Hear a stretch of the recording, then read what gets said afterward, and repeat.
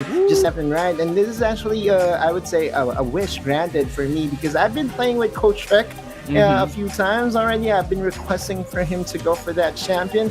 Now, I'm actually going to be public with my next request, and that is going to be Rammus. Why not? Wow. Okay. Autolu shooting his shot there.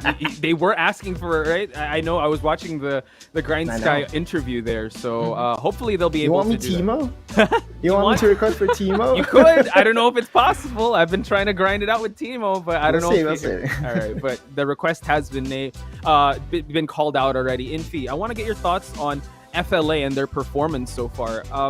Agree or disagree? Being in second place makes you work harder because they've been in second place for the longest time at the start of this season. So, do you think that they want to gun for that top spot, or should Underground still remain on top? I mean, it's really hard to tell because when you are like these teams, right? They're looking to play at their very best every single series. So absolutely, they're trying to go for that top one position. Nevertheless, but as Otulus has stated a while ago, right? It's UDG being on top alongside with FLA, and these two teams are quite a strong or really exceptional team in the WCS Philippines. So it's going to be on par here, toe to toe, even matchup for those two teams on top. Yeah, neck and neck. I cannot wait to see that. But first, before anything else, we just want to thank a couple people. This event was made possible by PPGL, the largest multi-game esports league in the country, together with Riot Games. And we would also like to acknowledge our official mobile partner in Xiaomi. The hashtag Redmi Note 11 is equipped with 90Hz AMOLED dot display, making it possible for you to experience powerful and responsive gaming. Less waiting time with a 33 watts pro fast charging enabled by the all-new MMT technology and a 6nm Snapdragon 680 for high performance while improving battery life. More information about the Redmi Note 11 is available at the Xiaomi Philippines Facebook page. And of course, this tournament is under the supervision of the Games and Amusement Board. And as we mentioned before, it is week 3 of day 3 in Autolus. I know last week we were like, yeah, you know, it's going to be good vibes, positive vibes Sunday. But right now it's hard to say that because we're slowly counting down the days till the playoffs. And it's getting more stacked and stacked. I don't know if that'll be the theme for today. I will say, though, that this is going to be rematches, right? We're going to see definitely some improvements because if we look back at things, today's schedule actually was, I think it was week 1, day 2, and it was a lot of 2-0s. Do you think that's, as we look at the tournament format, do you think today is going to be sort of the same? I hope. I'm just kidding. I'm pro-prod, you know that. Yeah. And to me, I just hope for, even if it becomes a 2-0 wipeout, I hope for action-packed games and lively games because yesterday we were spoiled by the Grindsky versus Sunsparks series. On game number 2, there was the very first base race, I would say. Quote. Oh my God. And where Grindsky just decided to go all in, right, with the Ram and something, and just push their way into game 3. So I expect, or I hope for the same to happen today on day number 3. Yeah, and if you guys look on the screen there, just mark your dates. Playoffs is coming April 1 to 10, but we are winding down the days. We're almost at the middle of March, so that means, we're still in this double round robin format.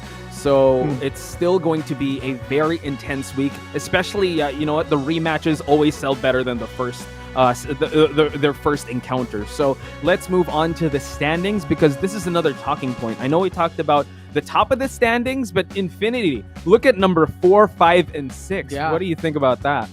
Yeah, and when we were talking about all these, like what's happening on the standings before the show, like we were talking about how 4, 5, 6 are pretty even. And the difference between the standing number 3 and standing 4, 5, 6 is only 1 win difference. Right. And after that, top 1, top 2, 1 win difference as well on top 3. So it's really just a mix-up right now on the standings. And the only clear difference that we're seeing at the moment is towards the position 6 to 7 and 8.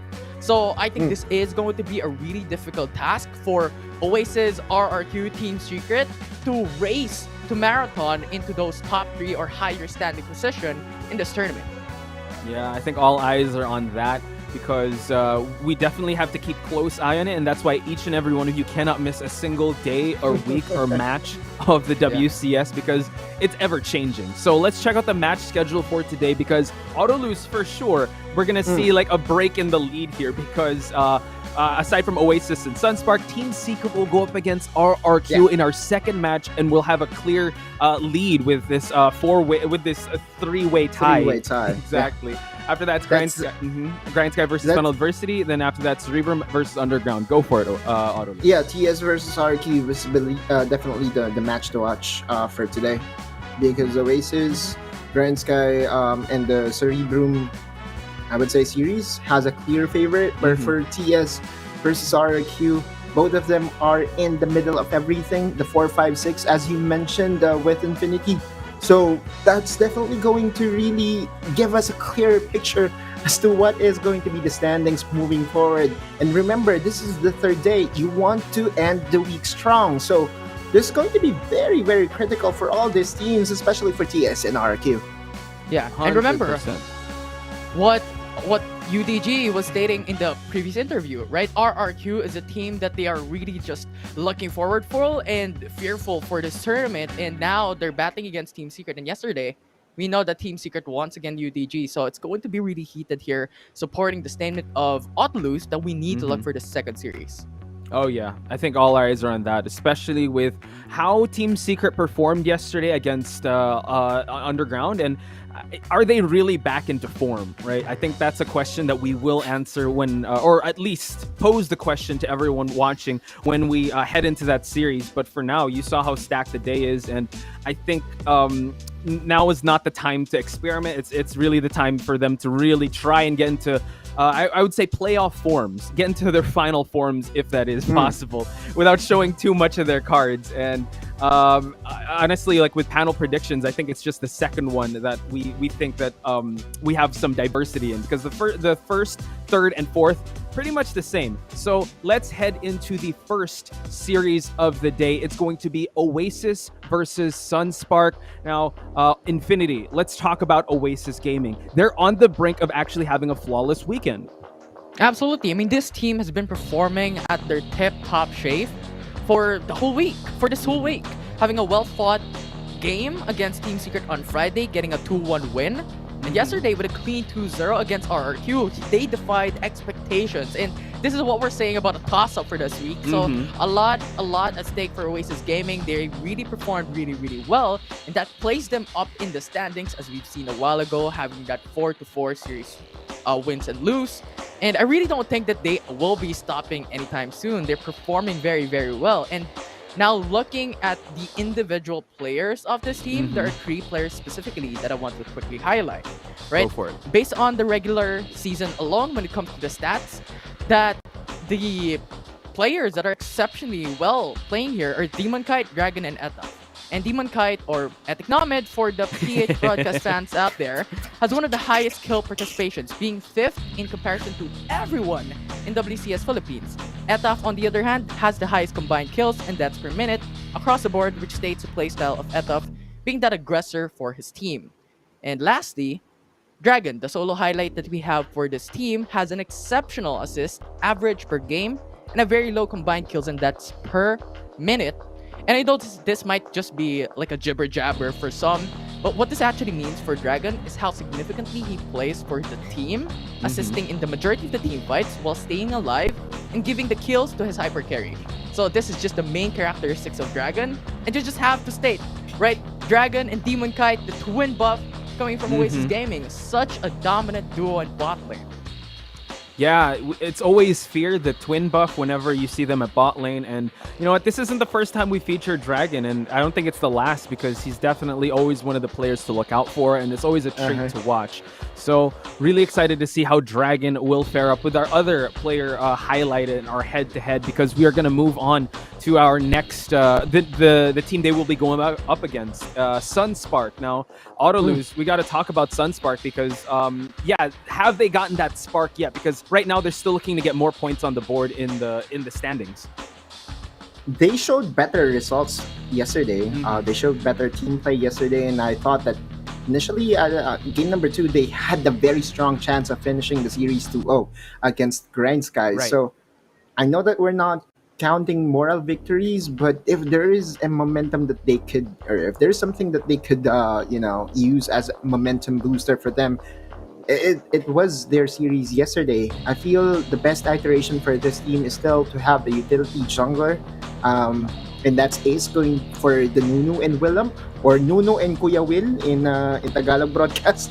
But basically, if we're talking about Sunsparks, we have to always also remember that this is the team that went 3 straight championships for a local tournament before, when they were still under Bren.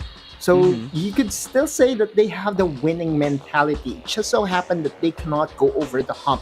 And I feel that the change in the support is actually a positive one, if you're going to ask me. Because again, when it comes to chemistry, it's very underrated yet very important. The solo player highlight for Sunsparks is going to be their support, MGen.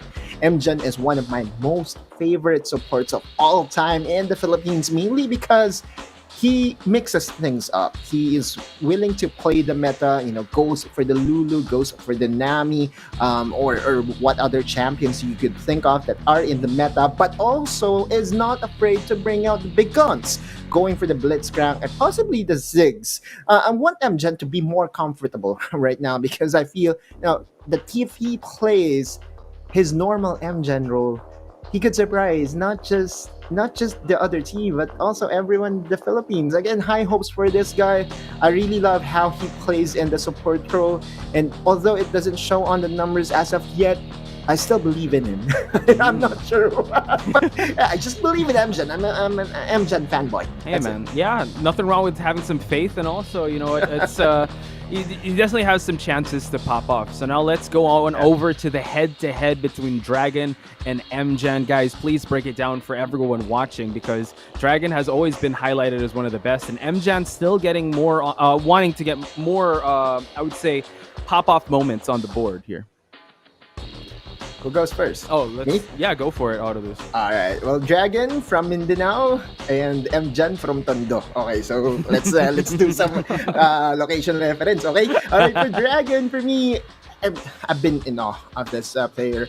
I believe his move from mid lane to support actually has been a very, very big blessing and a very, very big change for the roster. Allows him to build all that chemistry that has already been built over years, because his partner is his sibling. On the other side, we have MGen. MGen and Konzi goes way, way back. If I'm not mistaken, they've been a partner for almost a year now. So when it comes to playstyle, Dragon is more of a playmaker. Meanwhile, MGen will take care of Konzi more. But do not be mistaken. For now, the numbers really suggest that Dragon is the better support. Do not count out MGen.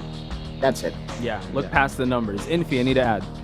Yeah, I think it's unfair to really just look at MGen with the numbers at the moment, because he only played 3 to 5 games overall at the moment for Sunsparks as a support, so it's really hard to tell.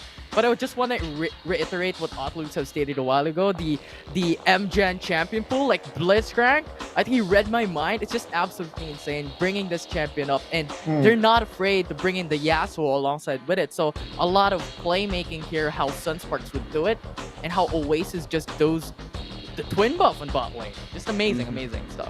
Oh yeah, and a lot is at stake for Oasis, and I really think that Sunspark has nothing to lose. They definitely just want more points on the board, and Oasis, if they kind of sleep on Sunspark, they could definitely be in a tough spot. Now, agree or disagree? Oh, actually, not more of an agree or disagree, but do you guys agree in terms of Oasis has more to gain, more to lose in this match? Because right now they're in that 3-way tie at sixth place.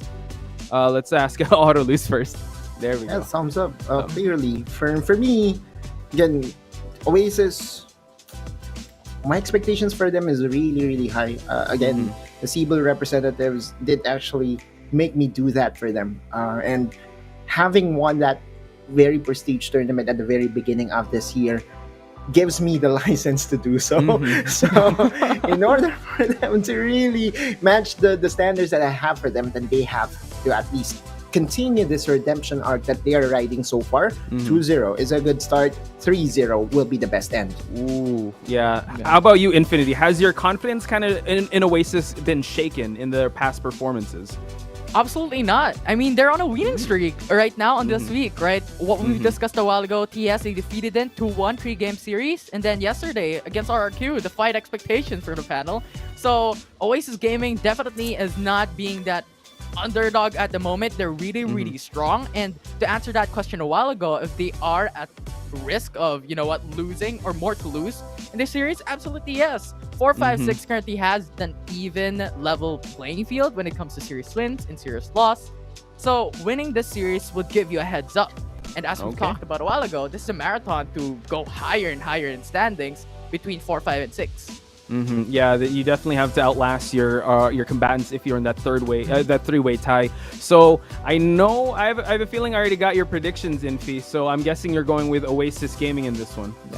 Yeah. 2-1, 2-0. 2-0. 2-0. All in, okay. all in. All in with Oasis Gaming. I will have to agree. I will go with a 2-0 for Oasis Gaming coming into this one because their previous performance in Friday and Saturday have made me, made me believe in them because they did face some adversity and now they're back in a full form. How about you, Autolus? I got tagged yesterday sa Oasis Gaming. 2-0, let's go. All right. He's going with the tags, ladies and gentlemen. So Autolus, as well as Infinity and myself, going with Oasis Gaming. So boys, how are we going to decide this? Because the consequence will be Pulveron or Crackers panel hosting and casting. So next week, before someone opens up a cast or opens up the show, we will have to eat some Pulveron or Crackers. So it's going to be quite hard. Are we going to go with goal difference, time difference? What else are we going to do? Infinity's choice. Let's go. Yes. Yes, Let's go. A lot Putting you of on the pressure spot, right now. Yeah. Let's just go with gold lead. You know what? Since this is Gold a toss-up, we're going to go gold lead at this one. Okay, what's your guess? Cumulative 2-0. My guess, cumulatively, we could expect 25k. 25k. Okay. Cumulatively. Okay. For both Yeah, series, cumulatively. Okay. Game 1 and 2. I was actually going to go with 20k. I thought I was shooting for a lot, but yeah, I'm going to go with 20k. Okay, I'm going with 28. All right, a little higher. The All largest right. number. Yeah, that Higher. I like that. So guys, if you guys want to chime in with the predictions and also give us some insights, please use the hashtag WCSPH or WCS or Wildrift Championship C. Also, we will have a watch party, Autolus, over there at PPGL Discord if you guys want to hang out. I know yesterday I didn't really join you guys, but I could sense with the Grindsky versus Sunspark match that you guys were screaming at the top of your lungs when they were rushing back to the base. So that's really insane. And also, you know what? We definitely, I know in the previous weeks it was a very star-studded cast. Is there any special guests that will be joining us today? I'll look for guests, actually. I invite them on the fly. Are you doing something? Okay, join us. Something like that. But I hope, our coaches can join us today just so that they can play a game with us. You heard this, Podge. We do draft simulations on, on the watch party, just so we could gauge if we already have read the team so far. And so far, so good. When it comes to drafting, we have a good read onto these teams. There are some teams that still has some cards left to play, but so far so good for the watch party people. Yeah, and speaking of one of the watch party people, this one is a very active person on the Twitch stream. Qeon, let's go WCS Day 3. Let's go at Team Secret. Timo pick when? I don't know, Autolus. Probably when Grindsky comes in. Yeah, probably have Plantito Tonte do it. Because yesterday he went for the Ixtal Sijar, right? Yeah, so he wants to plant. Okay, so Ixtal, Sijar, mushrooms, Plantonte. Boom! The connections being made by Autolus. Yeah, hopefully. A, B, C. So thank you so much for your tweets, guys. Again, use the hashtag WCS or hashtag WCSPH or hashtag Wildrift Championship C. So speaking of mock drafts and simulations, we talked about how Sunspark was able to win yesterday. They got the Lulu Vayne combo, right? Let me ask you guys. Let me start with Infinity first. How do you think that they're going to be doing that? Because Oasis also plays Lulu Vayne. So you think that's going to be respect banded, or are they going to allow it through? Oh, yeah. Also, before that, Riku chiming in on Twitter. Hello there. It's week 3, day 3 of the hashtag WCSPH. Group stages. Hello. Casting the first 2 series with Crazy Apple and the third with Infi.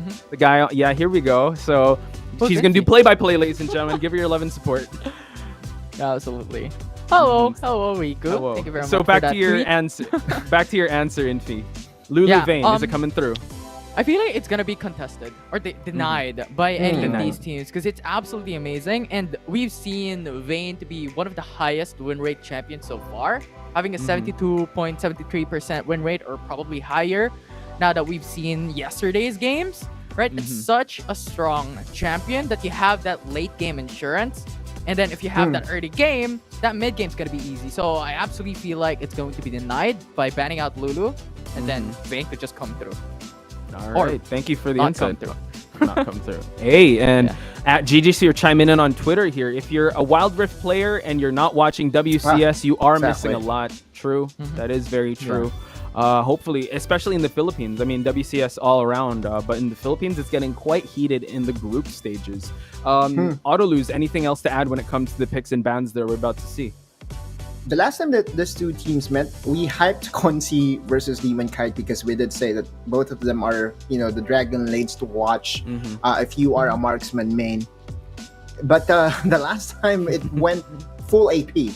Morgana was picked by Demon Kite twice, and Dragon was the one making plays on Sen and on another champion. I feel it was Alistar.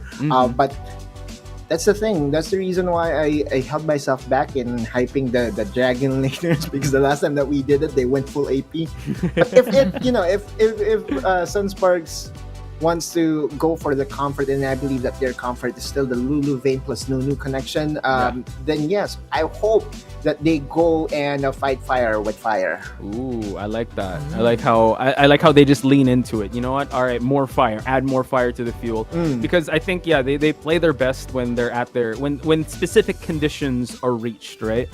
Now I know Infi, you broke down Oasis winning this. I know they got a lot of tricks up their sleeves. What kind of version of Oasis are we gonna see now?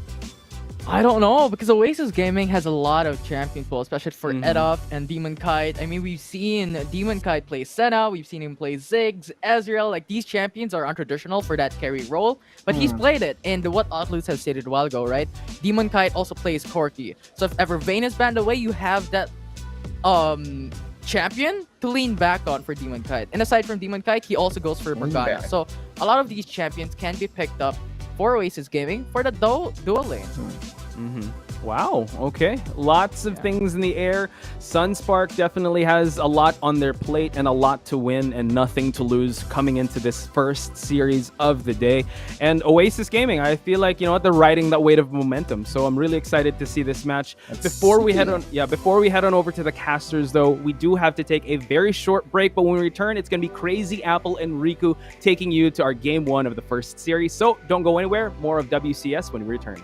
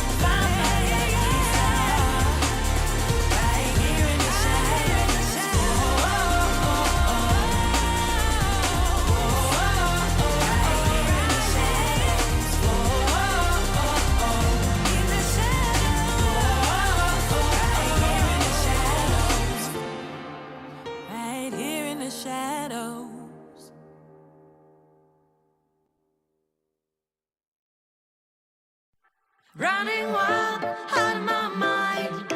Hold my breath, cause I'm ready to make a move. Got nothing to lose.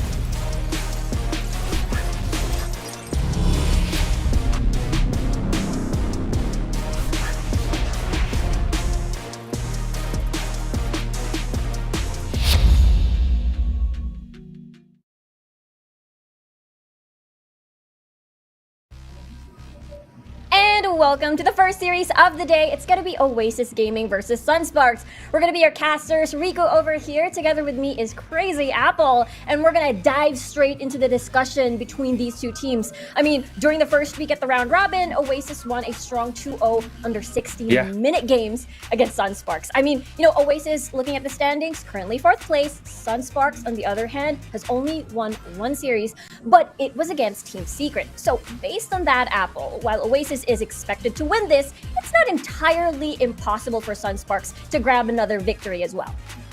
Yeah, you know, Rico, today could very well be the start of another day of upsets as we've seen in week 2. It could be very well, you know, the start of something new. It is a second round robin. We have seen yesterday a lot of those things that weren't really, I call this, expected by the panel. A lot of really broken expectations, a lot of broken stuff that happened yesterday. And coming into this series between Oasis Gaming and Sunsparks, there's a lot of expectations as well between the players. As the panel have discussed, they didn't really want to focus on, you know, Demon Kite and Consi because Demon Kite has shown that he has been picking more on the AP matchup rather than going for the traditional marksman that Consi has. But as we get into the pick and ban phase, I think one thing that we might see here, Rico, in terms of the bans, maybe a Lulu and or a Vayne coming up here. Yeah, just trying to cancel out any of the hyperscaling and the hyperscaling enablers. So Yuumi, Lulu has been a constant ban in some of these drafts, and there could also be another route, which is banning most of the top laners that can be flexed in the jungle or even mid lane. Yeah, a lot of those, as you mentioned, top laners and junglers could be banned out, and immediately that is what Sunsparks is taking out of the pool because Etaf, Edaf, also Escilla has really shown to be some of the key players as well in Oasis, and that has led to this team to really be very flexible in terms of what they want to pick for their Dragon Lane. That's why Demon Kite is so much enabled to pick like the Morgana, like the Ziggs, like the Lux there in the Dragon Lane. That's why I think taking out some of the stronger picks in terms of the top side in the jungle is a good option for Sunsparks with the Lee Sin and the Riven ban. But a Yuumi ban, though, coming from the side of Sunsparks means they just really don't want to deal with that cat, even though we have seen mixed results coming from the Yuumi. Yeah, there has been victories, landslide victories, and very sad kitty results once the Yuumi has been picked. But yeah, this seems to be because of the top enchanters being taken out already. This could be a default for Dragon and Mjun for, you know, heavy engaged supports like the Rakan, mayhaps the Galio. Yeah. And look at that, it's the set first pick for Sunsparks. Yeah, we've seen a lot of these set first picks, and I think it's a good denial pick as well because Dragon has shown to be very good at utilizing this champion. We know Set to be often in the Baron lane, but lately here in the WCS, we have been seeing this champion being played often in the support role because it's enabling a lot of our more aggressive tank support players to have a lot of agency in these games. Yeah, a lot of heavy engage already, just as you mentioned, secured. But on the other hand, for Oasis, double AD being secured right off the bat. So there's still a little bit of mystery. Jace, we still don't know if that's going to be in the mid lane or top lane. But we get to see the Corki, which can be flexed in mid and bot as well. Yeah, and before we touch upon the Jace and the Corki, I do want to highlight that the Vayne has been locked in by Sunsparks, and Consi has been one of the players who really loves playing this champion. The Lulu has been banned, so I do expect Sunsparks to pick up the Nunu since it's still open. It's one of those combinations that Sunsparks has been using effectively since Nunu still gives that attack speed bonus to his allies, and also a very good denial in terms of area as we'll see. It is gonna be that Nunu pick coming from Sunsparks. Yeah, but before we see the third pick or the last pick in the first phase for Oasis Gaming. Let's touch upon a bit as well the Jace and the Corki, which I think is a very good pick on the side of Oasis Gaming, because they are one of the few teams that are flexing Corki both into the Dragon lane and into the mid lane. So still, even though we see Corki expect him in the Dragon lane, you still can't really expect that for this team because they can still flex that pick in those two roles right now. Yeah, I love it. Sunsparks painting a clear picture on where these lanes are going to go, these picks rather. And for Oasis, on the other hand, there's still a lot of mystery. But so far, there's a lot of heavy poke going on the side of Oasis. Now, they want to ban the enchanters. Nami is also an option for the Vayne, provide sustain during the laning phase. You also provide a lot of peel, bubble, tidal wave. So we'll see what the response is, because so far it has been opposites. Oasis is going to ban enchanters, Sunsparks, we're going to remove engaged supports.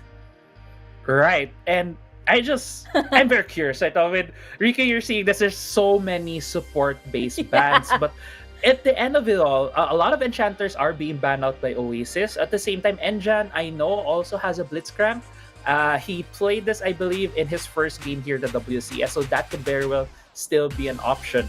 One ban that I think got left through here for Sunsparks is that Galio, because Dragon has also played that champion, played it in such a way that it's more of that support engage. But seeing as where the bans are coming from, which picks are still open, I was thinking a Morgana pick for Oasis, but they have gone the way of the Nami.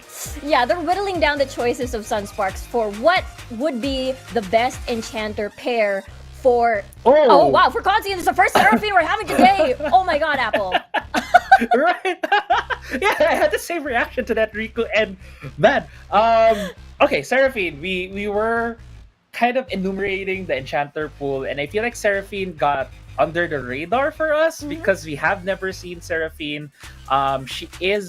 She provides shielding, AoE shielding. She's basically Sona 2.0, you can say, in most regards. But looking at the lineup for Sunsparks overall right now, finishing it off with the Lucian, I love how they picked that Lucian in the last pick. Gives them that more damage for their team composition. Yes, a lot of their damage is gonna be attack damage, but the Lucian can very well just build Black Cleaver and negate a lot of the armor. At the same time, right now, Sunsparks seems to have this very balled up composition and a very front to back linear composition as well that I do love to see, because I feel it's easier to play compared to a lot of other compositions we've been seeing in the league. Yeah, that's true. Sunsparks looking very straightforward with the composition, just as you mentioned, front to back. Oasis has a little bit of everything. They've got the pokes, they've got sustain as well coming from the Nami, and a little bit of the assassin burst power coming from the Kha'Zix here. So again, both of these compositions looking like two different things so far. Yeah, the two different things indeed. For Oasis Gaming, yeah, as you mentioned, they have a little bit of everything. They do have a lot of poke coming out from the Jace and the Corki, which could very well be just negated by some of the shielding from Seraphine. Although, yeah, Seraphine is a bit of a jack of all trades kind of champion, but she doesn't really excel at one thing too much. She does have a bit of shielding, a bit of healing, but usually it's not enough for you to sustain through a lot of these fights. So one bold prediction I could do right now for Sunsparks is if they do see an Ocean Drake, I think they should prioritize that. It would really help their team sustain through a lot of these fights, because just adding a bit of that regeneration along with that healing from Mjan could really negate a lot of the damage coming from Etta, from the Edda, from Demon Kite. So it could be something they're looking at. But as we get into the game, we do see just, default starts right now for both of these teams. Yeah, no funny business, no death brushes to see if they can burn a flash or two. And exactly, right? It is definitely going to help if it's going to be an Ocean Drake. But on the other hand, I feel like Mountain Drake is good too for negating some of the poke from the side of Oasis to protect them a little bit. Haze, a little bit chunked down already, level 1.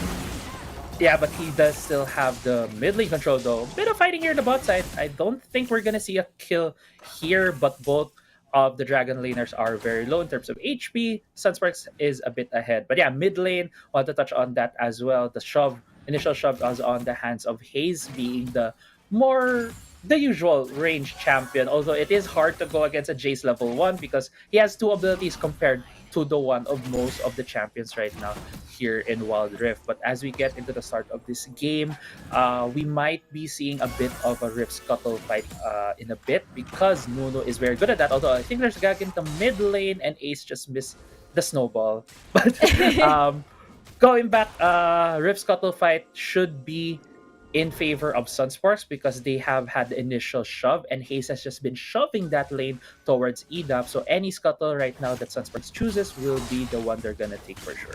Yeah, especially if Ace gets a very, very good setup for Haze, and alongside with Nastro, and Haze providing the additional damage. But it seems to me both junglers are not going to be skirmishing early, and now the expectation is going to be, will the same thing? Will it be the same thing once objective spawns? Will Oasis just give up the first dragon and then just go Rift Herald?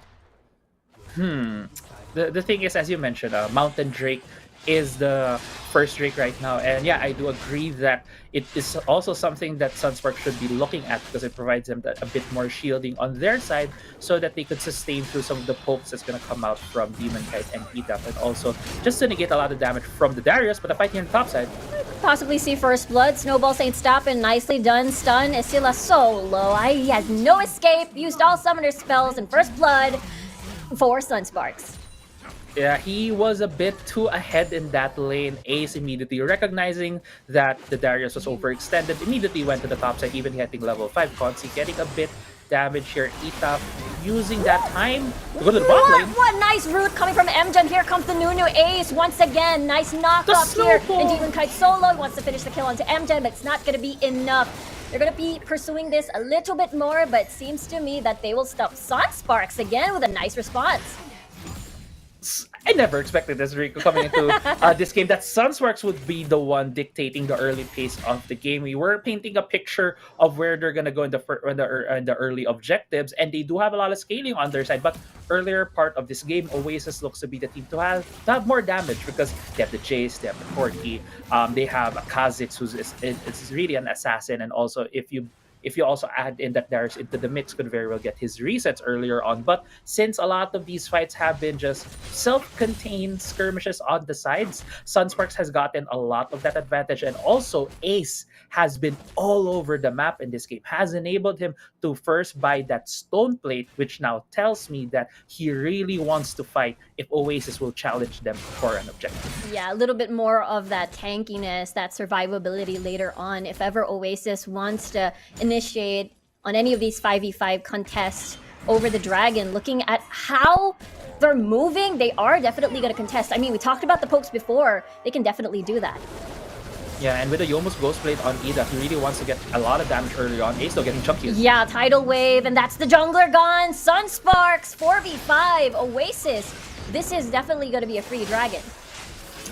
That wasn't a good kill right there, or rather, not a good death for Ace, because Sunsparks really wanted to get this Drake, especially you had a Nunu, you have the Consume, you have the Consume Smite combo, which really gives you that early objective control. But great catch right there from Oasis. I think it also helped that EDAP did go for that Yomu's Ghost Blade, had a bit of that movement speed to get that early, but Ace running it down right now towards his Herald. Yeah, they know it's a 4. Well, they know Ace is there, or rather Sunsparks is not in the position to get this Rift Herald comfortably. There's the Valkyrie already being used, so maybe just a few seconds of vulnerability. EDAP though, pretty low. He has to go back, had to 1v1 Haze over there, and Sunsparks now starting this Rift Herald. Oasis be risky, so they back off. Yeah, they back off. They already have one objective, so I think that's a good call. Also knowing that EDAP was low, he needed to recall back. Haze could have very well walked towards the mid lane, get that mid lane shove. So at least in terms of the lane pressure, Oasis would have been a bit in the back foot if they still tried to challenge that Herald and lost. But going for the more safer option at least nets them, I think, overall net positive for them. Having that Mountain Drake gives them the same thing that Sunsparks was looking for, a bit of that durability, and also denies it from the two tanky champions that Sunsparks gonna have. But Nasha though getting a bit low here. Yeah, very low. It's gonna be fine, but look at this. Ace is rolling. Will he get the knock up though? But Nastra too far for the follow-up. And Ace, this guy on the Nunu has been really, really consistent on this champion. Ace has usually been playing a lot of these more utility-focused champions, although there might be a gap being set up here. Ace smelling it. Yeah, he smelled it. He wanted to scout for it. He's still alive. There's the calling unleashed. Etough pretty low. This could be the follow-up at Ace of the snowball onto the wall. Pretty hard curve. It's a very difficult curve there at the tri. He needed to do a initial D Tokyo drifts kind of thing. Yeah. on Ace right there. Couldn't really do the big turn, but still Etough. And Etough being very persistent here, knowing that Ace is very low. Demon Kite though. There's the exhaust dropping on Consi. One more auto attack, but no, nicely done. Tidal wave coming from Dragon. He's so low. Consi is able to survive with the heal. Doesn't want to overstay his welcome. Great snipe right there from Mjan, using the ultimate on the Seraphine, just screaming at the top of her lungs to get Demon Kite at the back line. And I think that I want to highlight there the item build from Demon Kite, because we often see a lot of the core keys have Black Cleaver, so that gives a bit more durability, gives a lot more early game strength on that champion. Also an armor shed that would be very beneficial to Etough and Etough. But having the Essence Reaver does not give that durability, so I think that was the key there why he died. Ace though. Another fight. Here we go. Etough jumping in. There's the calling unleashed. He's so low. Etough jumping back in. Again, this is very back and forth. Valkyrie forward for Demon Kite. He can poke. Nicely done. Root though coming from Mjan to prevent to make sure that SS is safe. Yeah, to prevent the re-engage, Mjan was able to stop that in the bud. Consi is backing away in the mid lane because he knows that the Corki and the Kazakhs would be rotating to the mid lane, but at least chunking that turret down when they go back to that lane, they could take it later, especially if they're able to take the second Herald of the game. Also, one more thing is the first turret has fallen for the side of Sunsparks with the summon of the Herald there in the Dragon lane. Off cam as well, we have seen Nasjo believe falling to Asilla on the 1v1. That top lane fight has been going on and off and has mostly been influenced by Ace, but since Ace wasn't there, Nash just took the 1v1. Asilla was inevitably able to kill him. Yeah, this game, Apple, has been non-stop action so far. And with the dragon spawning, you talked about the Ocean Drake being very beneficial for the side of Sunsparks. I mean, they already lost out on the Mountain Drake, so shields. They need that sustain later for coming for the pokes against Oasis. So now this is the Dragon Dance, the tussle rather. And the pokes is very apparent now as we get to see Mjan chunked a little bit, but good thing they do have some heals. Yeah, I think it's gonna be the tango we're gonna see here between these two teams, although Oasis is looking for a pick right now. They are. There's the proto belt forward. Asilla also wanted to make the same move. Etta jumping right in Ace so low, but look at that, there's the smash from Asilla. Nastro's gonna be the first one to fall. Nicely done. All coming from Mjan, locking down Asilla. And now it's gonna be Consi? more of the double kill though, coming from Etta. Nicely done response. There's another fight. Bubble will not hit. Hayes wanted to move forward, and so far, junglers are still alive and they're still wanting to fight, but it is the retreat for both teams. A retreat and a 2-4-1 in favor of Oasis Gaming. Very timely use of the exhaust right there from Demon Kite, exhausting Conti as he was tumbling into that fight. As we go into this replay, we really thought that it was Oasis Gaming who really wanted to start that fight, but it was a Proto Belt face breaker that started it all from the hands of Nastro, and it really was hard here for Sunsparks. They were about to win this fight, but a really great exhaust from Demon Kite essentially stopped the vein in her tracks. Herald has been taken by Oasis. Sunsparks here still at the Dragon Pit. Yeah, they really want to contest this one. Again, we talked about the importance of this Ocean Drake. Therefore, both of these teams really do want it. We get to see Edda trying to shove the wave in mid, but again, Oasis a little bit hesitant against the Nunu with what we talked about before, the consume plus the smite. Yeah. Look at them going in. Asilla with a proto belt, unable to apprehend anyone. No, triple bubble trouble. Ace so low at the moment, but here comes Nasdro coming in. Edda and Demon Kite wanting to run for the hills. This is Sunsparks having an adequate amount of space to get the dragon for themselves and get more kills. Double kill for Nasdro right now, and even an extra kill coming from Conzi. Yeah, it looked like it was a fight that Oasis really wanted to start out. Asilla using the Proto Belt and the Apprehend didn't able to catch anyone. The Sunsparks wasn't able to just kite them out. That is one of the strengths of their composition with that Nunu, with that Vayne, with that Seraphim, giving that AoE shield and speed up. And another kill here, gonna go to the side of Sunsparks. Yeah, the stunlock apprehend into the condemned with Consi's follow-up was just gonna lock down any of the tanky frontliner, which is just the one. Yeah, and as we get into the replay, I saw right there, Estella really trying to go for that engagement. An initial pick on Dragon, let go a lot of the CC that Oasis was able to throw. No tidal wave, no bubble. Essentially just left a lot of the members of Oasis out in the open to be picked up one by Sunsparks. But Demon Kite here, Oh dear, oh my. Ace 1v1, mini 1v1 as the rest joins in the fight. Facebreaker, Demon Kite still auto-attacking Ace. He wants to kill before he falls down. Dragon is the support. He's right here, but no heals whatsoever as everything has been used. Meanwhile, at the bottom side of the map, 1v1, Consi wins that duel, and he gets away with a sliver of health. yikes. That's the one word that I'm feeling right now for Oasis Gaming, because we went into a replay and I was expecting teams to be forming up and trying to go for these deathfall. Maybe Oasis Gaming going for a death brush, trying to catch out members from Sunsparks, but instead it was Demon Kite and Dragon forcing the issue on the Lone Haze in the top side of the map.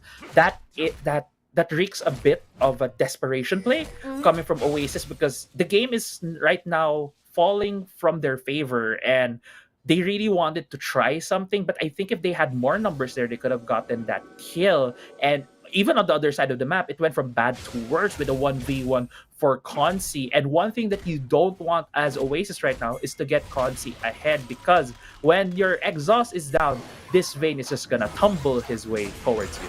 Exactly. Being able to maneuver around and dodge all the pokes in the world that Oasis is gonna unleash, especially in a 1v1 scenario. Consi is gonna be happy about that.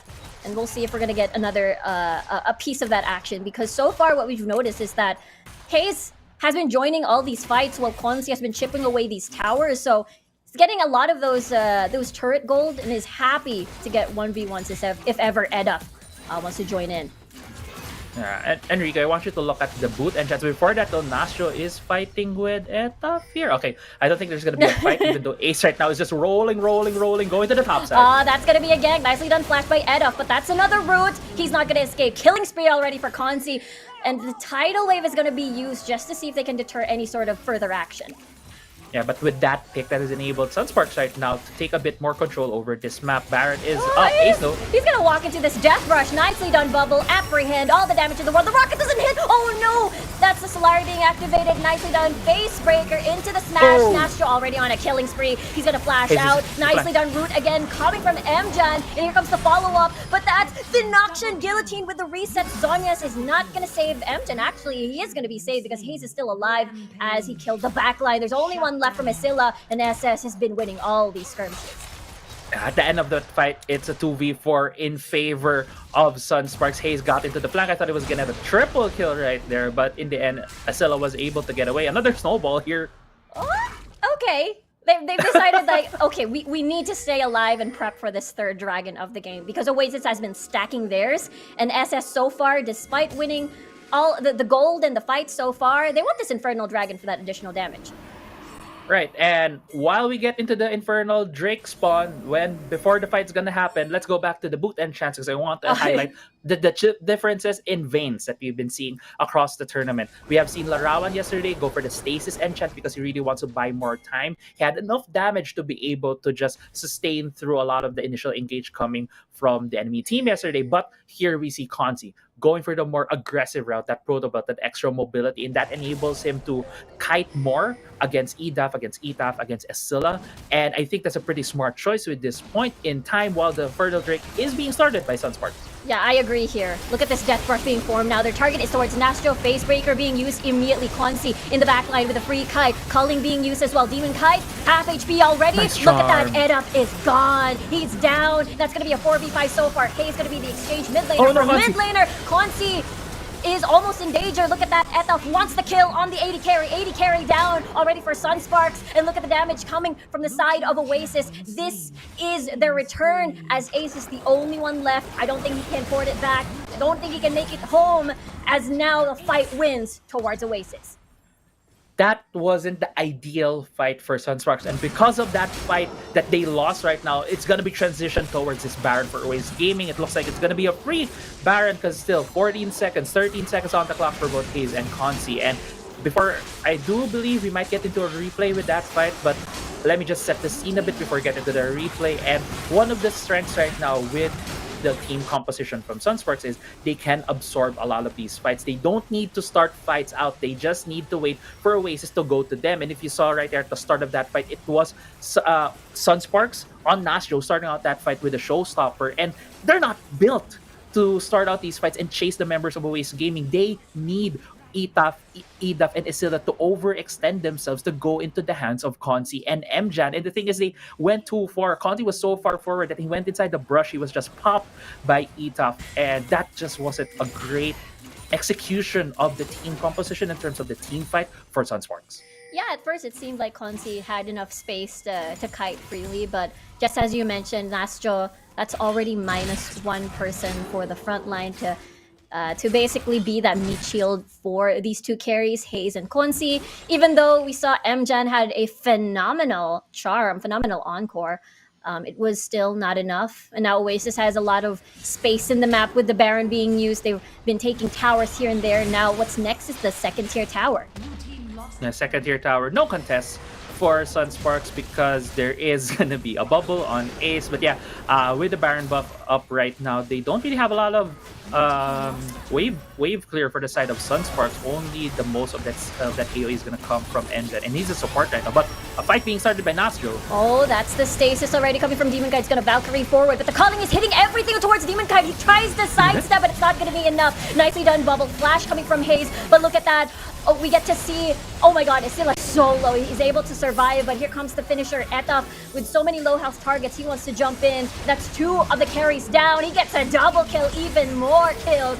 Two of the tanky frontliners wanted to defend the base. Nicely done, bubble coming from Dragon, and they're gonna finish this game. Oasis is able to win this game against Sunsparks, with the Nexus now falling.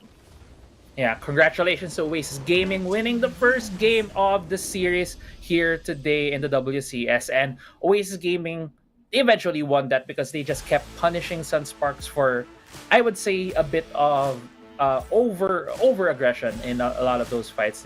They were coming in thinking that they have a lot more strength with them. They have the Vayne, they have the Lucian, but these two marksmen have a pretty hard time when they're going against high damage compositions. And the thing is, Oasis had a lot of damage on their side. They have the Kha'Zix, they have the Jace, they have the Quirky, and usually when these kinds of team comps is the one that you're going against, you want them to come towards you so that when they throw their damage at your tanks, you can hit them back with your marksmen. And the thing was, when Nastro came in at that fight in the Dragon Pit, he was already chunked down. As you mentioned, it essentially became a 4v5 for them, so not a lot of that front to back composition that Sunsparks already had. Consi even overextended himself in a lot of those fights, so it was just a really hard composite, I think, fight that Sunsparks was forcing when it should have been easier if they just went for that front to back. Yeah, when we look at the composition, it looked pretty solid, but there were some moments where Ace would get caught out, Nastro would get caught out, and the party brush that Oasis has been always setting immediately creates this big 4v5. They didn't even have to poke. All they had to do is focus all their efforts onto one target and whittle away the defenses in the front lines for Consi and Hayes. Yeah, and it's just we were kind of getting hyped up. I was getting kind of hyped up for Sunsparks because we painted this as could be the start of an upset for Sunsparks, and this is also a very crucial series for them since they have only won one series so far. Here, they have won that series. Yes, it's against Team Secret, but Team Secret yesterday felt like a very different Team Secret that we saw that went against Sunsparks, where they got their victory from. So right now the league is really growing, and we saw Sunsparks, they're also growing in terms of what they can do. They have shown that even though you ban a lot of their support champions, they can still come up with the Seraphine. And I think that a bit of flexibility in some of their picks is good, but still relying mostly on Consi and Hayes to deal the damage has been some I think what Oasis has really taken advantage of in this game. Yeah, it looked pretty close too. Sunsparks was winning most of the early to mid game fights, but when it came to the third dragon, it was Oasis knowing what to do, knowing who to focus on these 5v5 fights. They get a pick immediately, and then they just are very confident after the lack of the 1- tank on the side of Sunsparks. Yeah, and Riga, I think when we come into the pick and bans for game 2, we really have to look at what champions are being left open by Oasis, because they have left a lot of the comfort champions for Sunsparks, and in a way it's gonna be hard for Sunsparks to try pick themselves back up if those kinds of picks are still left open for them. Yeah, and meanwhile we got the player of the game. It's gonna be Etaf, who was again leading the charge here on some of these fights and some of these skirmishes, able to spot out who's low. I'm in, I'm gonna jump in, and I'm gonna kill ya.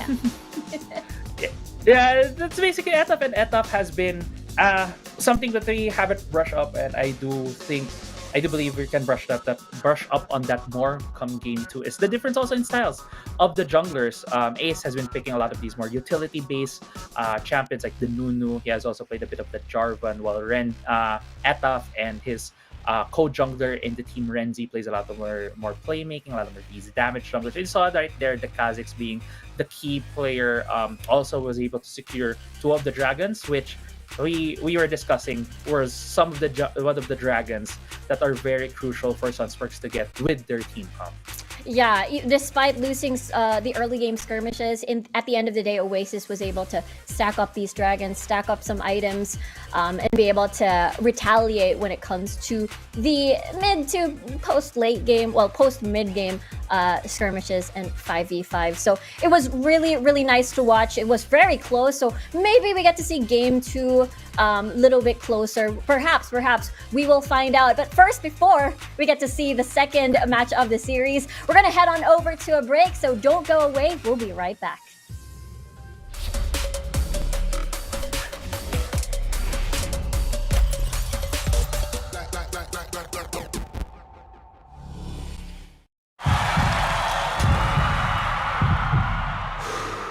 Stop and refocus. Get a clearer perspective. See things from different angles. Power up and set your eyes on the prize. It's time to step up and rise to the challenge with the Redmi Note 11.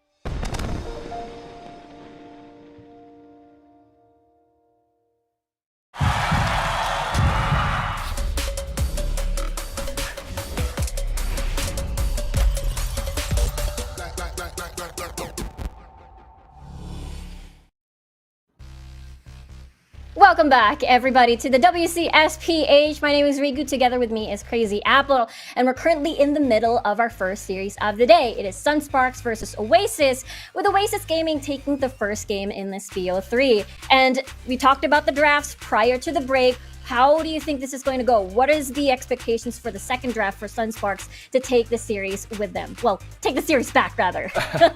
Yeah, I think especially for Sunsparks, I do think that Oasis is gonna leave a lot of the champions that Sunsparks are comfortable with, like the Vayne, like the Nunu. They'll probably leave that open, and Sunsparks will probably pick it as well. I think if I was Sunsparks and I was trying to do a bit of adjustments, it's more in the actual game. I feel Consi was playing a bit too aggressively. He might have woke up with a bit too much coffee in his veins today. He's very excited, and as a viewer and as a fan, you love seeing players who are just very excited about the game, who are playing very aggressively. But those moments, and especially if you're a team, a competitive team, a pro team that really wants to win a lot of these games, when you're too aggressive, it sometimes costs you a lot of the moments in the games where you could have gotten a lead, gotten an advantage. And I think a lot of those moments happened earlier in that game, where Consi was being a bit too far forward, and the exhaust being on the hands of Demon Kite. Demon Kite being also his counter marksman, would know better how to counter his also fellow marksman. So having the exhaust on him, having him the initiative of throwing that debuff on Consi was, I think, also a very good choice for Oasis Gaming. Yeah, I absolutely agree. And I mean, Oasis already pretty much was comfy with their draft the first game, so it looks like to me they're going with the same approach. Sunsparks the same as well. And now the biggest question is, will Sunsparks still go for the Nunu route? Because looking at the first game, it seemed pretty solid early to mid, but it all fell down like dominoes at the third Drake fight. Now, will it be a first set pick again for them to secure this big initiate? It could be again. Yeah, it's still the same thing. They love putting Nastro on this champion because it's just this big beefy tank. You don't really need to mine him much in the top side of the map, because Ace would like it to have his eyes more in the mid lane. That's how Sunsparks has been playing often, is to try to get Haze that early mid lane shove to enable Ace to get some of these rift scuttles. And we did see them trying that out early on. It's just that they made a bit of a handshake right there. But as we breeze through this pick and ban phase, Seth and Rico, it's looking like the same picks Deja vu! so far. Yeah, deja vu with the Jace and the Corki, and still we don't know where these two are going. So if it's actual deja vu, Rico, we were gonna expect a Vayne and a Nunu pick coming from Sunsparks. Is this a repeat of game number 1, where Sunsparks has to go back in time, do what they did early to mid, but do a better team fight later on into where it all fell down against Oasis? So nope, they're going to be changing the Jarvan 4 Cataclysm into a free condemn for Consi. Yeah, that is a nice combo, and also along with the showstopper, it really gives this huge displacement feeling. If you're on the side of Oasis Gaming, you're gonna get knocked up, you're gonna get pushed around. It's gonna be so hard for you to play the map at that point, because there's a lot of these big burly guys that's trying to push you away from their Vayne, and and Vayne could very well just tumble around in that battlefield. It will supplement Consi's aggressiveness, how he really loves to play far forward now, because earlier on, Nunu's style is, I just need to stay here and control this area. Now Jarvan can go forward alongside the Vayne, who's gonna be very aggressive. Yeah, that's true. With Nunu, when you do absolute zero, you're gonna be absolutely still, and people are just gonna free hit you. With Jarvan 4, you put the Cataclysm, and then you can skedaddle away and reposition somewhere else. But now we're looking at the bans now. Kha'Zix being taken out. Etaf had a phenomenal game. He was MVP earlier. And so far, Oasis is saying, okay, take the Nami, it's fine. We're gonna take away the Seraphine this time around. Yeah, taking away the Seraphine, the MJan was, if they won, I would have loved to highlight MJan more, because he had a lot of good positionings in the game earlier. I believe even in the last Dragon fight where they lost, he used the blast cone to get to the back of his team and the back of the Dragon Pit and have a great angle for the encore, and that just shows the presence of mind of the player and their understanding of the map. And as you mentioned, Nami is very much left on the Janna. table, but since it is, Janna could still be picked, but it does not complement right now how Ace has been playing. How Consi has been playing.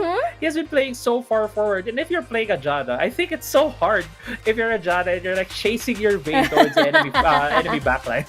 Yeah, it's like, okay, I do have movement speed, but can you please slow down? You're right, it could be a Galio, because we've seen Galio being paired with the Jarvan forward. You have the delivery system already with the flag and drag into the hero's entrance. So if they're going for double downing on the aggressive route, this could be a possibility.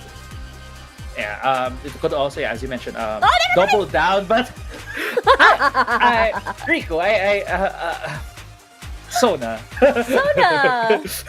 Sona is Seraphine before Seraphine was cool. Sona is the original enchanter singer, but can't speak, support. She's also has her own set of utility on her side, has a bit of damage amp, has also a bit of that shielding and healing. It can be more focused to a singular target, so you could say it could help Ace more, but I think with what the team comp of Sunsparks has right now with the Jarvan and so on, it's such an old school combination. Ever getting caught in the Cataclysm and followed up by the Sono ultimate, the crescendo, and we might see just a big wombo combo team fight coming up from Sunsparks. Yeah, because of this all-in type of composition from Sunsparks, Oasis responded like, okay, we need a disengage, we need the explosive cask for this all-in composition of Sunsparks, and that is exactly what they got. Yeah, as you mentioned, it's this disengage, and I love how they added not just the Gragas. They've already first picked the Nami, and Nami, you would think, hey, Nami, she has a tidal wave, you speed up along with it, and it can be used as an engage tool. It's also a very effective disengage tool, because right now with Sunsparks' lineup, if you position yourselves properly in these objectives, Sunsparks could just come up in a linear fashion, being spearheaded with the Jarvan in front, along with the set who needs to do this front and back team fight for his side to enable the double marksman to deal their damage. And if you have a Nami and you see the Jarvan and the set running in, you can just throw your tidal wave to stop them in their tracks. It also slows them down. And these two juggernauts don't really have a lot more of that gap close if they got slowed down from that initial tidal wave, can be followed up as well with the bubble. So a lot of disengage tools on the side of Oasis, while on the other hand, Sunsparks has just tons and tons of engage. So it's gonna be a clash of styles right now between the both of these teams. Yeah, I super agree with you there. The fact that in game number 1, there were a lot of fights that happened around objectives, around these choke points near the Dragon and the Rift Herald. So just as you mentioned, it could be very beneficial for Ace on the Jarvan for the Cataclysm, but at the same time, there is that reactive tidal wave to save the day for Oasis. Yeah, and as we start into this game, we do see the wardings from both of these teams. Nastro just going for the Krug ward right now, but for the side of Ace Gaming, they already put that Krug ward on Ace, so they very well know the rotation right now of the junglers. While for Sunsparks, they need to do a bit of a guessing game on when Etaf is able to finish that Krugs. But knowing these teams, they would have already known that. But let's also look at the first items, because I think it's very indicative of the bot side lane right now.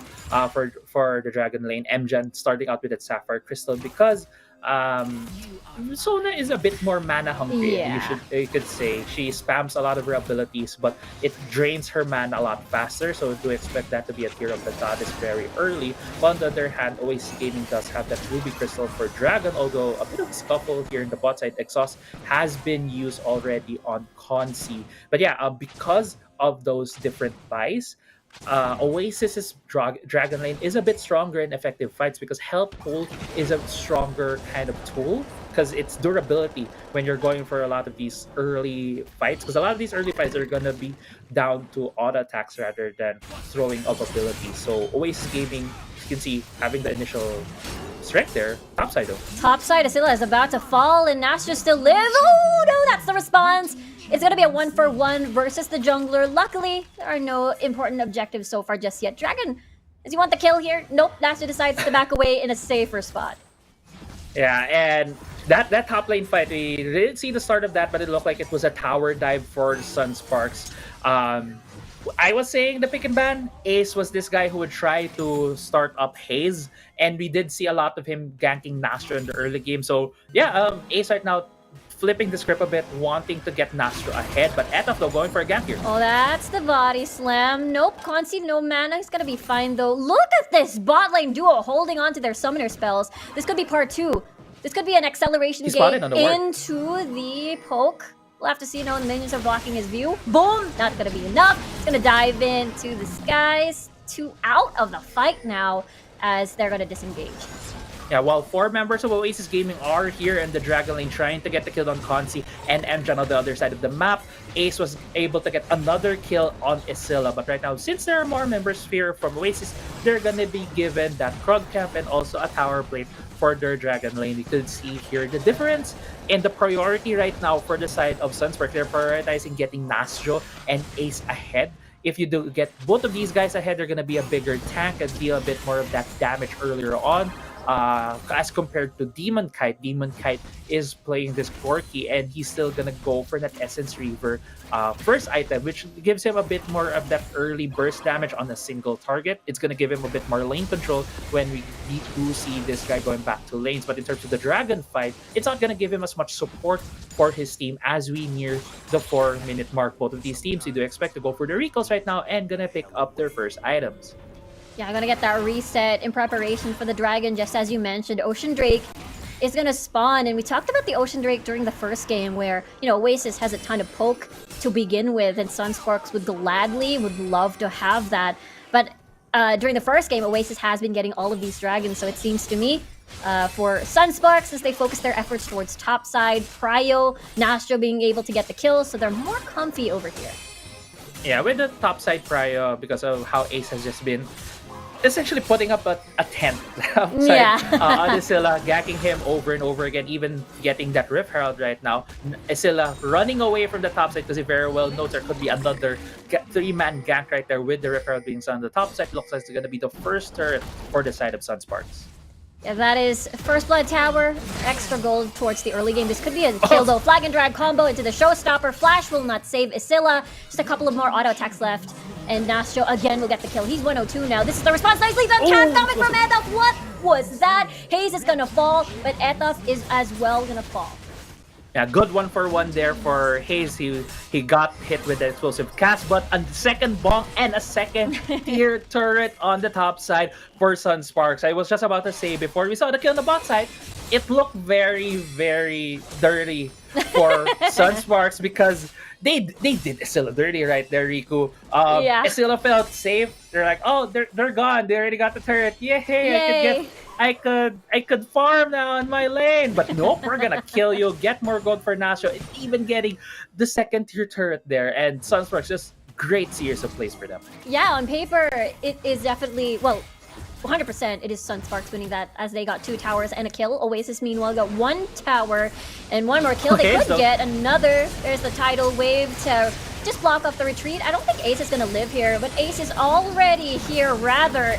Hayes, Ace are going to fall. Well, Ace is still alive, rather. It's just Ace who fell. Yeah, Ace is still alive. I do understand the confusion. Ace, Hayes, so near between these two wait guys. A minute. Yeah, did I say Hayes? I'm pretty sure I said Hayes. Wait, hold on. The showstopper, the mid lane. To the crescendo. Isilla is all alone, 3 versus 1. Oh, the Condemned's gonna push Isilla forward. There's the blast code to possibly escape from everybody else. He's so low. Emden's gonna cut off the escape. Apprehend just to see if he can get more heals off of Consi, but he is gonna go down.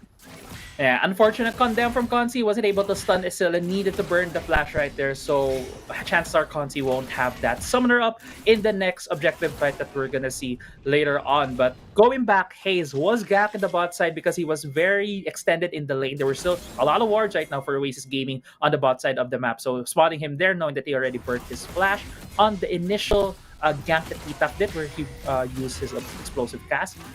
They really thought that he could at least get a free 1-for-1 kill right there in the bot side, but great answer from Sunspark immediately, reinforcing Hayes getting at least a 1-for-1. So yeah, right now, it feels a bit like Game 1 for Sunsparks, where the momentum, the tempo feels like it's on their side, but still, first Drake has went to the side of Oasis, and second Drake could still go towards them if they do choose to focus that objective. The difference is right now compared to game one, Nastro and Ace is ahead compared to Isilla. And earlier on with Isilla on that Darius, he was starting a lot of these fights with apprehend. Right now, he can just very well be melted down faster just because he is a bit behind compared to game one. Yeah, and this is another gank. Hold that thought, as the dive will not continue though. The wave is gone. The moment has passed, and they will try another day. But yeah, this is completely, well, almost deja vu from the draft into the situation in the game where, yeah, Sunsparks getting the early kills, getting the kill and gold lead, but at the same time, Oasis has getting that map control, getting more of that kill pressure as they have been setting up these dives and picks from earlier. Yeah, and again, though, Ace seeing Etoff here, don't think there's going to be any kills going around. But yeah, objective-wise, it's going to come up soon. 10 seconds for that Rift Herald and 15 seconds for the Cloud Drake. So there is a chance that these teams could go for another handshake wherein they just exchange these objectives since they're so close together. But I do expect Oasis to maybe fight for this. I wasn't able to spot it, but I think the package right now should be picked up by Demon Kite. Yes, he does have the package, so it gives a bit of that advantage right now for Oasis Gaming, having that tool on that core key to separate a fight, another engage or disengage tool that they can use. Oasis Gaming, though, has a lot of deep wards into the jungle of Sunsparks, so they could very well know that Sunsparks is already near this Drake. Yes, just as you mentioned, Sunsparks is waiting for the package to expire. Look at Ace though, trying to poke a little bit. Whoa! Look at Amjan. He's so low, almost got the bubble on him. Able to use a flash, so no flash for Mjan, and that means it's going to be a very vulnerable Sona once Oasis decides to come in. They're going to be starting the dragon now. Nashville going to push forward, Proto Belt into the showstopper, into the package. Whoa, that's a very long package. Out the Cataclysm, everybody's pretty much trapped from Oasis, or rather Sunsparks. And now they don't have Isilla, they don't have that front line, or Etoff is also pretty low. They're also going in, they're gonna fall down like dominoes. Oasis wants to run. Double kill already for Hayes and Ace. And there's more kills to be picked up as Sunsparks wins that fight. An ace right there for Sunsparks, only losing Nashville. Nashville was the one who started out that fight with the showstopper, and they ended it with a clean 5-4-1, and still they have transitioned that to the Rift Herald. As we get into the fight right here in the replay, we see Nashville already throwing down, I believe, Demon Kite towards the backlines, and he was forced to use his package to back away because he was really scared of getting layered with that CC, effectively making the package useless essentially in that fight against Sunsparks, and Sunsparks was just able to chase down Oasis. The key tool, I think, that was really burned right there was that package, because you could have used the package to stop the engage from Sunsparks, but it was gone. But still, Exalted Cast on Haze. Yeah, I don't think Hayes can escape this one, but going back to what you said, right, it was Demon Kite wanting to create a lot of space for himself between the engage of Sunsparks, and therefore semi-absent for just a few seconds in that fight, just so that he can walk up back from the blue side area of Oasis in towards the entire fight. But yeah, Sunsparks right now, they're feeling it, especially the fact that they have a lot of space towards top side, right? That wave has been building, and if Oasis takes a lot of time towards bot side, that could spell disaster if an ace happens, and then Sunsparks can just go towards top to maybe get an inhibitor. If the death timers are longer, maybe even the game. Right, and with also the Herald right now on the side of Sunsparks, they can use this advantage for them very creatively. They could put Mjan near the top side. If Nasjo, Ace, and him could get a pick on Esilla, they could summon the Herald and threaten the top side. Or they could still use it now in the bot side of the map to open up more space for them to put a lot of these deep vision towards the jungle of Oasis Gaming. So a lot of options right now for Sunsparks, because as you mentioned, the two towers on the top side have fallen in favor of Sunsparks. But still, there might be a fight here in the bot side of the map. There is that Proto Belt into the cask. Ace is going to be the one who's caught out here. Very nicely done bubble coming from Dragon here, but I don't think they're going to commit. They're afraid of Nastro's engage coming from the side, and that's going to be the retreat for Oasis. Yeah, the retreat from Oasis package is up right now in the base for Oasis Gaming. They can choose to get back to have Demon Kite back away and get that, but it looks like it's just going to be an agreement temporary ceasefire right now for both of these teams, backing away, consolidating, getting some of these items as we approach the 13-minute mark, which we're gonna see the Baron and between the two of these teams. Sunsparks has a lot of that, a lot of the champions to burn the Baron down quickly. They have two Blade of the Ruins Kings, one on the Lucian, one on the Vayne, and Vayne is very notorious to be able to burn down that objective very fast, alongside with two tanks on their team, the Set and the Jarvan. That's going to be very dangerous for Oasis if they leave that objective open. Yes, an Infernal Drake is going to come up as well, but at the same time, it's dangerous for them to just leave that out though.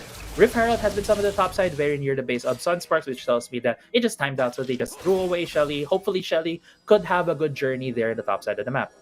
Yeah, it's gonna be a very slow push, but Isilla is gonna be is there, or rather, it's gonna move towards the bottom portion of the map, just as you mentioned, to set up for the Infernal Drake, which is gonna spawn in 18 seconds. And so far, it has been Nastro being the key to start these fights, like Proto Belt into the showstopper, and this gives a lot of space for the AD carries of Sunsparks to just again auto attack freely and kite freely from these fights. Yeah, it's gonna be a they could really kite freely, but at the same time, I got caught up surprised right here with the exchange right now that's happening between the both of these teams. The respect from Oasis Gaming, they would rather choose to get the standing objective, the top side, to be able to get that short gold instead of fighting it out here in the Infernal Drake. Right now, the Infernal Drake has been given to Sunsparks. It gives their the Lucian and the Vayne that boost in damage, and it looks like Sunsparks looking for a pick here in the jungle. Yeah, I like this call coming from Oasis. They're thinking far into the future. Well, not exactly far into the future. They're thinking about the Elder Drake. Knowing the fact that topside is going to be slowly pushed eventually, they needed more space so that they can have more room in the Elder Drake fight. So I like this from Oasis, knowing the fact that they've pretty much lost most of the fights around that dragon. And they wanted to make sure and think about the 5v5s later. The juicy Elder Drake for later on. Yeah, a lot of juicy objectives are gonna come out soon, especially that Elder Drake Baron is up. If you look at where the vision is at, a lot of awards right now for Oasis Gaming must have been cleared by Sunsparks. So Sunsparks right now has clear control over that side of the map. They have a ward in the Baron pit. Ace is looking just being a bit of a human ward right now, but still, because the Baron is up, because it's such a big objective, we're gonna see a bit of that Baron dance, the bit of A ramp we're seeing right now here for both of these teams. Since both towers are already down, they're pretty much even in terms of the pressure here in the mid lane. So it's gonna come towards to the side lane pressure that these teams can enforce on the other team. Sunsparks has already shoved the top side and has been answered by Oasis. If you look at the bot side, minion wave is accumulating in favor of Oasis Gaming. So do expect Haze to run towards that bot lane to clear that out. Gonna be a bit of equilibrium. So it's gonna come down to a pick from these teams. And if we look at their composition, I feel like Oasis Gaming could have a better chance at getting that pick. They do have the bubble, they do have the explosive cast, they do have the Proto Belt apprehend from Isilla. So a fight could very well start for the side of Isilla. Is this it? There's the Cataclysm already being used. Apprehend on towards Ace. Nicely done. Cast to make sure Ace is displaced. Nice crescendo coming from MJen as well, but he's still gonna fall. Showstopper coming right in, but the exhaust will drop onto him. Renastro, there's the face breaker with a ton of shields, but Consi has his eyes on Demon Kite. 80 carry down for Oasis. Yeah, AD carry for the jungler is down right now for these teams, 1-for-1, and you could say that the jungle is a bit more important, but at the same time for Oasis Gaming, they only have one marksman as compared to Sunspark. So if they were thinking about burning any of these objectives, it was still going to be in favor for Sunsparks. But because there's not going to be any action left, both of these teams again went for the recall, consolidating, going back to their side lane. So we're going to see another standoff soon, Riku. Yeah. And to start that fight off, to go back to Ace, I felt a bit off with that fight because we could see with perfect vision. I think that is clearly our advantage as casters, as observers of the game. That we were scared immediately for Ace because we saw there were 4 members of Oasis there where they only had 3. But working with the information that Sunsparks had, that was a decision Ace did for a risky play that could have tilted this game straight into their favor. Yeah. just to have a bit of explanation why they chose that fight. But right now, though, Edwin is very far forward. There's the flash. Looks like Etaf is going to get caught out here. Nicely done package coming from Demon Kai just to cut off the escapes or the forward of Sunsparks. Scylla is still pretty much alive, but no jungler for Oasis now. That 20 seconds more or less on the clock, Elder Drake is about to spawn.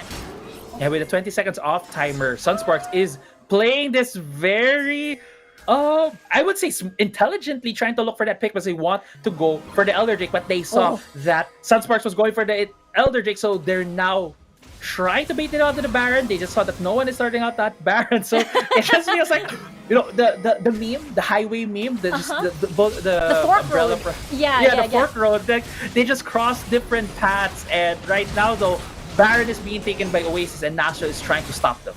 Yeah, we'll see. Dragon with the bubble on towards Nastro. He still has ult. He can showstopper into this. And looks like that's going to be a secure on the side of SS, of Sunsparks, for the Elder Drake.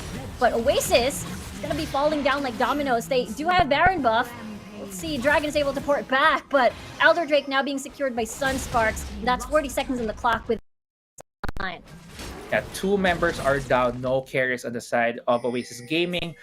So right now, Sunsparks can have control over this map. They only have the Elder Drake. So in terms of the shove of the minions, it's going to be in favor of Oasis Gaming because they can defend more because of the increased resistances. But if ever Sunsparks wants to start a fight, if ever they can't patch out any members of Oasis, they could very well just take those because they're going to be in the driver's seat whenever that happens. But looks like, again, Rico, since both of these teams understand the game very, very well, they will be going for these recalls, going for these backs, consolidating, buying some items, and it's gonna come down again to some of those 50-50 risky plays that we were seeing from Sunsparks, because it's so hard for them to just lock down Oasis when Oasis also knows what they're trying to do. So they really need to bait Oasis out into these fights. Look at where the position of Ace right now. He is in a very good flank against Oasis. If he catches out members of Oasis, this is going to be a good fight for Sunsparks. Yeah, this is going to be the possibility. There he goes. There's the flag and drag. Oh my god, Dragon just explodes all over the damage from Sunsparks at the moment. That's going to be a double kill coming from Consi, and the damage keeps coming through. Sunsparks cleaning Oasis off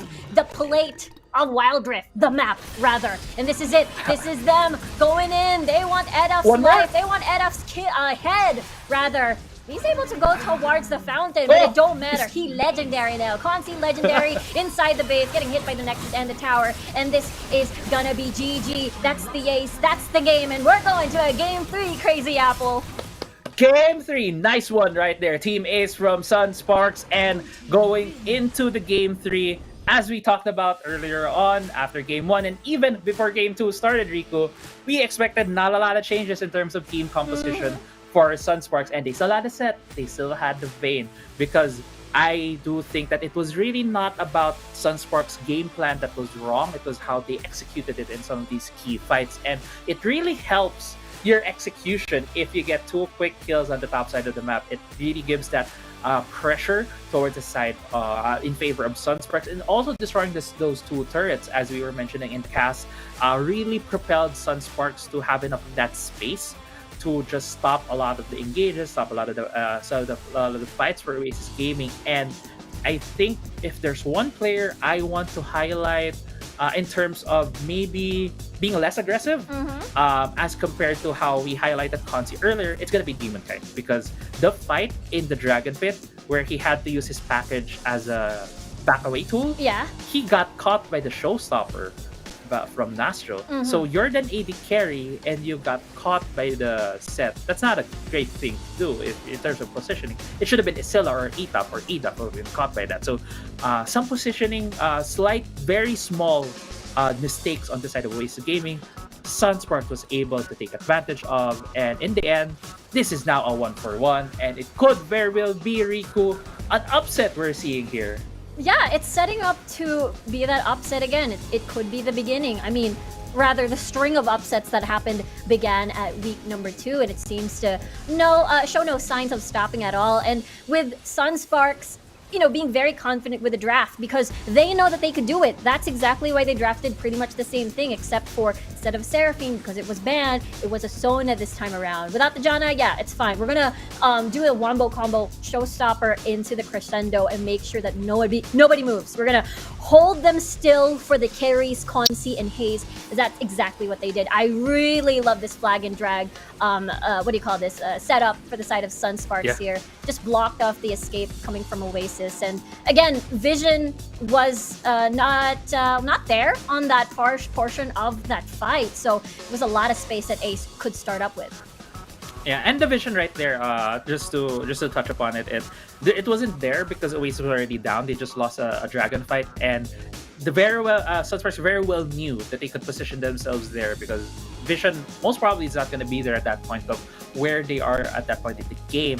And as we were mentioning, Consi has been the guy that Sunsparks relies a lot of their damage on. You can see 16,000 damage in that game on that vein. Looking at the items as well, he's just a complete items at this point. I think the last item he could have gotten is maybe an IR Bloodthirster just to have enough of that sustain as well. But yeah, Consi is the key player for Sunsparks. Although I do want to say a contender for player of the game that for game 2 was Ace. Ace on that Jarvan had a lot of good gas at topside, and as you mentioned, the flag and drag combo into the last fight, him positioning himself on the flank of Oasis Gaming did win the game for Sunsparks.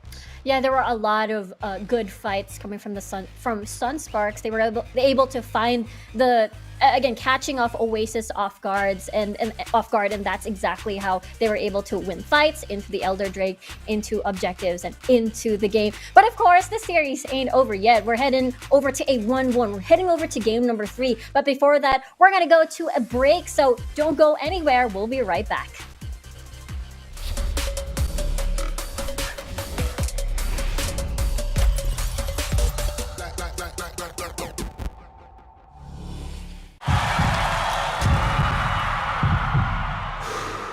Stop and refocus.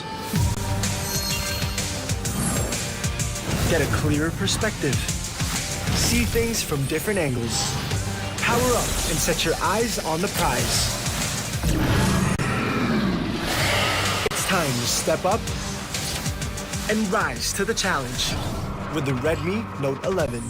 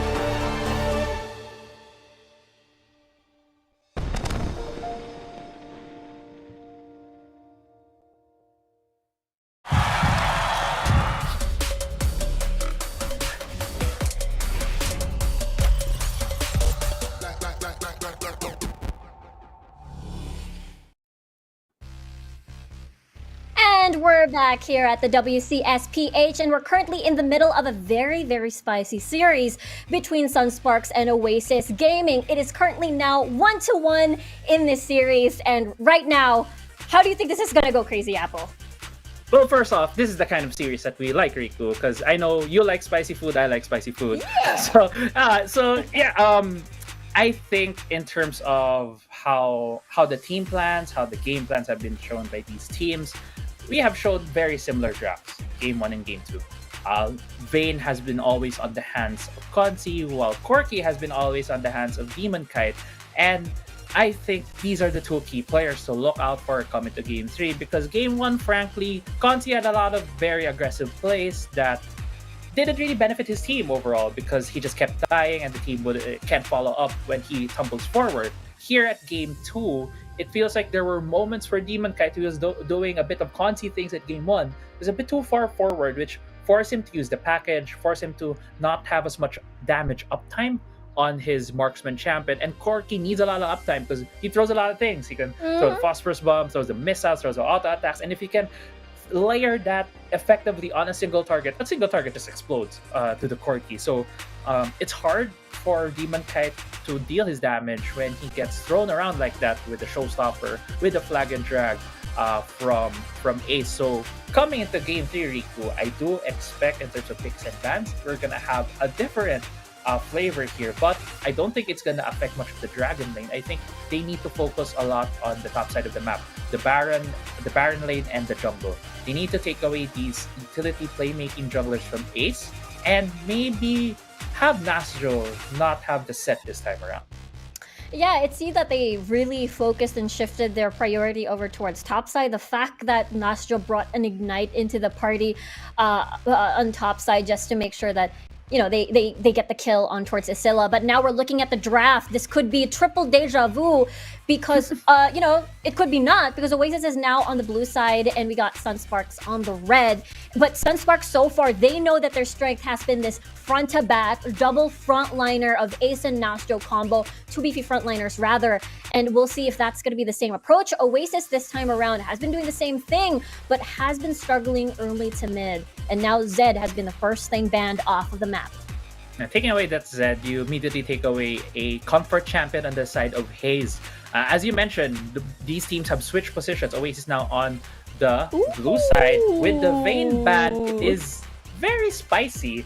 Okay, so with the Vayne ban, it opens up a lot of the champions for Demon Kite. He will not be just pigeonholed into picking this Corki. We can see the older Demon Kite from this first round robin seeing a lot of his AP champions. But since we are on the blue side, red side, part of the conversation, I want to say that Oasis might leave the set open. They could very well first pick it and can be used either by Isilla or Dragon. So with that in mind, if Galio, Garen, Darius, and Gragas are open for Sunsparks, they could very well pick two of those four champions in their first rotation because they do love the front to back. None of those champions have been banned, so that is now my bold prediction here in the Big Advantage. It is a big possibility. There has been a big importance for both of these teams to lock in, disengage, and very strong engage as well. And having those tanky frontliners like the set that we're seeing right now. But this time around, it's going to be for Isilla. Now is this the response for Nasjo to go on the Darius instead? Nope, we're going to see a Garen. And Garen has been the pick that is the big neutralizer. They're fine in the lane with a Kali now, Crazy Apple. It appears. Yeah, so right now Sunsparks has shown their hand in terms of where their solo laners are going to be, who are they're going to use. It's going to be the Garen and the Akali. Expect to see that Akali in the hands of Haze. I do like that the pick has been the Akali. It now opens up different options for Consi. We have seen Sunsparks also pick the Ashe for Consi, more of a facilitator, marksman pick, because at the second round pick, as I was thinking about as well, Corki will surely be picked up by Oasis Gaming, but still it can be flexed into that mid for EDAF, and Demon Kite could still go for a Morgana, which is still open, or maybe a Lux or Ziggs later on. On the side of Sunsparks, so I don't believe we've seen Consi yet play any non-marksman champions in the bot lane, or if he has, it has been very rare and infrequent. So I do expect Oasis Gaming to focus a lot of more of their bans towards AD carries. Yeah, what else is left? There is still the Kaisa that can replicate the hyper-scaling power of the Vayne if ever they do go for that route. But the combination so far from the previous game has been double AD carry with Haze and Consi duo. But this time around, they have now an assassin on the board with Sunsparks wanting to remove these disengaged champions for this all-in from Sunsparks. Bragas now being let go. I can't imagine that the Galileo can fit in Oasis's composition. Maybe Showstopper into the hero's entrance, and then, Haze might have a difficult time with the taunts coming in. Yeah, they could put a Galio. The thing is, if they put the Galio, they might lack a bit of damage on their side, because this Galio will probably go either to the will most probably go into the mid lane or the support position for Dragon, having set go to the top side of the map. Well, if that is the case, then they would have to supplement it with a bit more damage on their side. So maybe a Riven for Etaf, maybe a Kha'Zix could be a possibility for them. And as we were mentioning for Sunsparks and what Oasis needed to ban, they need to ban a lot of these marksmen, and they have banned away the Lucian and the Kaisa. Right now, though, if I'm Sunsparks, I don't think I need to feel as pressured to pick my marksman. So picking a support, that Seraphine is open. They have picked that up. Going towards Oasis, though, they do have an option to pick either another marksman for Demon Kite to take away the Ashe possibility, or, as you mentioned, maybe going for more damage-dealing jungler, or maybe a Galio. Yeah, there's still a lot of semi-mystery going on for Oasis's composition. The fact that they've whittled down it's gonna be assassin versus assassin on the mid lane. End up now going for the Fizz. Yeah, they were lacking damage, and they just supplemented with more damage and even more damage on top of that. Fiora and Fizz. Fiora will probably go. Wait a minute. Okay, so set support. Fiora gonna go to the jungle and Fizz in the mid lane. Okay, that makes a lot more sense now to me. And Oasis right now is packing a lot of damage. Also, Fiora is pretty good, I would say, against the Garen, because it really takes away a lot of the tankiness of the Garen. And as we were talking about, Ashe would be the pick coming from Sunsparks. At this point in time, looking at the team compositions, Oasis has, I would say, a slightly more difficult team composition to pull off, because it's gonna rely a lot on the individual mechanics of these players to pull it off perfectly. Fizz could go for a flank, Edap on that Fizz could go for a flank, and also Etaf on that Fiora could also go for a flank, while Esila, Demon Kite, and Dragon go for the front to back. It's just so hard enough to describe what Oasis could do. They could do for a 1v1. There's a lot of possibilities with their team composition, but here the WC see a lot of team fights happening. So I do expect it's going to be a team fight oriented composition or that they're going to run. So yeah, a lot of flanking that Oasis needs to do. Well, on the side of Sunsparks, Sunsparks has a more traditional front to back team composition. It's just that a lot of the execution damage will need to come out from Haze on that Akali. So we have to see Sunsparks trying to get Haze ahead on his pick. Yeah, I think those are definitely the expectations. And you mentioned earlier, it's a little bit worrying for the side of Consi here on the Ashe, because Ashe is a very low mobile champion, and it's going to be reliant on towards Ace and Nastro and Mjan to make sure that he's well protected. And you mentioned that's a Fizz, that's a Fiora, that's a Seth, and a Darius. Like, those champions are just ready to be in your face in these fights. Yeah, they're definitely gonna try and pressure Consi. And if I was on Sparks at this point, you don't have to think of Consi as your main carry. He's just gonna be the guy to really facilitate the team fights. We have seen a lot of the plays on an Ashe here, the WCS. So start off fights when they're trying to take objectives, instead of being the team first on the objective. What you do is you're the second towards the objective. But the facebreaker on Mjan here. Ooh, look at Mjan, he's so low right now. Ignite being already used, and a heal or exhaust as an exchange for both of these teams. Yeah, and I was thinking there could be a kill right there, because if Demon Kite exhausted his flash, but still there was still the heal coming from Consi. So it's going to be it would have been a very tricky thing to do, but it's still a very low here. Oh my, level 2? A little bit of harass coming from Nastro, but Ignite Oh, already Hayes. being carried mid lane though. Hayes might be in a very tight spot. Just gonna go out of the fight. Very, very mobile champion on this Akali. Right, very mobile. We see a lot of action earlier on, and it's just EDAF and ETAF doing that dual thing that they do right now. They are taking control of the Rift Scuttler, and that's what we usually see. Junglers going for the mid lane gank or even trying just to clear the wave so that they could have earlier access to these Rift Scuttlers. But since Nasha was able to push Asilla away, Ace very well knew he had advantage there. No playful trickster. Yeah, the flag is enough for a flash burn, so yeah, no playful trickster already been used to sort of harass and clear the wave from earlier. So yeah, we got to see Edda fine, but no flash. Yeah, in essence, there's, I believe, one flash. I thought there were two flash already burned in this game, but yeah, one flash for Ida. It's gonna be harder for him right now to exert pressure on the Kali in this lane because he can just be return ganked by Ace whenever he uses the playful trickster. But I also want to highlight some of the adjustments right now that the junglers and the Baron laners have done when Esila was had to go for the back because he was shoved away by Nasho, won that duel on the top side of the map. Instead of just getting the honey fruit and staying there, he immediately recalled to base because earlier on we saw him getting jumped by Ace, and Ace is going to be spotted in the ward. They do see the ward at the red trinket and just takes it down. Ace looking for a bit of that timing there in the bot side of the map, but yeah, none right there. And now as we approach the 3-minute mark, we're going to be near towards those objectives.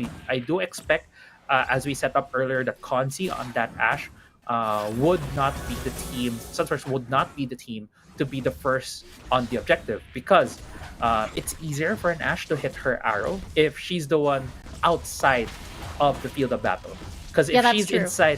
inside that circle of where they're gonna get pinch, it's gonna be harder for you to hit because there's people on the flank, there's people on the sides, and they could just very well look at the Ashe and get away from it. Unlike if you're taking an objective, you are still looking at the objective and looking behind you if there are people there for the flank. So I do expect Sunsparks to be the guys going in second into the objective. Yeah, that's true. Gotta look front and back. I mean, Ashe releasing that ult is similarly to when a Jin ults or when a Misfortune ults. Very, very vulnerable for the taking. And the fact that Oasis has a lot of tools to just get in and burst Consi if he's ever vulnerable like that. But Infernal Drake has now spawned. There is a little bit of vision. That's probably most likely the Scuttler. Yes, it is for the side of Oasis, their first dibs here. But just as you mentioned, Sunsparks is going to be happy with this setup as Ace is going to get in that flag and drag into the arrow or vice versa. Oasis is going to be clearing the wave first before anything else, though.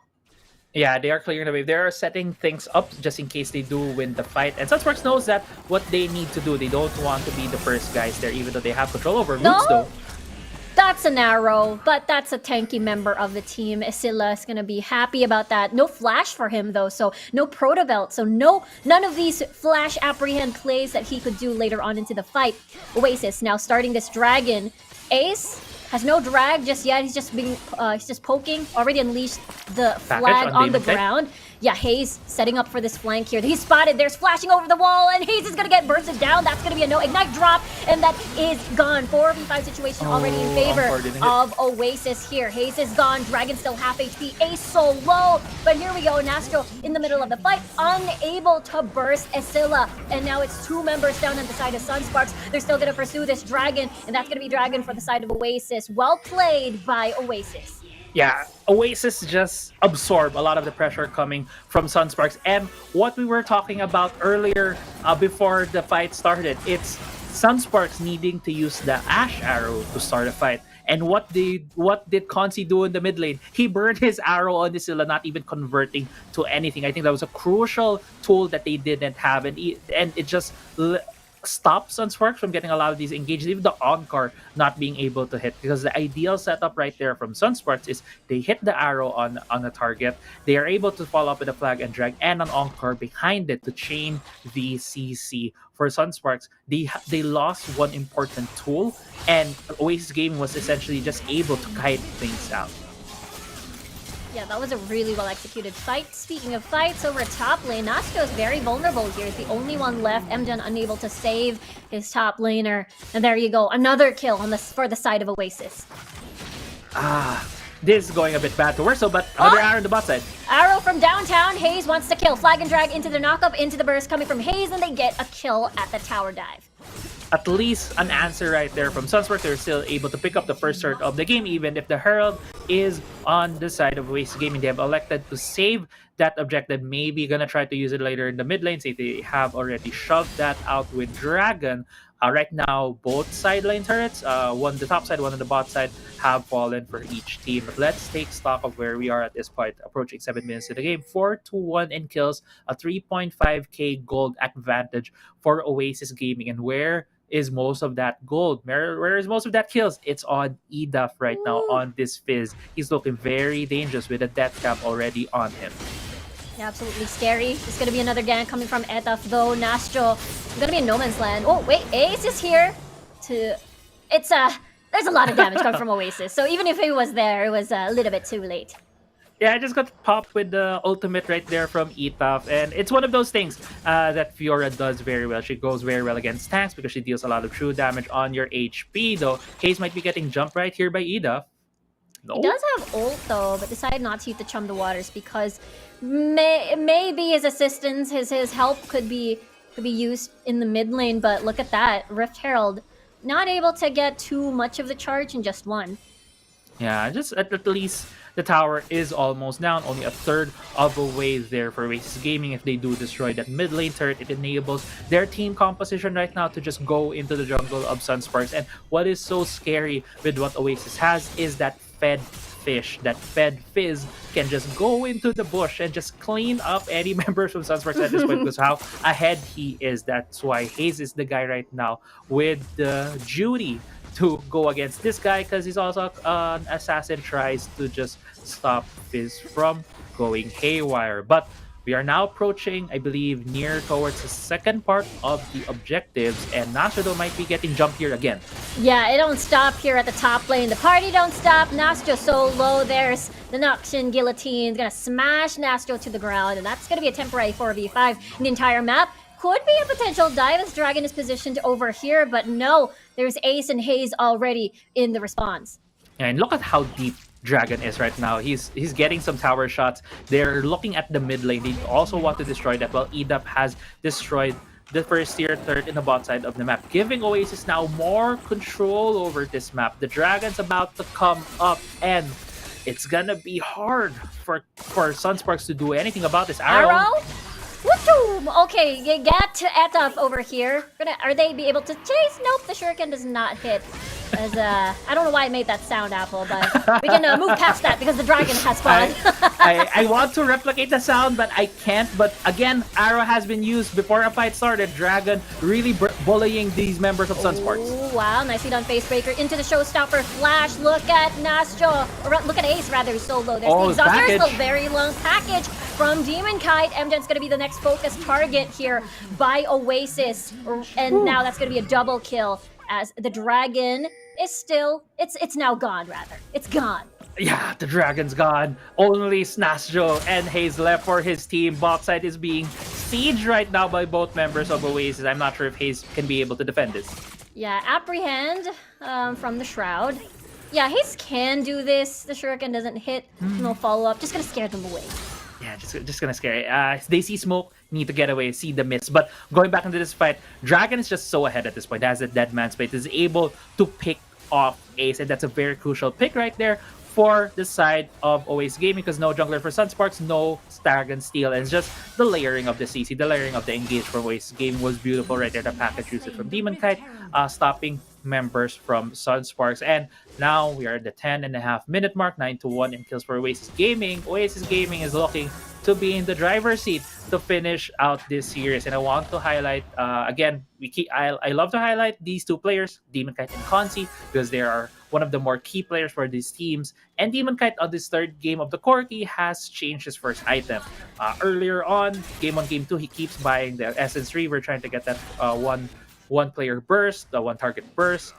didn't really work out. So I love the adjustment when the Black Cleaver, and right now though Sunsparks is in the back foot. They need to find a good pick. Etaf might that be the pick. Okay, he's able to dash forward, backward rather. That's gonna be the stasis. Oh my god, the damage from Mjun. He is now gone. There's the Cataclysm for the defense, unleashing the Rift Herald. Edaf still going for more. Double kill for him. Make that a double kill for Edaf as well. These duo. Oh no, Hayes is in no man's land. He wants to get the perfect execution, and Hayes gets a double kill as well as a response. Everybody is pretty much low health.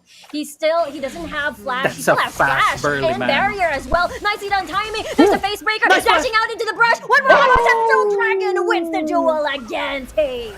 That was so close. I thought the ninja was gonna win against the big wrestling, punching, boxing man. But Matt, with the dead man's plate, the initial damage from Dragon is just able to punch out Hayes. But Hayes still trying to make the hero plays. They got 2 kills from that. But because of Oasis Gaming boxing out that member from Sunsparks, Hayes wasn't able to defend. Mid lane inhibitor turret is now down. The base is wide open for Oasis Gaming.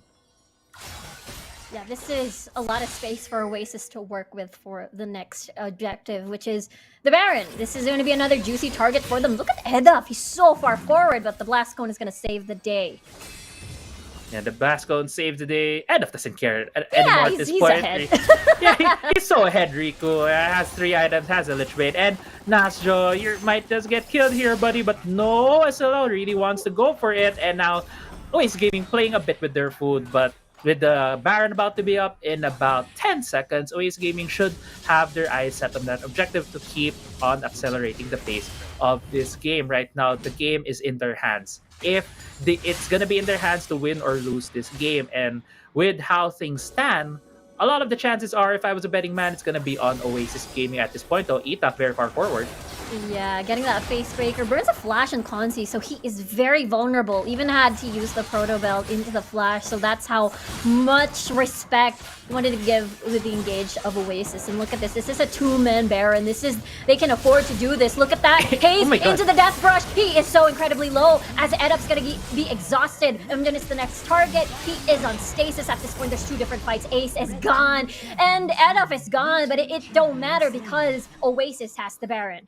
Oasis has the Baron, can also transition this towards a dragon, but still, there's only 3 members of Sunsparks right here. Edaf wants this. Grand challenge into the encore. Oh, he gets a kill and another. This is a 1v2 situation. Nasco is so low at this point. He just wants the silence. It's the Noxian Guillotine. That's gonna be an ace, and that's gonna be the game. Yeah, that's gonna be the game. Congratulations to Oasis Gaming. They didn't betray any of our panelists today with the unanimous vote. It's gonna be the series win for Oasis Gaming, taking this 2-1 against Sunsparks. Yeah, that was such a very close series. But on the third game, Oasis has been more commanding, has been like more confident. It seemed like, you know, the difference in the draft from later, from blue side into banning out the Vayne seemed like a more comfortable game for Oasis against Sunsparks.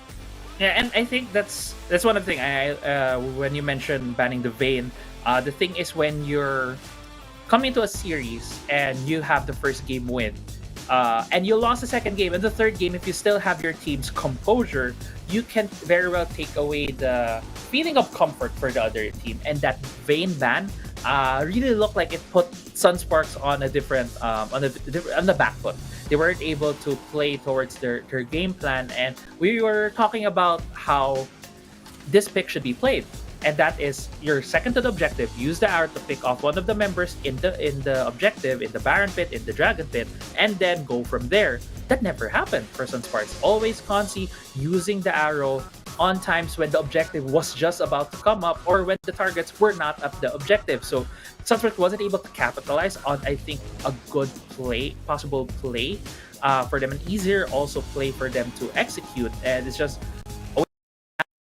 stepping up here in Game 3 alongside Dragon and Demon Kite, just making a commanding presence coming into this game.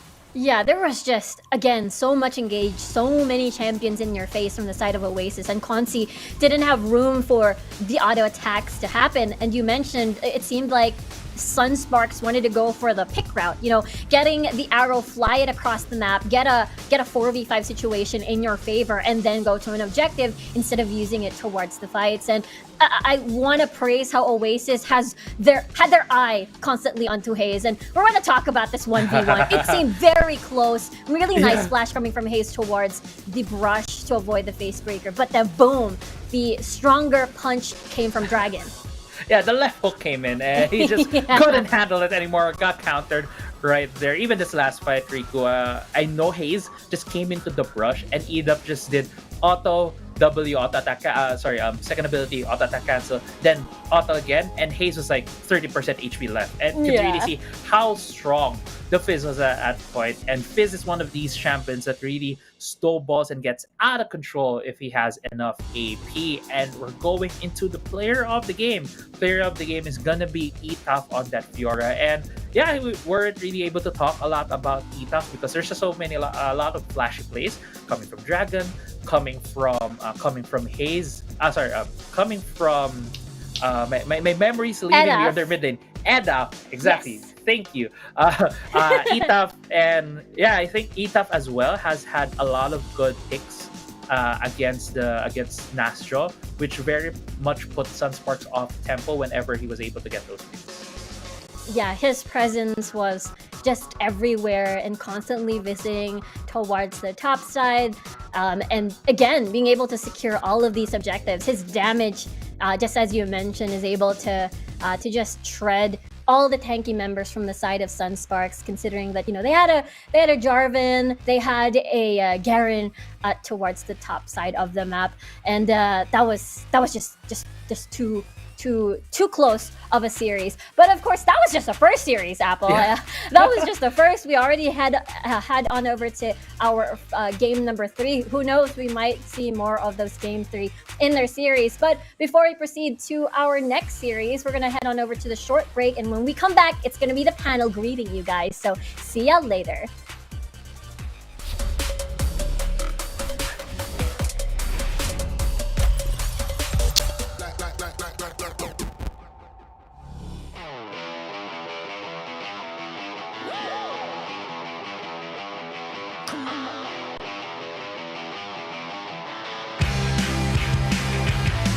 Bright light feels right. I can't lie.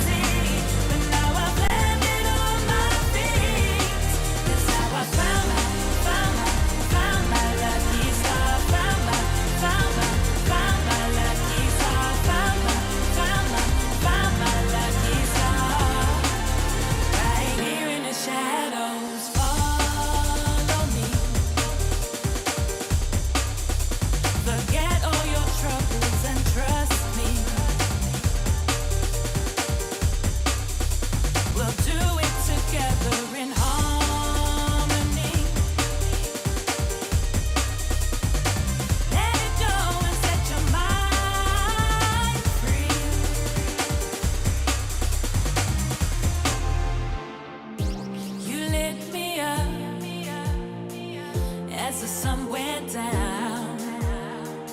Now my search is over, over, over. Wherever it takes me, my world will be complete. 'Cause I've been going crazy, but now I've landed on my feet. That's how I found my lucky star. Found my lucky star.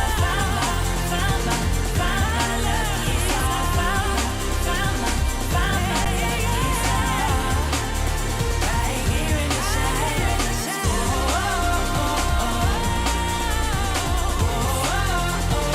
here in the shadows.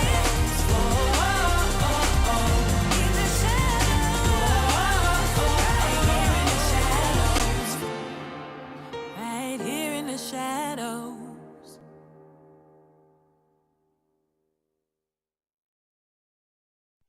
Running wild out of my mind. Hold my breath.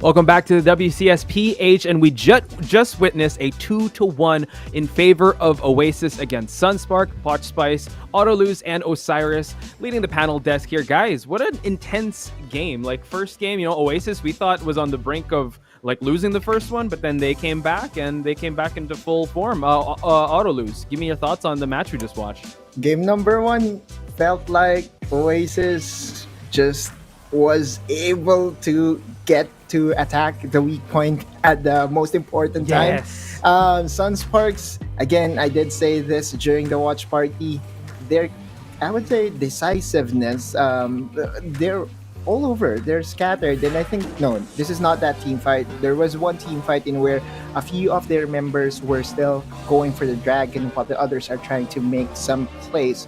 Overall, my MVP for game number 1 was Dragon. His bubbles was very, very good. His Nami Wave, shout out to Vanny Bear for giving me that reference, was also so good. So, but for game number 2, it was Escilla just being bullied 4 times in a row, I feel. If I'm not mistaken here. Osiris, I know that you casted this game, but game number 3, yeah. Really? Reverse Yeah. pill. Yeah, and they just returned the favor after banking on mostly on Isilla. They did shut down the Garen, man. We saw Garen Espanto once again back onto the Rift. I mean, as much as he is being banned by the other teams, there are openings that we saw, and this is not the best moment for the Garen. Especially, I would like to acknowledge the draft of Oasis that they Sunsparks excels a lot on the late game with a Vayne or a possible Kaisa, but they did ban it on the last slot. And then they were able to pick the Fiora, and the Riposte plus the Zanyas can really stop an Enchanted Crystal Arrow and the Encore. So most of those initiation coming in from Sunsparks has been completely negated, and they maximize or capitalize on taking down the Garen again and again to make sure that Isilla will pay back. Yeah, and you said it best, like when we were talking in the break, that in the third match they banned the Vayne. It was kind of a hard situation for Oasis to come back from, because it was pretty decisive in the third match. And now I have to ask you guys, like Sunsparks, what, the matches we've been seeing them, it's always going 2-1. Have they yet reached that limit yet, or do we still have to wait and see how if this is their final form? The best part about Sunsparks is, again, they're already getting at least one game off of their opponent, and if everything went on script for them, I feel that game number 1 should have been a win for them, mainly because they had the more scaling composition, and they just had to wait it out. I mean, they just had to be decisive that if they're going to take the dragon, they're just going to take the dragon. That's it. No 50-50 or no clashes in where they have 2 different targets. This really lies on the communication, and I feel that needs to be fixed soon, as soon as possible. Oh yeah, we're done with the first round robin. You know what? They cannot afford any more points to lose. So let's actually head on over to our interview with Oasis Gaming, who, by the way, gentlemen, have a flawless weekend. We'll be talking to Isilla. He is waiting on the other line. There they are. Isilla, Oasis Gaming, congratulations. Hello. Hello So, po. first Hello, off, hello. congrats. So, kayo, you guys had a flawless weekend. How will you guys celebrate? Paano ba tayo mag-celebrate, boy? Lalaro ulit. Ulul ka. Well, they're still going to Amazing. decide, ladies and gentlemen. But yes, yeah, Ay. decide pa. So, we'll converse with the team. Let's talk to Osiris. Yeah, why did you not ban Vayne on the second game? Yung sa Vayne po kasi, napag-usapan naman po kasi namin ng mga team ko na ayun nga po kaya nila. Then, nung umabot po ng second game, parang sige, respect ba na lang namin to? respect ba na lang po namin? Kasi nakita rin naman po namin yung performance nila against TS nung last weekend, which is naging effective naman po sa kanila. Kaya it's okay na rin po na pinan namin yung third game. Ayun po. Okay. Shoutouts to Coach Sixth for the good draft on Game 3, by the way. So yeah, congrats again on the win. Otto, thank you po. Go for it. Stella, 2 questions. Okay, kumusta yung pagiging balikbayan? We know that you are one of those Filipino players na na-import sa ibang liga. Ikaw yung isa sa mga una na na-import, kumbaga, diba? So, anong experience ma-import, pare? Goods din po kasi syempre iba pong language yung ginagamit po namin doon eh. Tapos natutuwid po sa kanila na yung language po na tapos yung mga traditional cheats nila. Especially po yung Berjaya Dragons. Kaya yun po. Sino pinaka-favorite mong kasama sa mga foreigners na naging tropahan mo sa Parang Berjaya? kilala ko na yan. Si Sagi. Yeah. Ayun na nga. Apports. Upwards po yan, upwards yan. Tinuturuan mo nga daw ng mga kung ano-anong salita eh. No? Hindi po. Siya po nagtuturo sa akin. Okay. Well, anyway, congratulations, Cecilia. Good job, Poch. Yeah, Isilla, congratulations. Congratulations to everyone in Oasis Gaming. Do you have any shoutouts or messages? Shoutout po sa boss namin, si Ma'am Ara po. Tapos yung bumubuo po ng Oasis. Tapos sa parents po namin na nanonood. Tapos ayun nga po yung shoutout rin kay Abby, yung tumulong po sa amin nung Sibol. Si Mayora. Oh, yes. Mayora. Otto. Isilla, thank you so much for the interview. Thank you po. Go. Sige. Thank you, Oasis Gaming, for the time and the interview. I can't wait to see you guys next week. Good ka, Otto. Yeah. Thank you po. It's part of the package, you know. Yeah, It's bro. tagged left and right. It's the auto lose prediction. So Yeah. always being screen capped, being tagged. But hey, so far we got our predictions correct. Maybe the 2-0 was a big estimate, but 2-1 not so bad. We're still at 0 here in the panel desk. Auto lose. What is this? Is the curse? This is the panel desk curse. We've been getting our predictions wrong this entire weekend so far. But Osiris might change it around. What do you think? Yeah, we need a bit, a stronger curse. Now that Osiris is here, I think we're in good hands.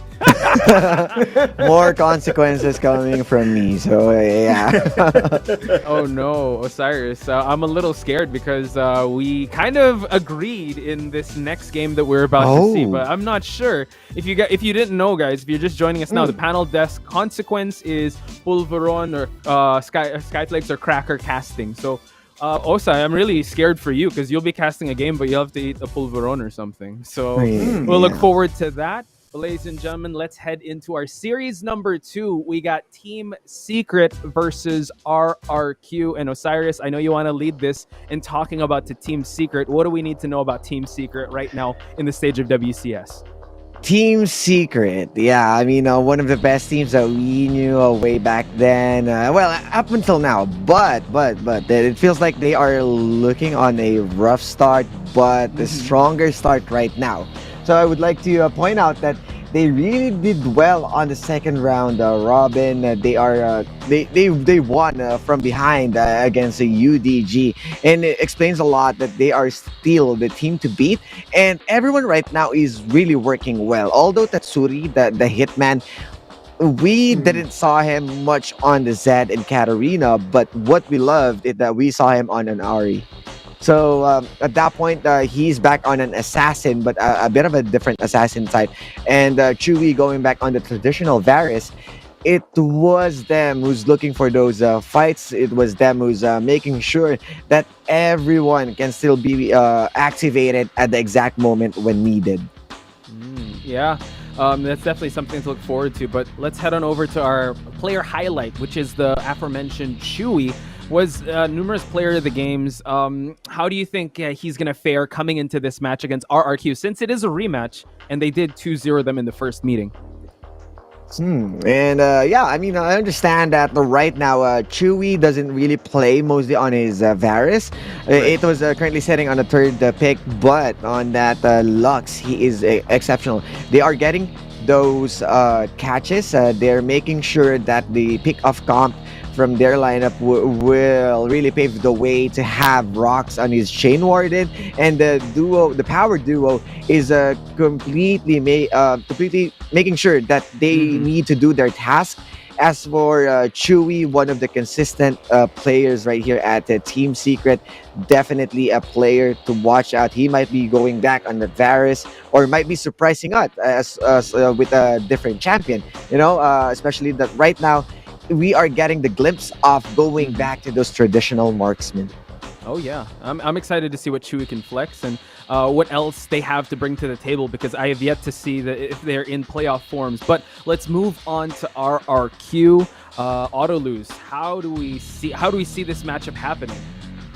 Against Team Secret, or do we just talk about RRQ? Because if we talk about RRQ and off stream, we talked about anime references. I called them Master Buten just There because we of go. their age, but still very effective, right? I mean, Master Roshi could still blind you, and that's the thing about RRQ. What I love about this org is, first, this is the matchup that we have right now are two of the international orgs that are currently supporting Filipino teams right now. Remember, RRQ is an Indo org.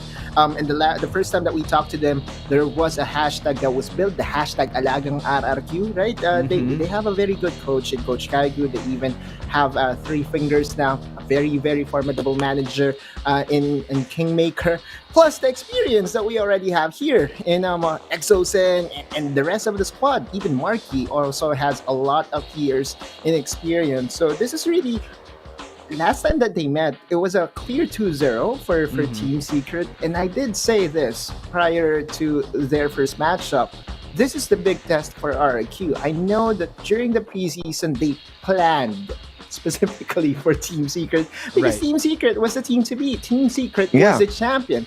And with all the movements right now that is happening, one of the players that really did sacrifice a lot, I believe, is Marky and the Dragon Lane, often overshadowed by the star players, teammates that he has. He's a very solid Dragon Laner to a point that he has partnered with 4 different supports already, and still able to maintain, a decent amount of damage output. I feel, Marky is one of the more underrated Dragon Laners that we have. Looking at his KDA, 6.13, it's actually very good for Dragon Laners, and you could see that the champions that he's been tasked to choose is the Ashe, the Brand, the Lock. So no Kaiser, one of the main champions that we highlighted Marky with before, but we will see. Maybe this is a time that we will see Marky on that Kaiser. Not Hopefully. even a Ziggs. They are respecting that he is one of the holder from the leaderboard, so we don't really see him handling it. Wow. Okay. Yeah. So a lot to look forward to if it so chooses when it comes to the picks and bans. But let's move on over to the head-to-head. This is what I was talking about in terms of the stylistics, how the matchup is going to fare. Chewie and Marky. Here we have the stats. Auto lose. You want to break this one down? Both of them are very underrated, I feel. Both of them are tasked to just dish out the damage from a distance. Feel that they are okay in sacrificing the kills count. and in place of being consistent damage output. So I believe this is actually a very good matchup, mainly because they have the same playstyle. They will play the Varus if needed, they will play the Ziggs if needed, and would even go for Lux. How about you, Osiris? What's your take on this one? They are sharing one champion only, which is the Lux. And the Varus player is mostly on a Chewy, and the Kaisal would be on Marky. So it feels like even on the traditional marksman, they're not going to, to take everyone's out or you're going to steal those picks. But what we see right now on KDA 6.13 for Marky is for the reason that Helios is mostly playing on those setups.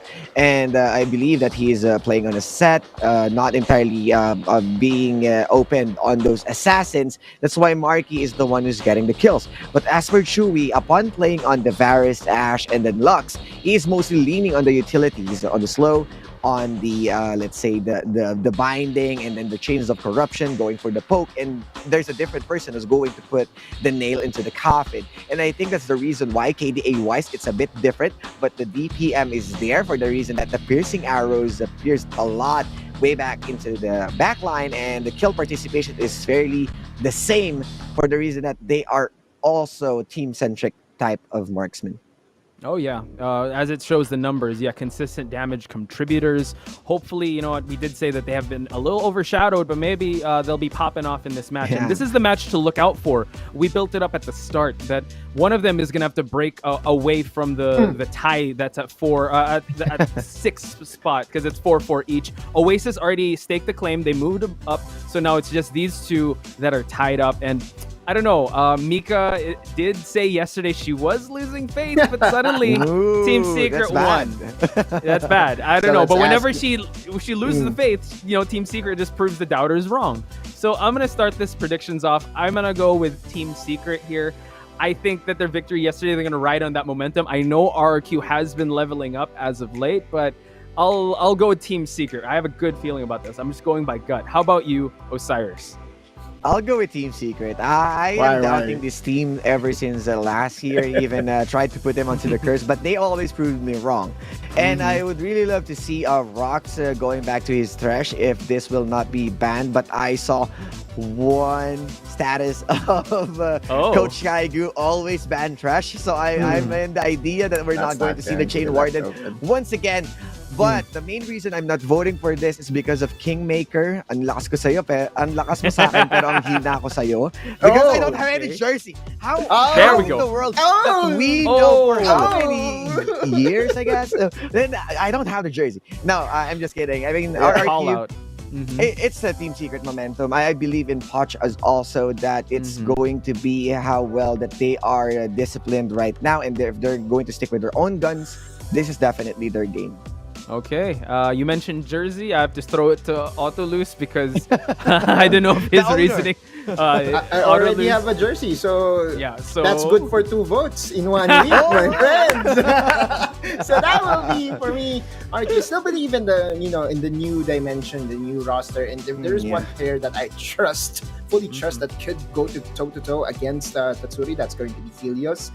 Again, Marky, looking at the KDA stats, very safe in the back lines. That is actually already putting into consideration or taking into consideration how flashy he is. He will flash for the kills, and yet he could still maintain a very high KDA. So that just goes to show that Marky knows his role very well. Now, the very big question mark is going to be our friend Exosen in the support. Right. Both of them are very new in this team. Rox, new. Exosen, new as a support.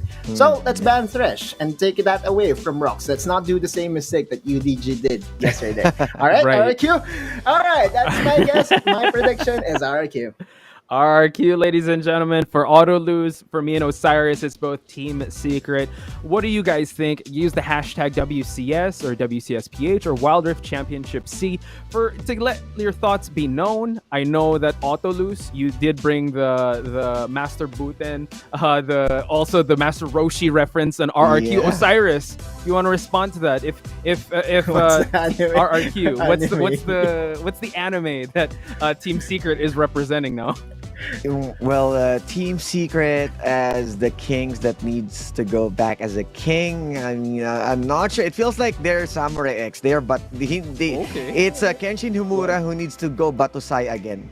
Oh, okay. Ah, I like that. I like that. okay. Nice kids. one. You know, Dull Blade, Team Dull Secret. Blade, yeah. Let's see if it yeah. works. Putting some limiters on. Yeah, we were talking about these anime references, but now we can't because Osiris is here. So this is going to be good.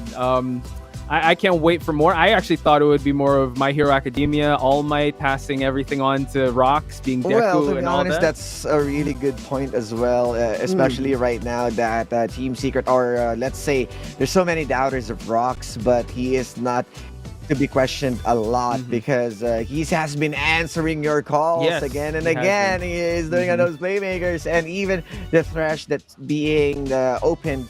He did deliver, and there's a big reason why it comes to the name of Rocks. You know, the Thresh is synonym for him. Fresh Prince. Identity.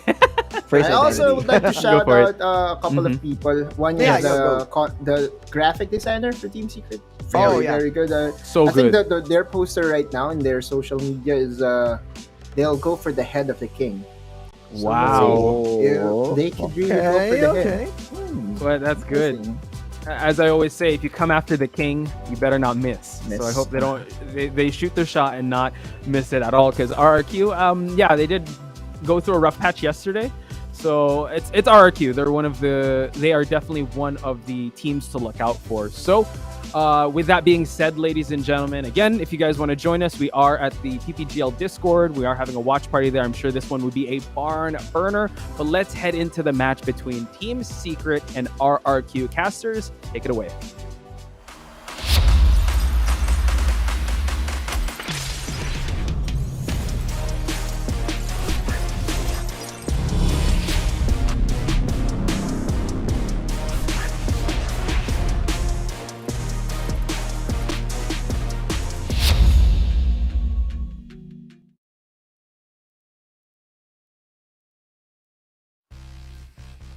And we're back at the casting desk. It's us again, Apple over here, and Riku. And this is the long-awaited rematch from the first round robin. It's going to be Team Secret versus RRQ. A lot of anime references being thrown here. There's, I don't know, Dragon Balls coming from Autulus and Rurouni Kenshin, Samurai X for the side of Team Secret, Batosai.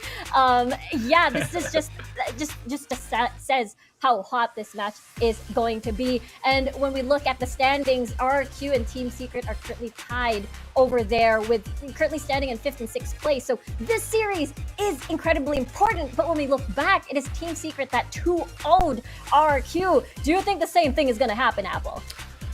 Whew, that's a tough call that we're gonna make right there. I want me to make that Riku, but I want to say as well, kudos to the panel making those anime references, really showing their age as well. But 90s kid. the 90s kids.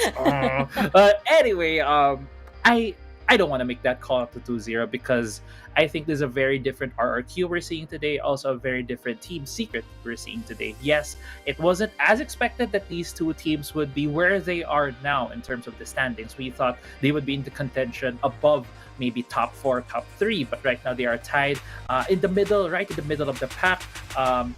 Anyone can just take their place anytime, and there's a lot of stake for both of these teams. And I think the biggest difference is Exosen switching up in his position there, and the support will be the newest thing that we'll be seeing Team Secret face off.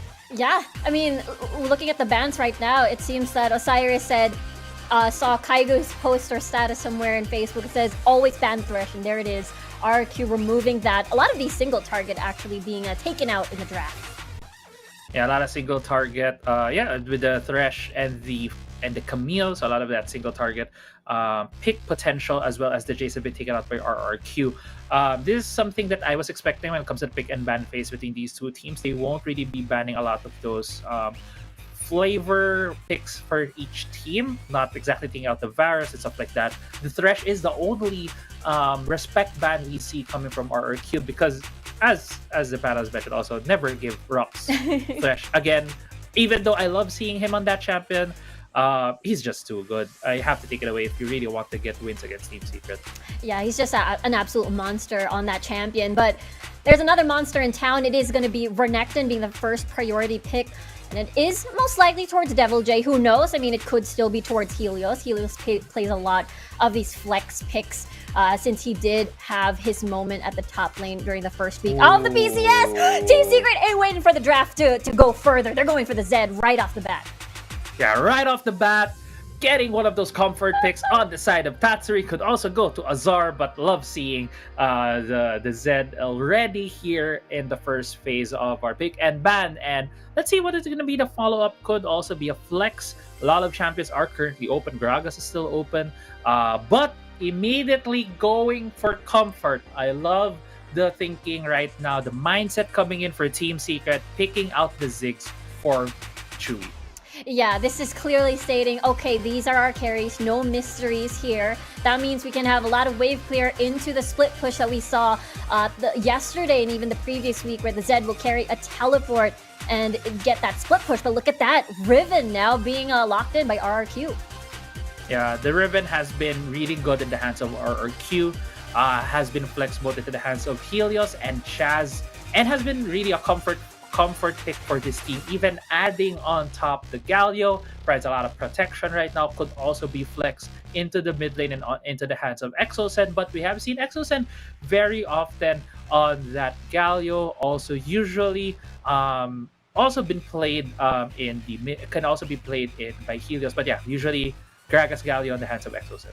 Yeah, this means the dash in either coming from Devil J or Chaz or Helios, whichever Riven or Renekton, then followed up by the hero's entrance. And the response coming from Team Secret is going to be a Garen, so they need that tanky frontliner. And they're removing another split push monster, and which is the Fiora, most likely a direct hit towards Chaz, perhaps.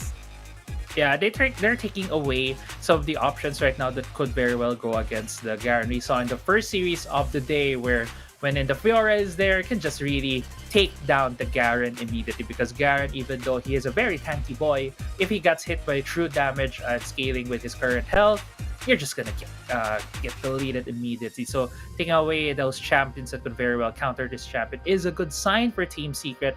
And I think one of the champions that is also a respect ban right now coming from our queue is that Olaf, because Trevor has been known to use that Olaf very effectively, and could also be something that could challenge Chaz if he does pick up that Riven in the jungle.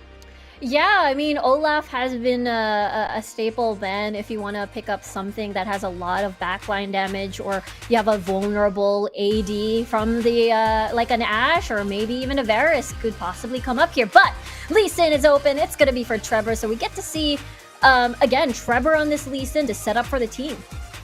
Yeah, and setting up, have these early ganks coming from this champion is a pretty good pick right now for the side of Team Secret, so they could also hasten up the pace of the game. Because one thing that we have seen a lot with RRQ is they tend to have really slow games. They tend to make a lot of these macro decisions, not really taking fights, and you can force that tempo on them if you have a Lee Sin, have that Zed, a lot of mobility, a lot of chances for you to catch out the members from RRQ. Ooh, with this lock-in on the Graves, this is either a mid lane Graves or a jungle Graves. A lot of mystery still, even though the bans or the picks have been finalized. Now, what is Team Secret's response is going to be? I mean, they're missing a potential support, and it's going to be the Alistar. Yeah, Leona is also open, something that he could have very well picked. But I do love the Alistar here because it's going to be a duo in terms of a tank line for the side of Team Secret. It's going to come along with the Garen. The thing that Alistar has that Leona doesn't have is to take away the crowd control, to cleanse the crowd control. He has that ultimate to take it away, increase tenacity, increase resistances, and he could very well serve as the solo tank for Team Secret when they face RRQ in a lot of these fights. He can just push away the Riven, can push away the Renekton with those engages, as well as using his stuns. It's just a lot right now in terms of Team Secret's composition of displacement. If you look at it, it's kind of the theme right now in their composition. Also have the Ziggs for the Satchel, also have the Dragon's Rage for Trevor. So a lot of displacement, a lot of disengage that Team Secret can have, also a lot of engage on their side. Looking at RRQ though, it's their usual flavor. They love having this Galio, but having also that Marky on that Lux provides them that kick potential that could very well be good as well against the Team Secret lineup because I think Lux is the antithesis, the opposite of Ashe, where Ashe wants to be on the outside of the objective using her arrow. Lux is the kind of champion that wants to be inside the objective area to be able to pick people off as they come in. And right now, I think that's what RRQ will need to look at coming into this game because they are also very well set up alongside that Graves, alongside that Renekton, alongside that Riven to be able to set up plays while they're positioned inside objectives. Yeah, 100%. I mean, there's just a lot going on for the Lux. You got the final spark and the fights later on with around objectives. You also have the shields to provide mitigation from the burst damage coming from Tatsuri as well. And the long drawn pokes that's going to come from Chewy as well is going to help RRQ heaps on this game. Yeah, and also I want to highlight a bit of a difference right now in terms of the keystones. Chewy has gone for the Airy, which is the very usual one, although Azar might fall here. Okay, there's the Ignite versus Ignite. That's going to happen. Azar still pretty okay with the Honey Fruit spawning. He's going to stay in lane. I don't think he's going to come home. The fact that Trevor's there in the first place, he's fine. Yeah, that was a pretty good flash. I would say from Azar really on the knife's edge right there. Usually when you're going against a Renekton, you don't want the Renekton to get level 2 against you. And if he does get the level 2, you have to respect the range of where you're at. And that's basically what happened right there. Burning the flash and the ignite. At least Azar, in the end, got the advantage because he was able to bait out the flash and ignite as well from Devil J, and living through that, Devil J needed to get a recall, and now things in the top lane are looking more in favor of Azar since he was able to absorb more of the experience and the gold, which is now being capitalized by Trevor, although a lot of members of RQ right now here against Trevor. Yeah, Helios and Chaz, they're ready for the tussle. Not exactly as the Rift Sculptor is going to be a priority. I mean, Trevor knew that it's risky to stay. Yeah, and I think the call right there as well from the team was that Galio was missing. Galio immediately went to the mid lane for if ever there was a fight that's going to be started between Azar, Trevor, Tatsui, and the other trio of RRQ. He would be very well be there to reinforce and add one more man into the team so that RRQ could get an advantage here. But yeah, good call right there for Trevor. Didn't force the issue, still was able to get the Scuttle on his side of the map, and now he is taking the blue buff. That's fine for now.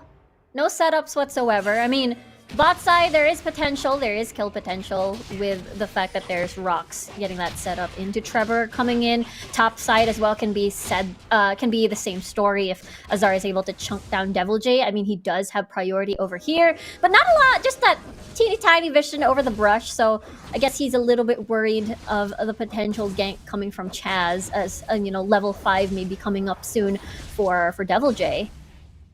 Yeah, and we're kind of setting up here, Riku, in terms of where we're going to go in terms of the objectives. Not a lot of early fights as we have seen before. And as we were mentioning, RQ is the kind of team to not really do a lot in the early game.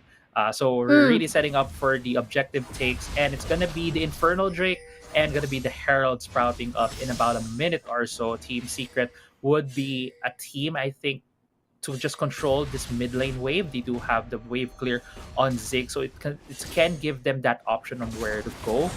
In terms of their win conditions, I do believe Infernal Drake would be something that everyone would try to go for at this point. So do expect that there could be a fight brewing soon in that Infernal Drake. Yeah, that's the thing, right? After last weekend, Team Secret puts a lot of emphasis on the Rift Herald, and I feel like this could be doubled down just because RRQ doesn't have access to Siege as in their composition. They're going to have a hard time, so the Rift Herald might be very important on this certain match so that they can get towers down, but this could be a potential fight. Gank, Double J, half HP already. Trevor flashing, there's the kick, there's the Damascene Justice slamming Devil J down, and it's going to be first blood in favor of Team Secret. And it's going to be the Rift Herald for Team Secret. As you mentioned, they keep prioritizing this objective, and right now it looks like they have started started it out. Great kill right at the top side of the map, able to take out Devil J, relieving a bit of the pressure there. But looks like RRQ is looking to spoil this referral take from Team Secret. Yeah. Trevor is pretty low at the moment. Exosen trying to lead the charge. There's the shield being unleashed. Knockoff already being initiated by Rox. But he's just there to scare off the cow. Exosen, half HP at the moment. Half HP as well. It's a Rift Herald. Exo solo at this point. There's the Mega Inferno Bomb, and that's going to be Trevor down. No Drone Whip on the side of Team Secret. Will be there a burst? Nope. That's going to be Chaz securing the Rift Herald for their team. Rox, and now Azar trapped in the pit, and that's a really nice binding coming from the side of Marky. Triple kill for the side of Chewy, though, as there's a lot of low health target marks still alive. That's a quadra for Chewy on the Ziggs. He's on a rampage. Yeah, he's indeed on a rampage. And an ace as well for his team. Man, oh man. Rico right now in this point of the game, 6-2 in terms of kills. The Herald did go to the side of RRQ because they were able to single out Trevor there. So TS didn't really have a chance to get that objective, but good on them to still be able to win this fight. I mentioned the triple, and then Chewy got a triple kill, but that wasn't the triple I was looking at. I was looking at Rox getting the triple knock up with his on the Alistar on the members of RQ, which enabled Team Secret to have that space, to have that opportunity to throw more damage and to really squeeze out RRQ at that point of the fight. Right now, though, since there's still one more objective on the map, the Infernal Drake is still up for both teams to take. Yeah, we'll see where RRQ decides to unleash the Rift Herald. Are they going to do where release the Rift Herald in mid, get that push on mid so that they can have more space towards the Infernal? But it's pretty hard with Chewy as the Ziggs here. Yeah, it's going to be pretty hard in that regard, but still we are seeing, you know, a bit of that mid lane shove that they really love to prioritize. Looks like the Drake should be started right now by Team Secret, since a lot of eyes are at the top side of the map with the Herald being summoned by RQ. There's going to be a potential dive here. Nope, Rox is already here. There's the Mega Inferno Bomb, and Chewy's unstoppable. And at this point, the Dragon, or rather, look at Trevor here, is going to be 1v2ing. No steal will happen, Helios. After Trevor's life, the flash, but the Ignite is going to tick him down. The Mass Injustice, double kill for Helios here on the Riven. There's a taunt towards Chewy. Is this going to be a shutdown? Yes, it is, and the kill will go towards EXO.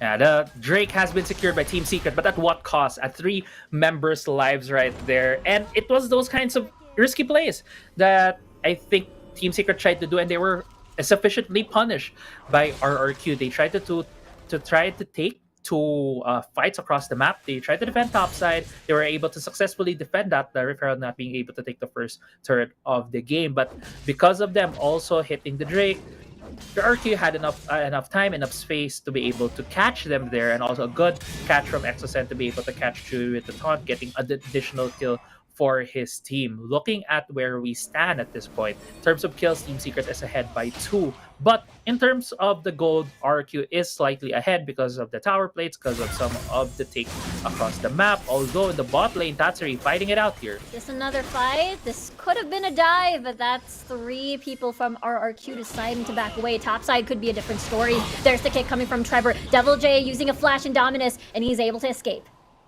I'm able to escape. No kills from either side of the map right here. But still, 3 members. That's the double taunt coming from EXO. He's being targeted by the tower at this point. Mega Inferno Bomb being unleashed, and Helios is gonna fall. There is 2 stasis instances happening at this point. EXO wants to run away. Rox wants to run away as well. Here comes Chewy with the bombs. Yeah, nicely done binding coming from Marky, but the mines are deadly. There's the knockoff coming from Rox, and there's the follow-up damage. Nope, there's the clutch shield and the binding again, but it doesn't save the life of Helios there, as Marky is gonna fall rather. And Trevor, he's too deep into this. Where's the safeguard? There's the stun. He ain't gonna escape for now. And I think Apple, the fight is over. Yeah, I think that fight is over as well, Rico. Yeah, that was a pretty prolonged fight right there from both of those teams. And I just want to highlight a couple of things that I saw in that fight. Tatsuri with a very good usage of the death mark, being able to dodge damage. But unfortunately, the light binding was thrown by Marky, and it wasn't gonna hit him. Then he flashed into the light binding. So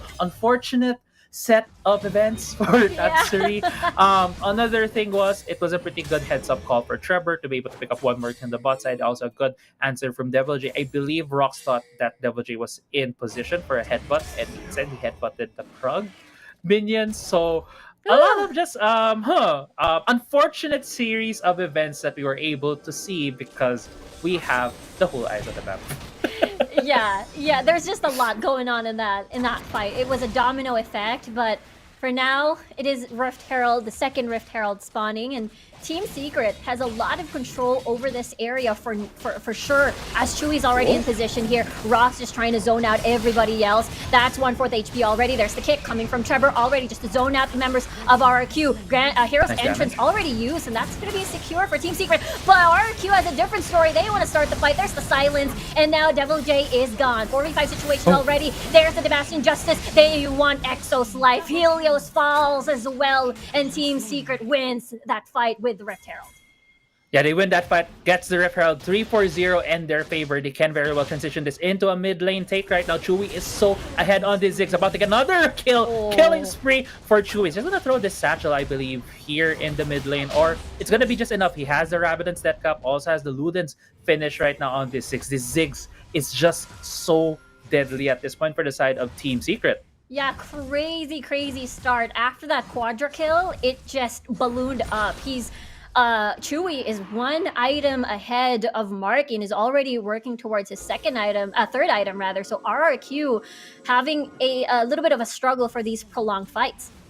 And as we get into this replay, it all started. Well, we're getting to the replay wherein Devil J already went into the fight, but it all started with Rox having 3 members of RRQ there. A lot of the damage was initially thrown by Team Secret on the members of RRQ, making them think twice to get back into that fight. That's why there were a lot of split calls from RRQ right there. I think if they had one singular call to all, get out of there, get out scot-free, maybe not 3 members would have fallen, maybe just 1 or 2. So at least it was just min-maxing at that point. But Azardo might be seeing 3 members of RRQ in the bot side.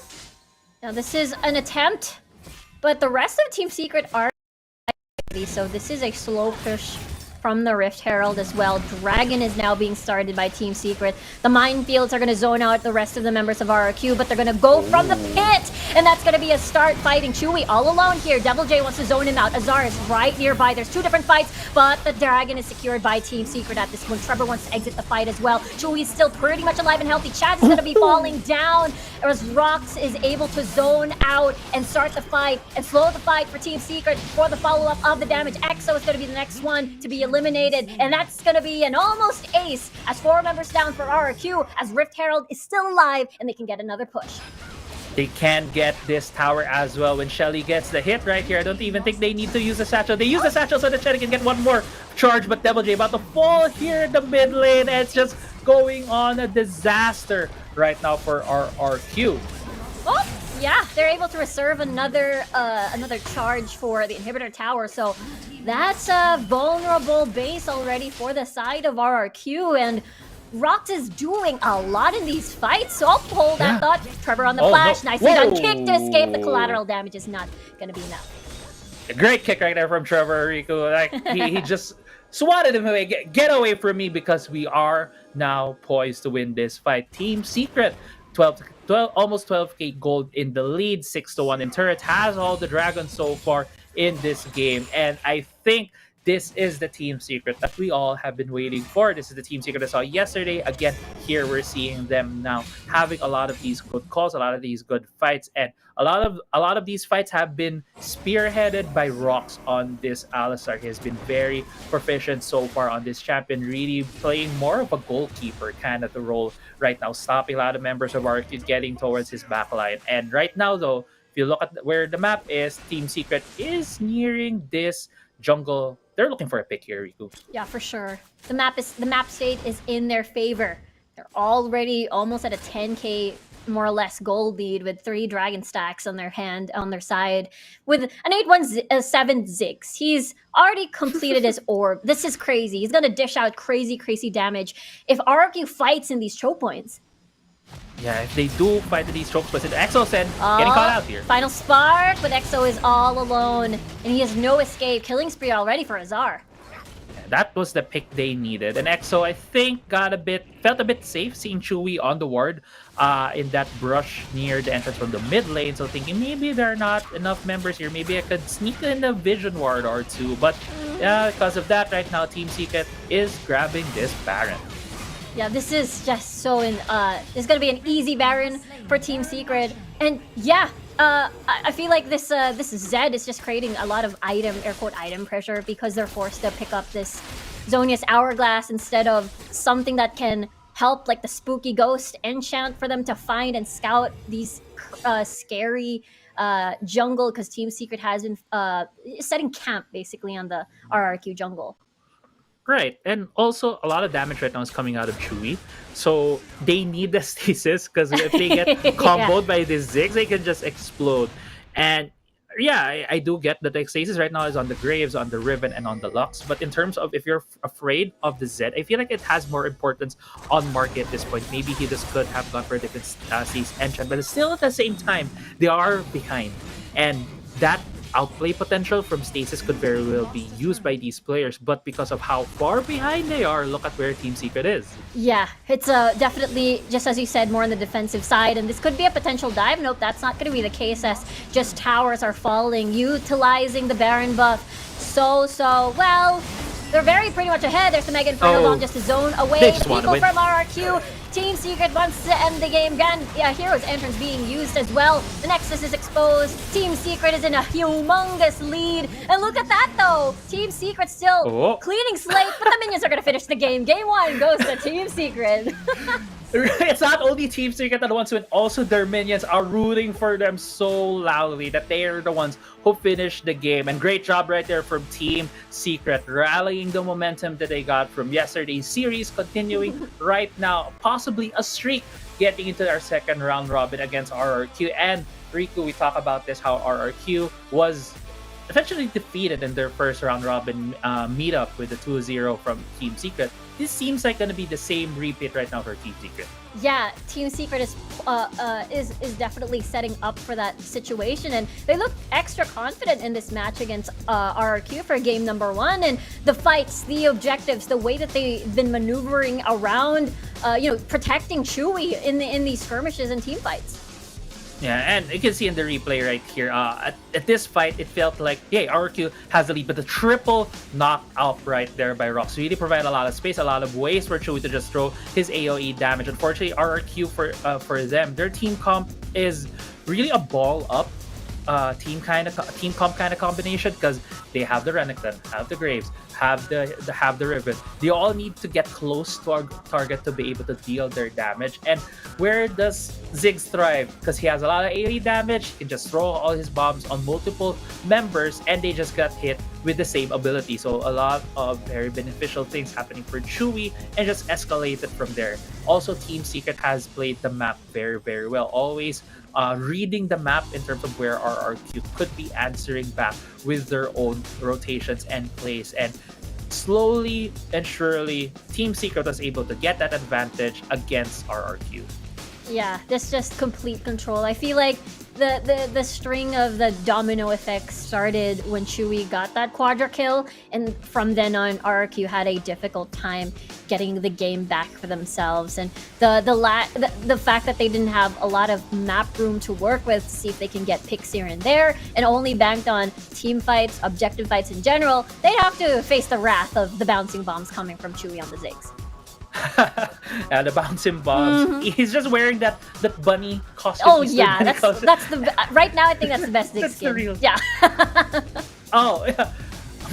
I should really try that skin out. But yeah, it's terrifying to see those bombs. And even at the last fight, I mentioned, hey, they just wanted to win because Chewy threw out his bomb. Yeah, look at the back line on the most members so that they could have enough space. It pushed RRQ away from the Nexus so that they could just deal more damage to it. And it just was enough for the minions to finish it off. And I think that's one of the things as a Ziggs player that you should look out for. Your bombs are not only a killing tool, but also a tool to zone out members just because of the damage it throws out. And speaking of zone, player of the game, it's gonna be Rox on this Alistar. He did a lot of work zoning out and setting up for the team, for Team Secret, for all the bombs to rain down on RRQ. And yeah, it's this guy. It's Rox right here.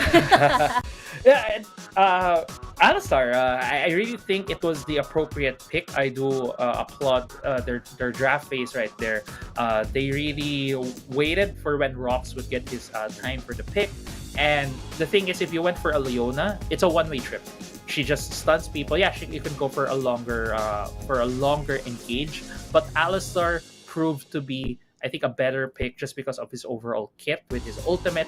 He can able to negate a lot of the damage and absorb a lot of the pressure of the members of RRQ for Chewy. Because as the panel was mentioning, Chewy is not the most flashy player, but he deals damage. He's able to throw a lot of those bombs, and if you give him that space, he's gonna continually throwing that sustained damage on the enemy team. And that's exactly what Rox provided, the space that Chewy needed to just rain all the hurt onto RRQ. And that was such a convincing win, again, coming from Team Secret. It seems that they're finding their groove, they're ramping up, especially that this is the second round robin already, and we're looking towards the playoffs. But that's just very far into the future. We're talking about 2 weeks into the future, 3 weeks even. But of course, the series isn't over for both of these teams. We're still gonna have potentially, 2 or more games? Maybe Team Secret will be able to finish this, or will RRQ bounce back? Don't go away. We're gonna head on over to a break first.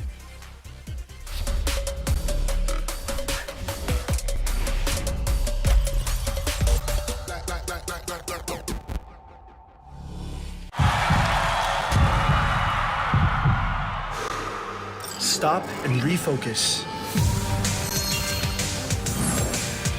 Get a clearer perspective. See things from different angles. Power up and set your eyes on the prize. It's time to step up and rise to the challenge with the Redmi Note 11.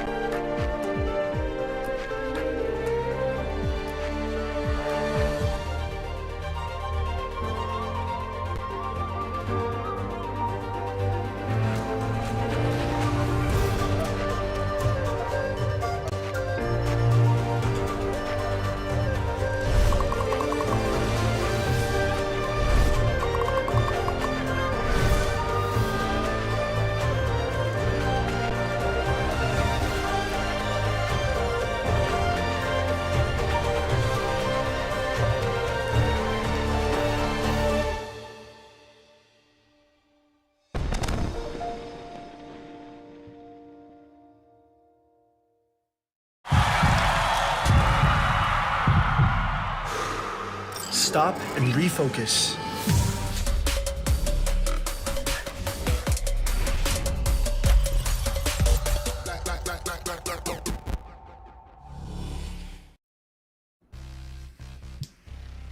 back, everyone, to the second series. We're in the middle of the second series, actually. It's between Team Secret and RRQ. If you just joined us just now, it is currently Team Secret having a very dominant game number one in the first game today. And Apple, I gotta ask, what do you think RRQ can do now for a draft? Do they have to change everything and start from scratch? The thing is, even though that's what we're thinking of, that maybe RQ needs to make adjustments on their end in terms of the pick and bans, this is something that they're very comfortable with. Marquee on the Lux, having a Riven on their team, could be flex between Helios and Chaz. These are like the formula of an RQ composition that we've seen in the past 3 weeks. I for one think that they need to take Rocks away from a more comfort champion.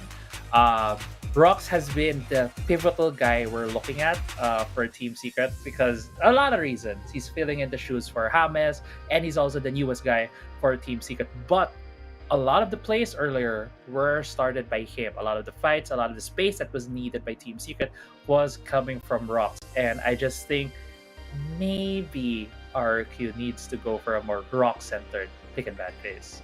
Oh, that's gonna be spicy, sort of whittling away the support pool again. I mean, we saw it at the previous series with more focused on the enchanters, so I can see how it could be possible, but it will also most likely, air quote, hurt what EXO can play as well, since we've constantly seen him on the tanky supports too. Right. Seth, Galio, Gragas, some of the supports that The Exocet Trinity. has been playing. The Trinity. And that's why I always expect for RRQ to pick one of these champions up in the first pick phase, because they need to secure one of the champions from Exocet. And Exocet has had a lot of role swaps. Yeah. Suffice to say, on RRQ, and now he's on the support position, which traditionally, I think, in his star-studded career, has not played support. This is the first time, I believe, in the Wildrift. And yeah, it does show a bit of weakness if that is the usual pick and ban style of RRQ, which is something that they need to look out for. But maybe one thing I also want to touch upon, Riku, is that RRQ likes to play the slow and steady pace, not a lot of fighting. And Game 1 had a lot of fights between the two It's the teams. opposite. Exactly. I mean, we're going to be seeing how it's going to look like again. If it's fight around objectives, are they going to be going towards the Lux Morgana route for Marky or Ziggs for Marky, the AP carry again? Because back when they first met, we saw Marky on the Varus on their second game against Team Secret at the first round robin. So this could go differently again as RRQ, banning the same things though. Yeah, same thing. So if it's gonna be the same pick and ban phase again, they are on the blue side of the map. Yes, it's gonna be the Chase as a third ban. So a lot of familiar things, and Team Secret turning the script around.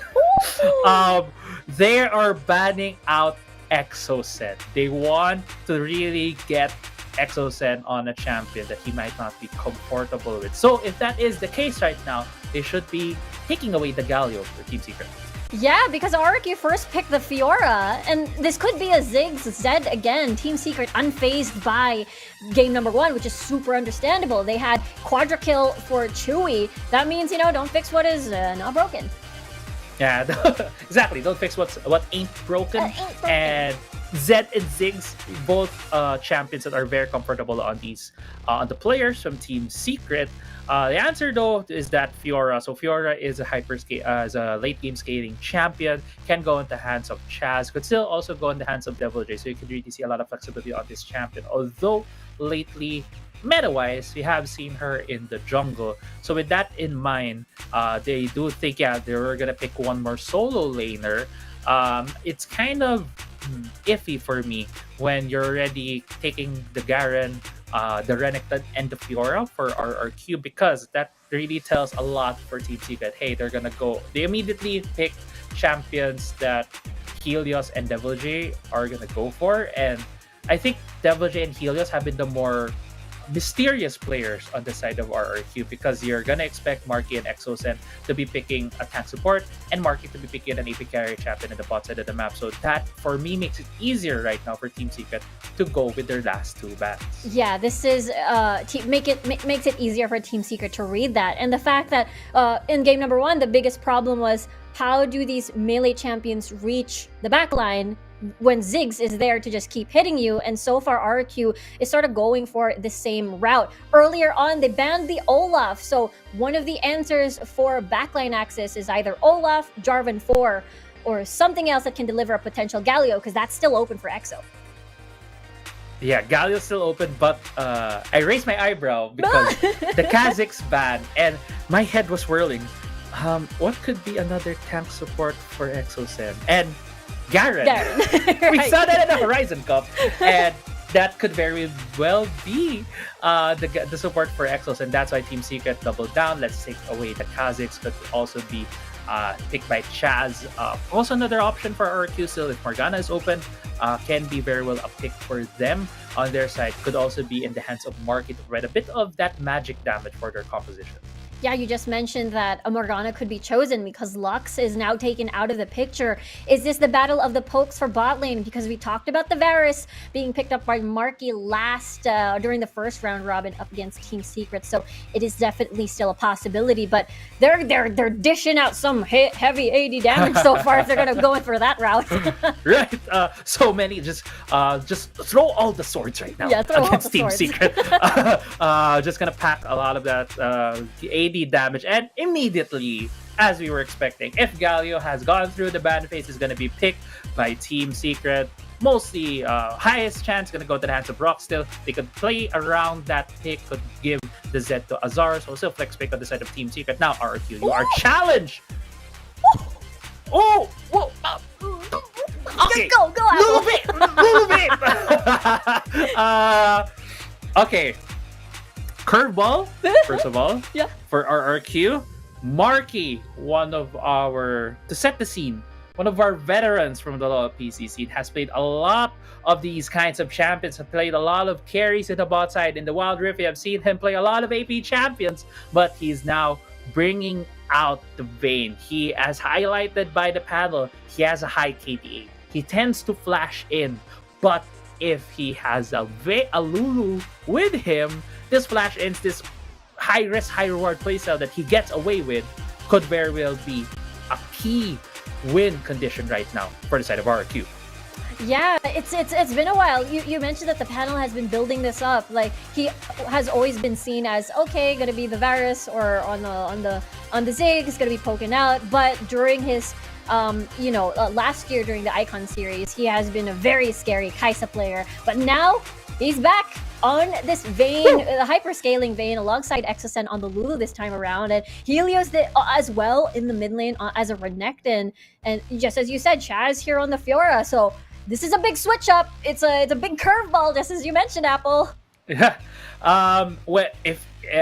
Thing is, when you throw out curveballs like this, today or this game, I think is the right time for RQ, because they have their backs are almost against the wall in terms of the standings. Team Secret looks to be a very much rising team right now in the WCS. They didn't do well in the first round robin, but they are building momentum. They are building a lot of steam.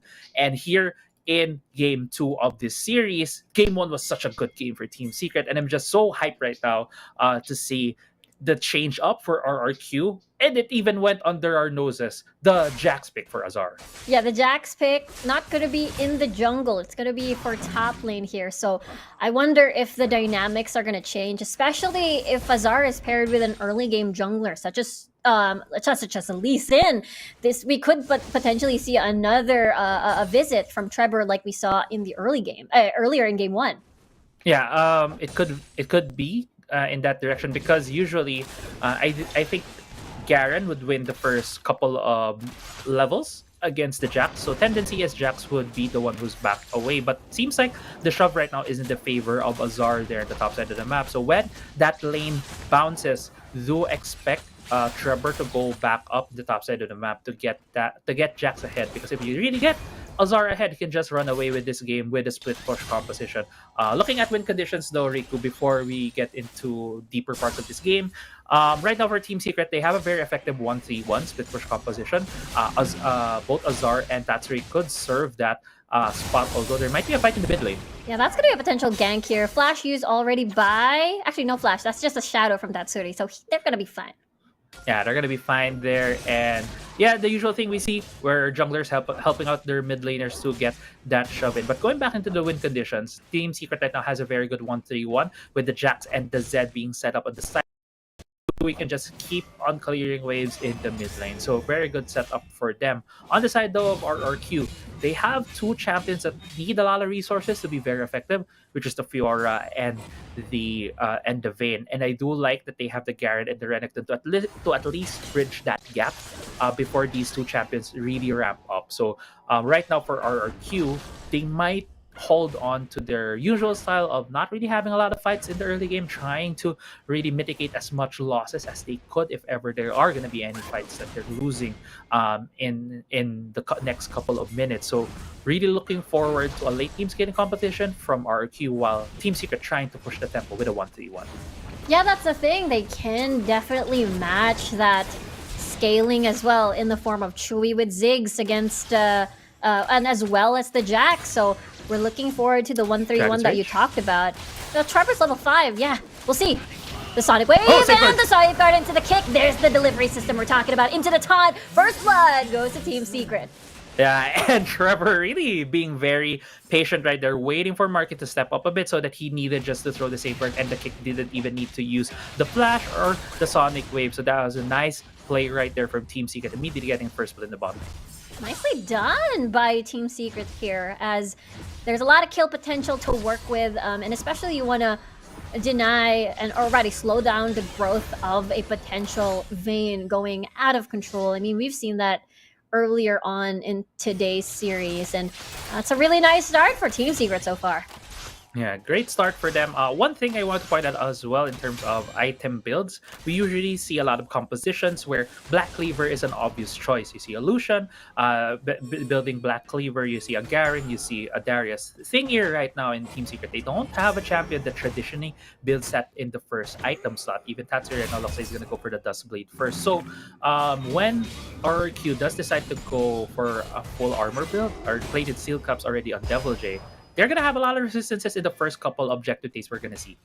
Yeah, there's not going to be a lot of shred on the side of Team Secret just yet, especially Chewy as well, needs time to ramp up on that Ziggs. But look at that. It's still the Team Secret game, right? They placed a lot of high priority on this Rift Herald, and with no priority in the mid lane because it's Chewy versus Marky on the Vayne. Pretty hard. Devil J wants to try, though, with the silence on towards Trevor, but they still secure that Rift Herald for themselves as Team Secret will run for the hills. Their target is now Azar. He's able to jump and flash towards the tower. Hero's entrance for the side of Team Secret, just for additional shielding. Rock's gonna be all alone under the tower, and that's 2 kills for RQ. Yeah, I think in all, it was 3 kills. Trevor falling down very quickly right there. Rift Herald was secured. Also first start going to the side of Team Secret, but 4 members of RQ still here. It looks like they're gonna go for that trade for towers. Nicely done. Still coming from from RQ.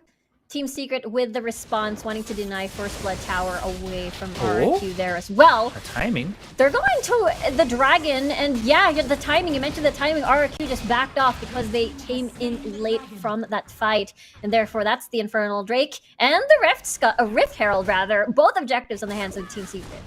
Yeah, and that's something that Team Secret really wants to have right now, because in terms of late game scaling, RQ is a lot better in that front. So if you get the Rift Herald, you can push the tempo of the game faster. If you summon Shelly and it gets a bonk on these towers, you're gonna clean them up a lot quickly. And you also have the Ziggs, and the Satchel can just execute towers when they're very, very low. So a lot of good things right now for Team Secret, along with that Infernal Drake. RQ still keeping the gold close because they do have 2 more kills than Team Secret. So a lot of things right now doing well for both of these teams. It's just gonna flip towards a big fight that we might be seeing the next objectives, as is per usual here in the WCS.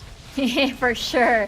either on objective fights or if the composition allows it, a possible dive, Rift Herald Unleashed, and a dive can happen because we've seen as long as a Galio has been picked, as with the potential dive like Trevor going in, there is that chance for Rocks to get a taunt down. And considering the fact that everyone except Devil J on the side of RRQ is pretty much squishy, that can happen. A setup that can possibly happen. Yeah, and setups are gonna be something that we're gonna definitely look at because in terms of catch potential as well, none of these teams really have this sticking catch potential, unlike we've seen with other compositions, like when Rox has the Alistar or the Thresh. There's none of that here. It's just gonna be teams going in hard, trying to get these fights off, but still. Gank can be smelled right now by RRQ because we see Chaz rotate to the top side, seeing that there's more members of Team Secret there, but Rock's already moving away, so not gonna be a fight. Looks like we're gonna have the game that we're expecting here, Rico, a slower pace game. Just gonna be RQ trying to ramp up. Yeah, they have the Vayne late. They have the Vayne and as well as the Fiora late game win condition for them, and that's why they're fine. They can be patient. They can just see if they can fight around these objectives, get possibly Marky ahead. I mean, they already got early kills earlier in the Rift. Why do I keep saying Scuttler? Rift Herald. Rift Scuttler is the baby. Yes. No, I have the same problem. This is gonna start with Rift, but yes, Scuttle, Herald. But yeah, the baby. The baby. Yeah, it's the baby, and it just becomes a Herald later on. And honestly, a bit. I don't want to think about it too much now. Yeah, because you're thinking about like the baby into Rift, Herald into the Baron, into the mama. I don't know. Is this Animorphs or something? Maybe. but yeah, as the game progresses, we are a bit slower right now in terms of the fights. Herald is about to be up in about 7 seconds. Shelly wasn't really used as effectively as we would have hoped for Team Secret being just thrown down there in the bot side of the map, which will be answered by Helios. It gives a bit of space right now for Team Secret. If they can force the Rip Herald fight, it could be a 4v5 because Shelly right here being focused, I think, can he get a tackle? This is gonna be the biggest battle here. Yeah, the 1v1 PvE right now at the bot portion of the map. So Team Secret, just as you mentioned, does have a lot of space. They even timed it super well for them to contest the next objective, which is the Cloud Drake. So now they got it for free. Really nice timing coming from Team Secret. You could really see as well the macro understanding of both of these teams. We've known Team Secret from the first round robin, even though they didn't rack up a lot of wins, there was really that sign of them knowing the game state, the map state, when they need to pull the trigger or not, and that goes to show just now both of these teams great understanding on that front. But looking here, Cloud Drake has spawned, and both teams are looking for a fight. Yeah, look at Devil J. Chaz already in position inside the pit. Everybody just diving in. Devil J leading the charge here, just spinny winny. Helios already activating the Dominus. Can't find a stun. They actually find Trevor rather in the back line. As Azar is gonna try to exit the fight. Nicely done coming from Rock. So many low members. The Justice Punch. Tatsuri's still pretty much alive, but Shadow's back at the Air Drake, or Cloud Drake rather, secured by RRQ. Azar, they've Team Secret already unleashing the Rift Herald. Yeah, they unleashed that before. Ooh, Shelly almost getting a second tackle, not being able to get that. But yeah, they summoned the Rift Herald as the Dragon fight started so that they could still get a trade in objectives there. Great heads-up play from Team Secret. RRQ also a bit late on the rotations right here. Azar, you need to get away. If you stay too long, you're going to get picked off. But yeah, great heads-up play from Team Secret. They summoned the Herald before the Dragon fight started so that if they are not able to challenge that objective, they can still get a couple of structures on their way. And because of that, because they are now leading in towers 3-1, they have a 2,000 gold advantage. Not a lot in terms of where we are right now, 10 minutes into the game, but still taking away those 3 outer tier turrets will help them with their current strategy, which is going to be that 1-3-1 split push. You're right, Azar, Tatsuri ramping up. We're gonna be looking forward to this Zed Tatsuri over here if he does get that teleport later for important objectives such as the Baron later, and as well as the Mountain Drake. And now We'll have to see. Team Secret wants to fight, perhaps, as Rox is setting up for a flank. There's going to be the Yeah. charge in, and the Proto Belt into one stun, taunt rather, to the Justice Punch. Not the setup that Team Secret expected. Nicely done by RQ. Yeah, well times silencer there from Devil J. He was able to stop the channeling of the taunt, so they weren't able to do anything more from that. And it's just Team Secret now fishing for some of these kills, fishing for a fight because they know they can take a lot of these fights in this part of the game. And if they distract RRQ enough, their split pushers will just hit the structures at this point, even throwing a Mega Inferno Bomb just to spot out Marky.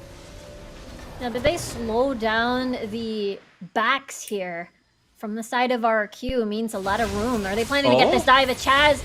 Gonna dash out. He's gonna be fine for now. Yeah, it's gonna be fine. And yeah, Team Secret right now fishing for some of these kills. Yeah, they use that ultimate so that it would buy enough time. But looking at where the side lanes were at that moment, doesn't seem like they could get a bit more push. So we're gonna go back to a more slower pace game. Is definitely a different, huge difference from game one, where in both of these teams were just fighting it out. So we do expect this fight or this game would go where when RQ gets these items. At the same time, though, it's not gonna have, you know, the big action. It's still gonna have some action just because there's still some smaller objectives that they are looking out for, like that red buff. They really secured that for RQ. But this has given space right now for Azar, who is shoving the top lane. Yeah, that's the thing, right? RQ wants the 5v5s, but Team Secret wants the 1-3-1. So it is it's still interactive, but not as interactive of a match as what we saw in game number one. Team Secret is always going to keep backing off of this while waiting for objectives. They know that they're in the lead, and we know how Team Secret. Okay, there's the Proto Belt into the double taunt. Now Trevor with a kick, sending Marky flying next to Chaz, or rather next to Chewy rather, and he's gonna fall. Exosen might be the one next. Azar now chasing down this Garen as Devil J will be able to fly away. Nope, there's gonna be another taunt that's gonna secure the kill. Two members left for RQ. Dasmar on the side of Chaz. He's still gonna be alive. Really nice recost coming in from Chaz, but 4 seconds, 3 seconds on the clock. Mountain Drake is spawned. Mountain Drake's on spawn. Only 2 members of RQ is still up, so this Mountain Drake, it has a high chance going to the side of Team Secret at this point. And, you know, Team Secret really looking for that opening. RQ gave them that opening, jumped on the opportunity in mid lane. Yes, Marky was able to, in the end, get a 1-for-1, taking out Chewy. But in the end, it was still a lot of the advantages going to the side of Team Secret because of the transition, being able to get that Mountain Drake. We are approaching 14 minutes into this game, Riku, and RRQ is still holding on, even though Team Secret got that good advantage.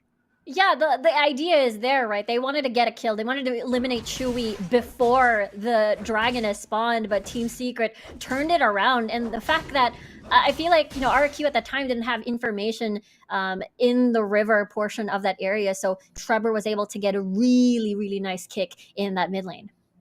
Yeah, and just showing as well mechanical ability of all of these players, but at the same time have to take stock on what Team Secret needs to do next. Because Elder Drake is going to be far away. Again, Team Secret will be looking for these picks, looking for these openings because they are on a timer, and Devil J is trying to chase down Azar right here, although a lot of members right now in the river for Team Secret.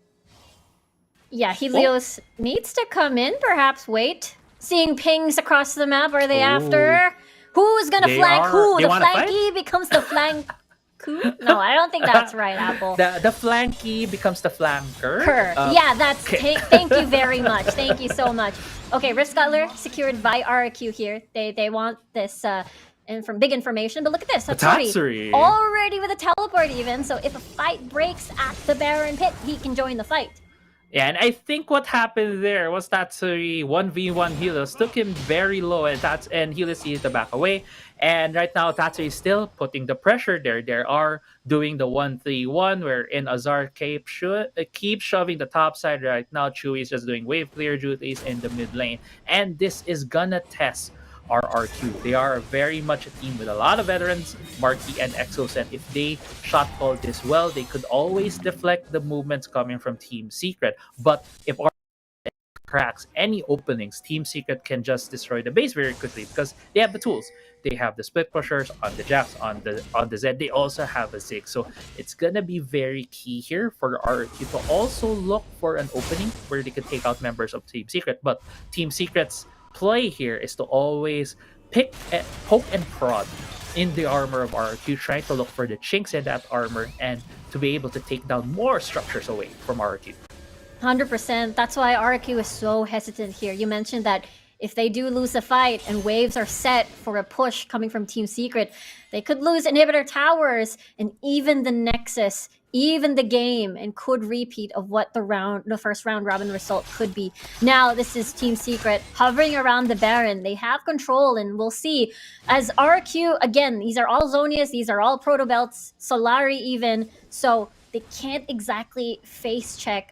They will have to face check rather to scout out the deeper ends of the Baron pit. Oh, Helios though forcing his way in. Oh, there you go. Nicely done taunt coming from Rox. He does have Guardian Angel, so he's gonna be fine for now. Yeah, and I think at this point RRQ is recognizing that if they fight Team Secret on a 5v5 on their terms, they can win. Because the Vayne right now has 3 items. Fiora also has 3 items. A lot of their carriers are getting those items where they could take a straight up fight against Team Secret. And this is the timer for Team Secret. We're already at 17 minutes into the game. They're still doing the 1-3-1 split push composition. As long as there will be a fight here. Uh-oh, that's Helios. On stasis, Mega Inferno Bomb being unleashed. Chaz, though, already has hands on Chewy. He's all alone. No, Rox is with him. Now this is the disengage coming from Team Secret. They want to retreat. They want to go. They want to fly. Tatsuri, though, at the bottom portion of the map, split pushing still. Not activating his teleport just yet. Azar is down. And that's going to be a 4v5 so far. Helios now backing off. There's the death mark already being used on towards Helios. And that is it. Elder Drake has spawned. And it seems to have calmed down so far. Yeah, have calmed down. One pick. One guy is dead right on the side of Team Secret, and it looks like it's gonna be the Elder Ocean Drake that RQ wants to start on. This is going to be tricky at this point. Look at Devil J. He's zoning out the members of Team Secret. RQ has a lot of damage to chunk this Elder Drake down. As you mentioned, 24 seconds. Azar is not present in this fight. Half already. Mega Inferno Bomb. Helios is going to join in towards the pit. Devil J doing a lot of work here to zone out the members of Team Secret. Elder Drake really incredibly low. Trevor looking for a fight, looking for a target. There's the Dragon's Rage. Where is it? They're circling around. Jazz is out of the pit already. There's no jungler inside this pit. No, he's back with the blast cone and he's able to secure the Elder Drake for RRQ. And now Tatsuri is able to get a double kill. Teleport coming from Azar. There is Helios still pretty much alive. Bot lane wave is pretty much pushed. Devil J not present. Marky is present. Exo is super low. Tatsuri wants this kill. Azar wants this kill. And that could be it as teleports are coming through. They want to hit the Nexus. They want to end the game. They want to keep it 2-0 against RRQ in this round robin, and it is very possible. 2-0 coming from Team Secret against RRQ. That was so close for it to turn into the favor of RRQ right there. That dragon fight essentially turned the game around. It was a 4v5 that started off again. Team Secret just able to throw their damage. You could see the plan right there from RRQ. Garen just boxing everyone out, using his big bulky body to take away the Team Secret members. But the thing is, Team Secret has a lot of damage where they can just throw and not notice the Garen. They were able to throw the Mega Inferno Bomb. A lot of the bouncing bombs coming from Ziggs, and Patsuri was able to go for a flank. That fight went so long and so seesawy, I guess is the best term, is because a lot of them had no ultimates. Only Chaz, I believe, had ultimates at that start of the fight. And it's just, I can't get enough just looking at that last fight, just trying to think about what could have gone towards the side of RQ, because that was what you would call a coin flip moment there for both of these teams. 100%. I think we're going to be seeing that last fight at the Elder Drake in this replay and this highlight replay, and it was so incredibly close, just as you mentioned. It felt like Trevor was hunting for Chaz. Chaz was inside the pit and then going out of the pit. Trevor did the same thing, trying to run around, and then Helios was trying to chase Trevor. It had these mini stories and mini chase scenes that it was just so very chaotic, and Team Secret was able to basically take advantage of that chaos. You know, Rico, if I had the luxury of just pausing and playing and zooming into Yeah. each individual fight that happened at the last part. It was just really, really good for both of these teams. Honestly, this was a 2-0 for Team Secret, but the last is it. game, yeah, this is it. Like, look at this fight, like right here, where no, is it? Yeah, this is it. Yeah, I'm sorry, Trevor, I'm what was blacking the out fight? right Chaz is here, out? but yeah, a lot of your Tarky even going in. It's just the taunt, just so many small individual plays that if one of them just misplayed a bit or positioned themselves in a very different way, it could have gone to anyone at that point. And really, player of the game goes to Tatsuri because of the split push on that Zed. But honestly, for Team Secret, I feel like all of them played their parts perfectly. Yeah, that game.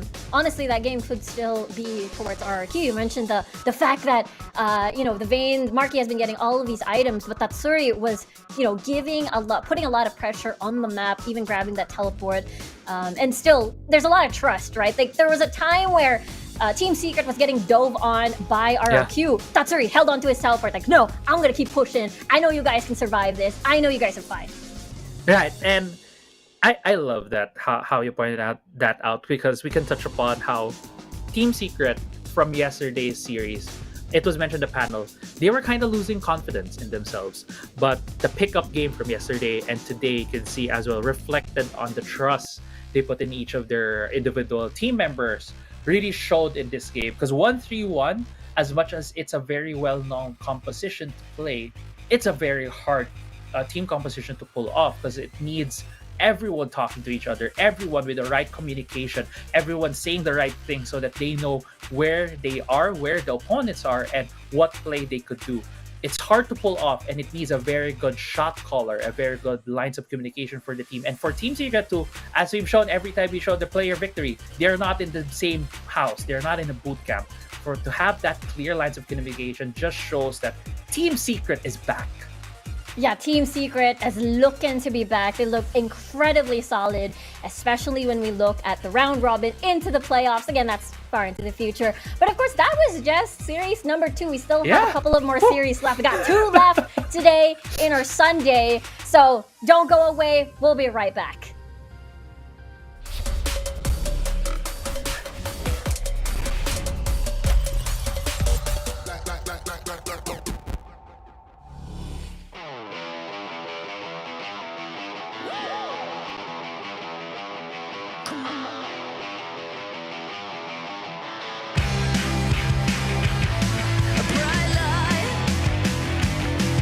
Feels right. I can't lie.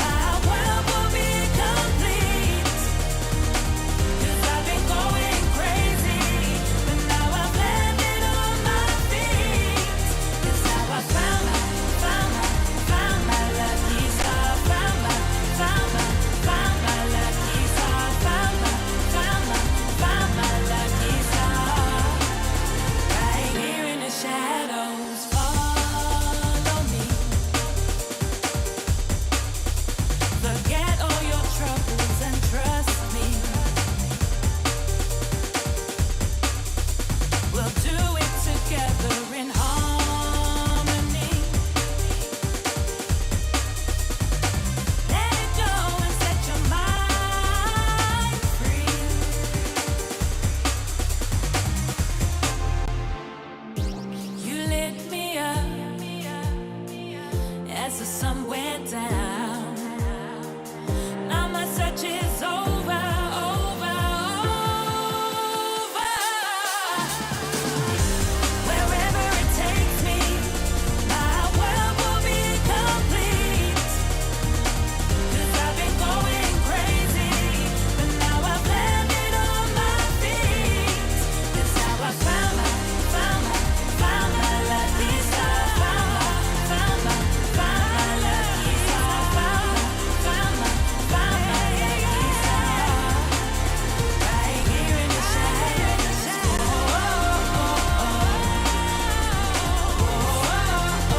here in the shadows. In the shadows.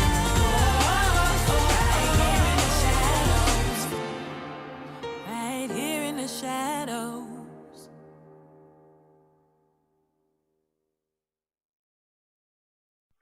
Running wild out of my mind. Hold my breath, 'cause I'm ready to make a move.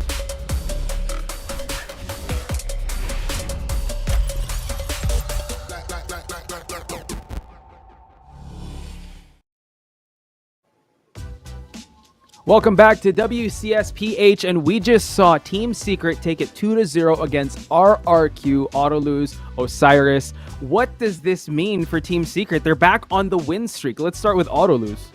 Better. Yeah, better days for Team Secret overall.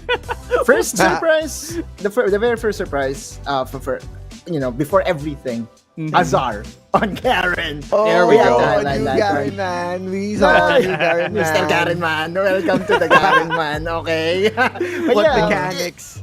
exactly. I mean, I think this is the first time in forever that we saw a very high mechanically gifted person just go for the Garen and Yeah. he dominated the lane against Devil J. Just a genius pick overall, and the meta that we have right now. I know that Garen got punished earlier today in the Sunsparks series, but game number 1, you could see that the Devil J went for the high risk, high reward play, which was the solo kill. It did not really transpire, and that was heavily punished by Azar. You know Azar, he knows how to utilize Trevor perfectly, and that's the pressure that was accumulated, the experience that they were able to accumulate over time and over the international experience. I feel bad for RQ right now. I'm not 100% sure if they're going for a roster change come next series or come next week, because something has to change. This statement game from Team Secret is definitely an exclamation point. Yeah, and considering that we saw you focus on the Garen as well, and great respect Azar for changing things up, because if you are being read again and again, you need to change something. And if RRQ changed the roster, Azar did change something on his pocket, and it's somehow different because they played on a Devil J played on a Renekton, but doesn't even have a Bramble Vest to entirely negate the regeneration coming in from Azar. And on the flip side, we saw Devil J playing on a Garen, and as how Otto put this, that if it works, if it doesn't need those huge mechanics, you can entirely play it. But what happened was, if you're playing against a Garen, you don't have to fight it. He goes for that Jax and wait for that tower spike, and then transpire into mid game to late game. So I think that was a genius play coming in from Azar and overall Team Secret. I focus on also that Kaigu told us to ban the Thresh, but they also forgot to ban the Zed. Remember, this that's is true. Yeah.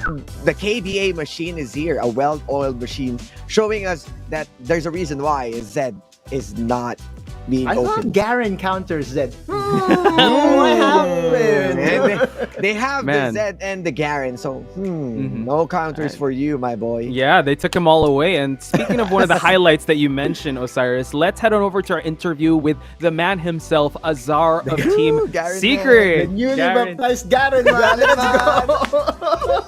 Azar, there he is, newly adopted to Garen. Congrats, a win. Question: so, how does it feel to be back on the win streak as Team Secret? Are morals high? It feels good. Nice. It feels like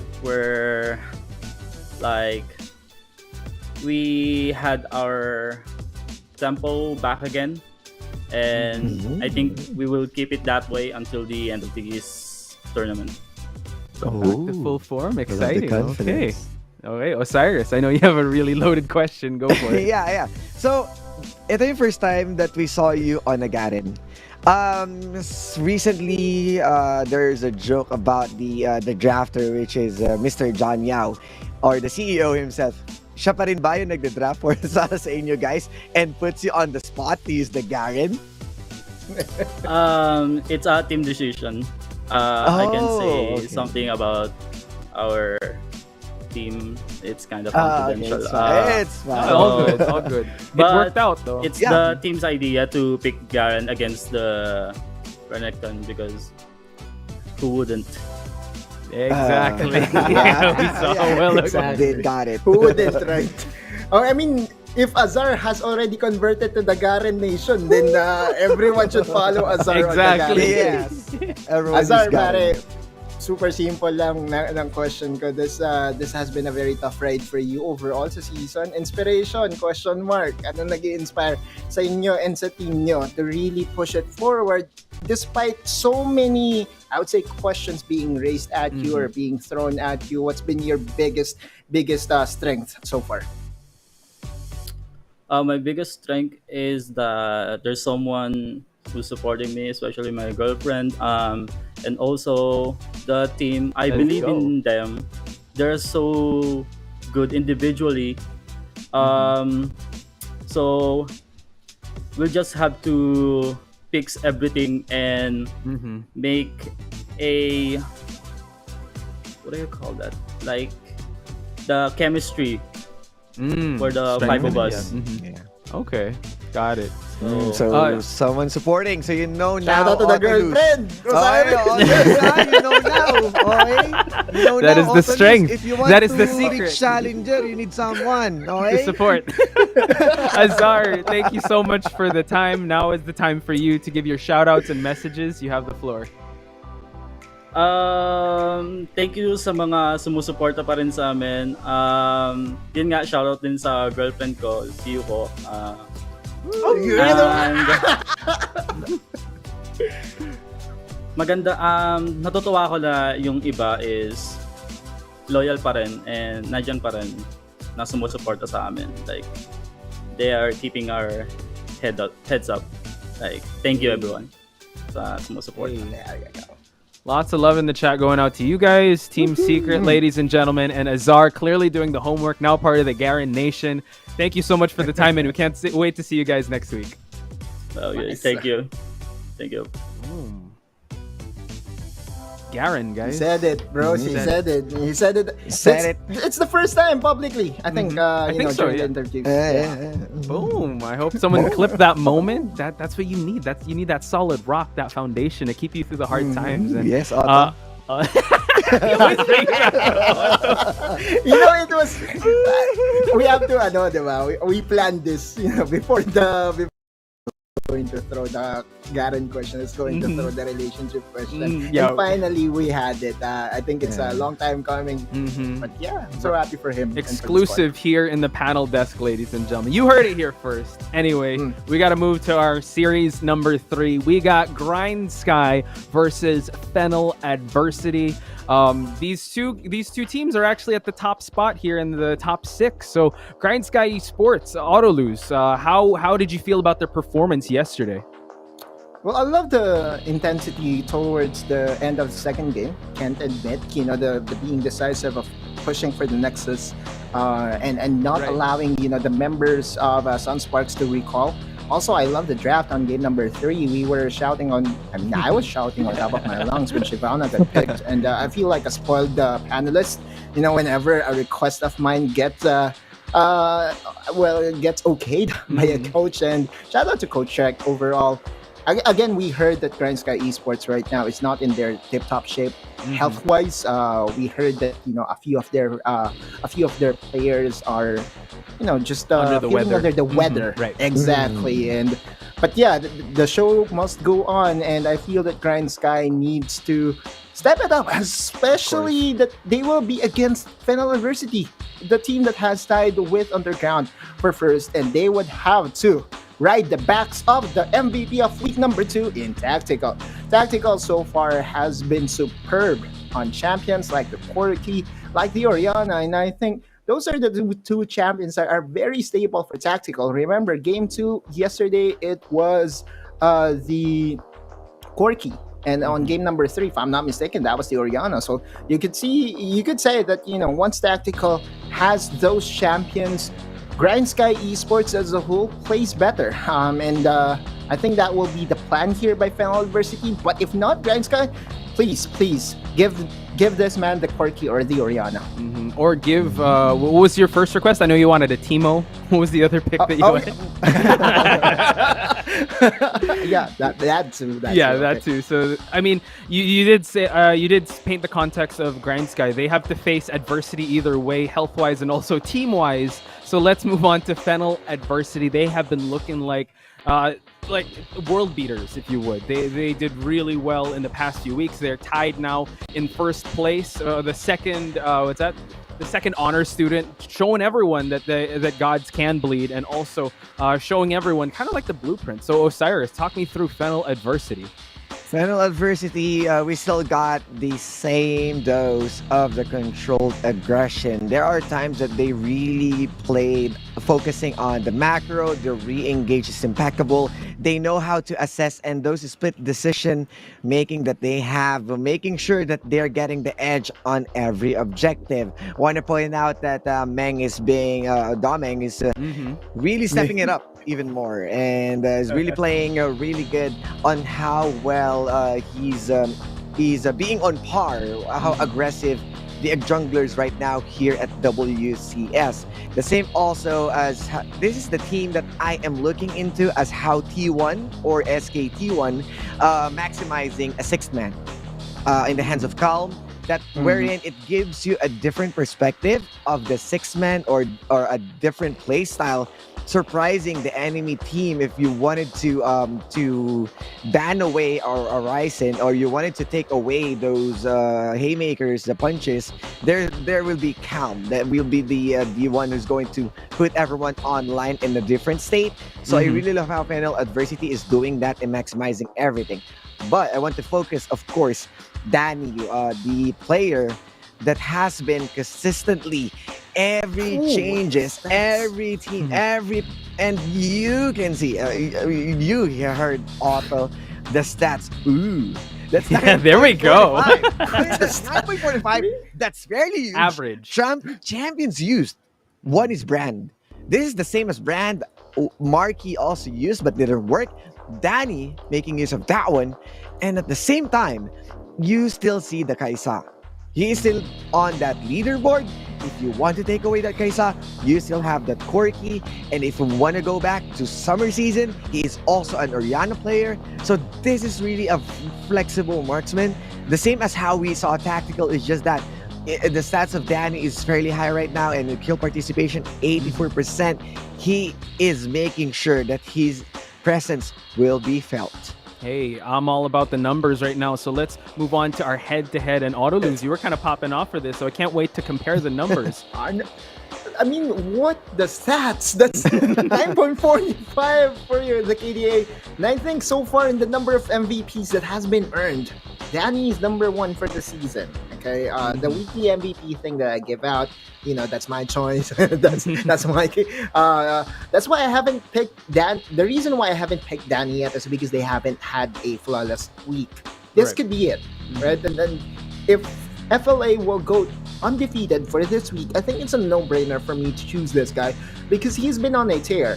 Looking at the damage per minute, it's nice, I would say. 1,269 to 1,207. You can see that there is, a fair bit of it. It's almost identical. Yes. It's not really, tenses. Doesn't really matter. What matters right now is the KDA and Fennel's playstyle to really play around Danny. Regardless of Danny being an AP or an AD champion, you could count on this guy. Same with Tactical. But Tactical, again, 2 champions that I really favor for this guy is the Corky and Oriana. That's it.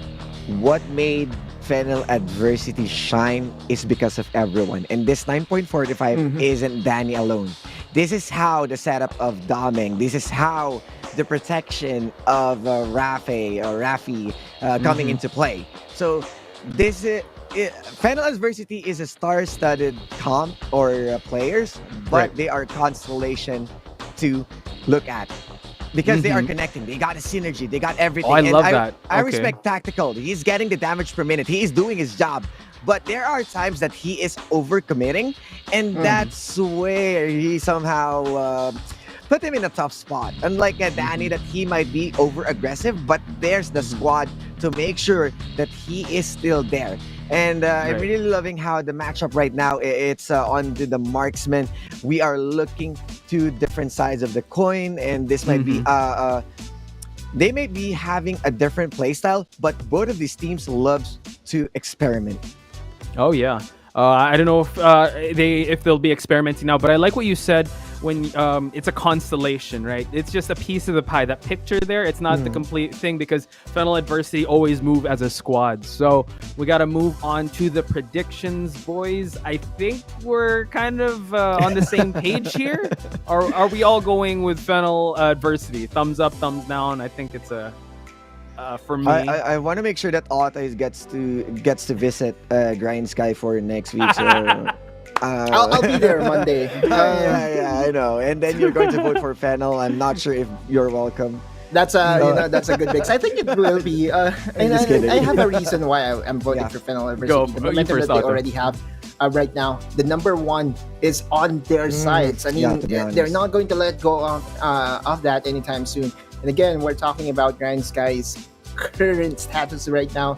Okay, we have insider info that the players are feeling under the weather, and that's really affecting their play. If they were a fair bit healthier yesterday, I expected a 2-0. And during the first day of this week, they also suffered a 0-2 loss, which is not so Grindsky compared to the Grindsky last week, Right. right? And that's Yeah. to me the logical choice is FLA for now. They look very solid, very strong. Yeah, Oh, but go. I kind of understand, man, that not the Grindsky from last week, but we are going back onto the Grindsky that's getting those 50-50. Oh, So, right. Yeah, We talked they're about good that. yesterday, but they're tough on Friday. And what's now, right? But I wanted them to be on the consistency boat. Just making sure that they still got it, but feeling under the weather isn't really a good state. And remember that Coach Rec is a man of confidence also, and even Linka, the assistant coach, that they might be shaking things up if they really want to put a tremor onto the FLA status. Oh yeah, I agree. We are all going with Fennel Adversity on this one. The foundation's too strong, and as the points that Autolose did mention, it kind of makes the performance a little bit shaky. So let's see. I don't know. We always like to be proven wrong here in the panel desk, but for now we are going with Fennel Last time Adversity. this happened, we got tagged. Okay, so click, clack, boom. Yeah, let's go. Just the 5-second pose. There you have it. Fennel Adversity. And ladies and gentlemen, if you guys want to chime in, again, just pushing the hashtag WCS and WCSPH and hashtag Wildrift Championship C. If you guys want to make your voices heard and also join us in the panel discussions. Now, before we start off, I just want to ask you boys, we're on this anime tropes, right? Do you have any anime tropes for these two teams, Fennel Adversity and Grindsky? We already went Dragon Ball with Master Roshi. We already went Samurai X. What else you guys got for this one? I'll goes go first? with Fennel Adversity as the Kimetsu no Yaiba. They are on the way to be the Hashira of this Okay. tournament, and their breathing style will be different. Tested, so- yeah. Just breathe, pass out, and maybe go for the thunder. How about you? What's that? Auto loose. For Grindsky, knowing their character, Crayon Shinchan, let's go. It's just all fun. Yeah, usually right, in every interview they're always remember ready with a Puti. round of applause. Like the dog of Shinchan. Aling Carmen, let's go. Aling Carmen, let's go. Oh my gosh. Okay, that's perfect, guys. And if you guys have any anime references, please also use the hashtag. Let us know what you guys think of these two teams in terms of the anime context. We're having fun here. So, again, ladies and gentlemen, these two combatants, they are in a pretty good spot in the standings, but you know what? They always want to rise further. So let's head into it. Grindsky versus Fennel Adversities. Casters, take us away.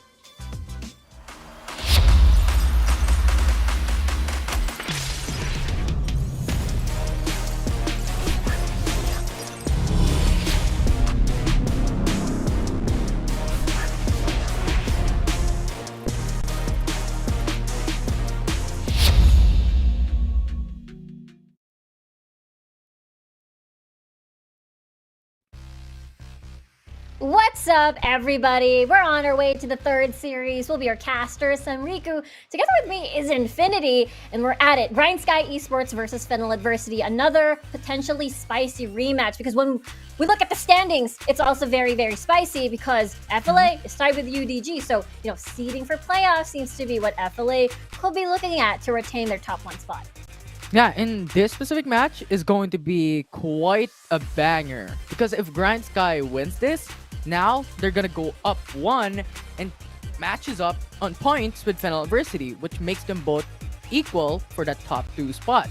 And now we all know UDG is gonna fight CE later on, so that's going to be heck of a game. And now this is what we're looking at, so all eyes on this game because this series is a lot at stakes. And I'm actually just excited here, Riku.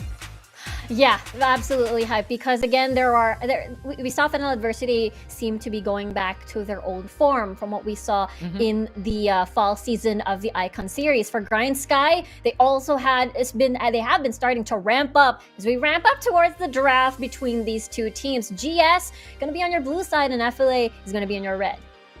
Yeah, and now for Grindsky Esports, we all know how Fennel Adversity has played with Ryzen and Danny and Rafi as the center of this team. So Renekton banned a huge respect onto Horizon, and Renekton just has like 100% win rate so far for Fennel Adversity. So banning it away is a huge respect on this player, and not just Renekton but also Darius as well. So a huge respect onto the Baron lane.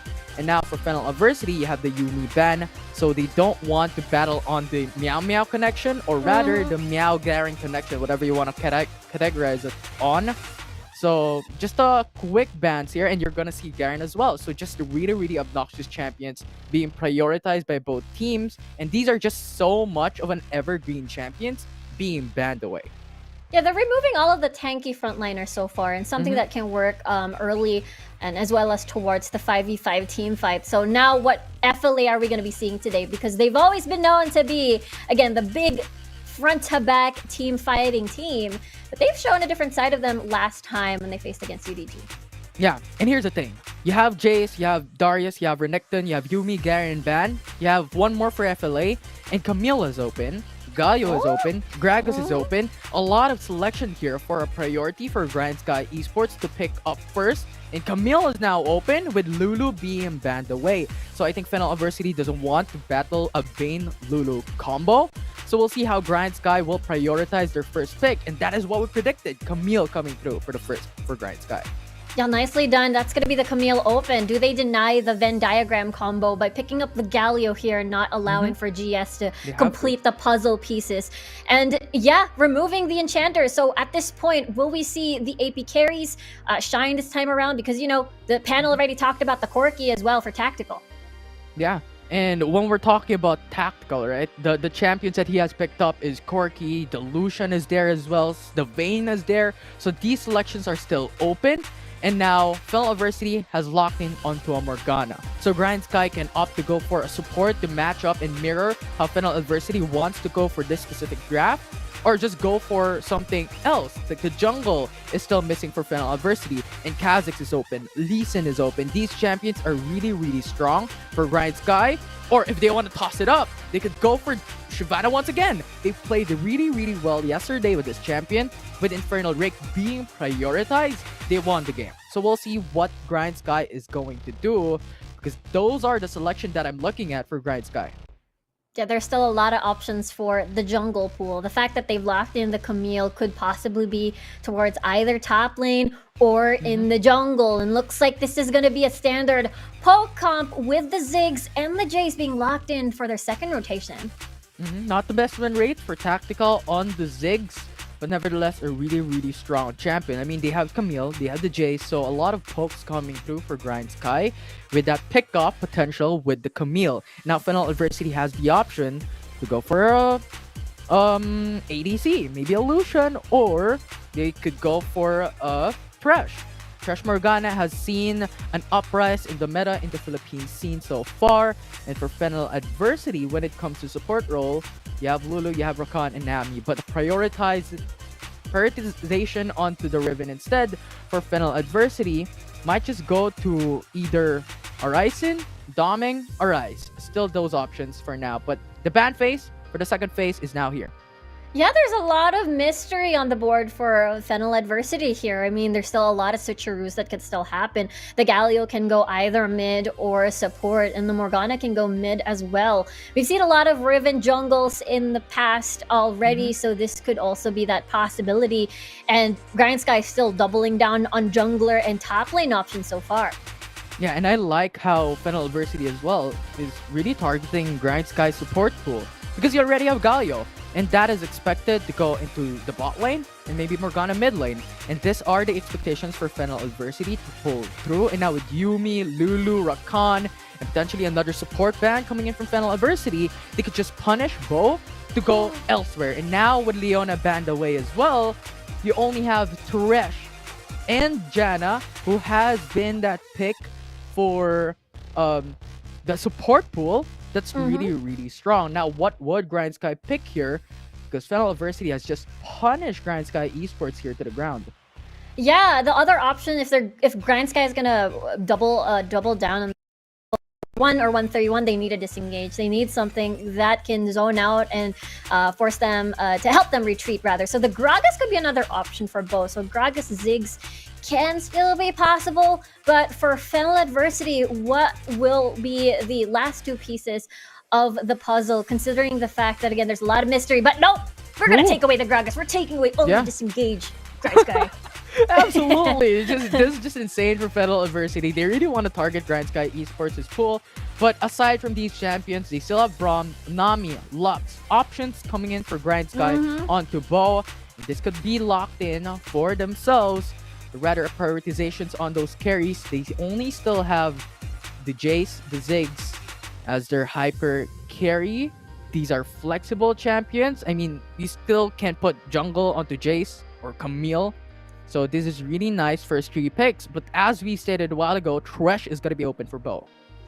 Yeah, it seems to me they're full committing on this pick composition. It is very smooth in execution. You got Hextech Ultimatum into the Death Sentence, and you just rain all the pokes and the bombs in the world coming from Tactical and Bambi, so it does work. And now, the last pick would expectedly be a Bruiser, as I'm expecting Jace to go mid lane and Ziggs to go bot lane with Thresh. We'll see as now the timer goes up. What will the last pick be? And now Nasus! Now! This is the first time that Grindsky Esports is going to pick this up, and I am excited here, Riku. But we all know the amount of utility that Nasus has is insane. And now Olaf coming through for Fennel Adversity. This is a toss-up, and I'm really excited. And when we're talking about winning conditions here, Fennel Adversity has a lot of CCs, has a lot of engage. They don't even need to worry about protecting a backline, because expectedly Morgana is just going to go in as well alongside all of his teammates. So the 5v5, insane for Fennel Adversity. Now for Grindsky, pick off. Yeah, I love how you said that. Like, the next level plays is just, you know, not worried about your backline by not having a backline. Everybody is just going to be joining the fray, joining the fight, be on melee range, because this is quadra melee, and Morgana has to utilize her ult with being in basically almost melee range. So, yeah, I love this all-in comp coming from FLA. They have the Olaf to just dive in and hack away, ignore all the CCs in the world, and just hack and slash the Ziggs and as well as the Jace. But yeah, Grindsky, pick off, just as you mentioned. Yeah. Though the thing is, I don't know how they're gonna pick off anyone from Fennel Adversity, because all of these guys are really, really strong defensively. So it's going to be a question mark here and a mystery for Grindsky. But when it comes to the damage output, you're looking at Nasus when it comes to the late game. Ziggs also scales. We've seen the power of Ziggs in the last series, being played by Team Secret to the highest level, and now on the hands of Tactical. And yes, it doesn't have the best of the win rates, as the win rate is 0 so far from week 1 to week 3, day number 1. We'll see if that changes today. Could be the big change. I mean, Grindsky, FLA, very close in the standings. Actually, Grindsky is 1 win away from reaching FLA and UDG points in the current standing. So this is very important for Grindsky, and is very doable. And now I want to talk about how the runes are played here for the side of Fennel Adversity. If you're looking at Danny and Raffi, both Font of Life. So they want to have that team play. So that is the goal for Fennel Adversity. And now you have for Grindsky Esports just the traditional one with Tante going in for the fleeting footwork, and then Tactical going in with the airy. So more damage coming through. So very traditional here for Grindsky Esports. Yeah, just a lot of enabling the pokes a lot. Remember the time where we saw Ziggs also carried Fond of Life? I think it was last year in the Icon series. I remember those days. Yup, it was. But it's the standard airy. But Danny this time around gonna have that Fond of Life as well. You mentioned that team play, and FLA very comfortable in the lanes. They all have these wave clear. It is actually a top lane Olaf. It's not gonna be the jungle Olaf this time around. It's gonna be Doming on the Riven. Really interesting. Maybe they don't want to have Riven go top lane because of a lot of CCs coming in from Nasus with the slows. They really want to just engage Tante consistently, and with that pressure coming in from an Olaf, you just can't go in, and you see the prio top lane for Horizon. The flash though gonna be burned. Ooh. Nicely done by Tante here. He's having I think Doming really wants to set up this dive, but they don't want to dive in too deep too much. Bot lane though, there's gonna be another fight here. No summoners are still spawned, but it seems to me Grindsky also wants to do the same thing. Yeah, but still no Hextech Ultimatum, so no lock-in for Chinese 1. The only CCs that they will depend on is Bo's Death Sentence alongside with that hook shot. So they're going to disengage. And look at Doming though. Oof. Just visiting, just looking at. Yeah, just visiting. There's not gonna be any skirmishes anytime soon. Both of these junglers have been focusing their efforts on responding to where the other jungler is and see if they can get a pick or two. But that's the thing, right? Infinity, it's difficult with the Black Shield for Morgana. If you want a Hextech Ultimatum, Danny. Yeah, who cares about CC if you have Morgana on your team? And also, a player that would actually go with a 5v5. So it's going to be really difficult for Grindsky Esports, but going on the same topic about CC, I'm expecting Grindsky to more or less go with that consistent merc treads for the remaining members of this team, but go! Look at that though, there's not going to be any Ragnarok. Horizon decides to just keep it safe, keep the ult for the possible fight. That's going to be first blood for Grindsky. Nice 3-man drone coming from Grindsky Esports. And this is just the thing that you need to be afraid of when you have a Camille from your team. Just the Hextech Ultimatum will lock you down immediately. And when it comes to an Olaf, you can't really go away when you're locked in on the cage. And the only thing that you can escape from is if you have Arise with you. But Arise is on bot lane. It's the opposite side of the map. So really difficult time for them. Now the thing is, the Infernal Dragon will come up at 20 seconds. Nasus is still not scaled. Tactical doesn't have his Lunance Echo as of yet. So expecting here Fennel Adversity to maybe have that dominance in 4 minutes. Whoa, wait, Horizon Bambi going at it. A nice flash to dodge the poke, and the ignite is not going to be enough. Both mid laners though, Qeon is going to do the follow-up into the hero's entrance. But look at Doming though, he wants in. Raffi even going in as well. That's going to be a 1-for-1 jungler for mid laner on top of the Infernal Dragon spawning. No lantern for you, Chinese 1. It's Fennel Adversity just halting that retreat coming from Chinese 1, and no junglers for Grindsky as you have reiterated. And this is what we're talking about when it comes to the 4-minute mark. That great engage coming in from Fennel Adversity with a quick response.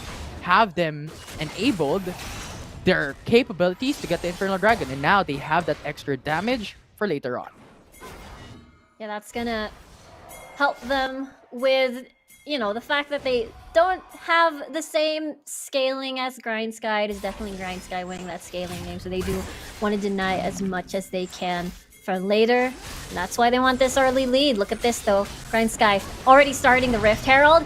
There's Raph getting the taunt in towards Bo. This is going to be an Infernal, well, not Infernal, the Rift Herald already secured by Qeon, and this could be the retreat as Grindsky walks away.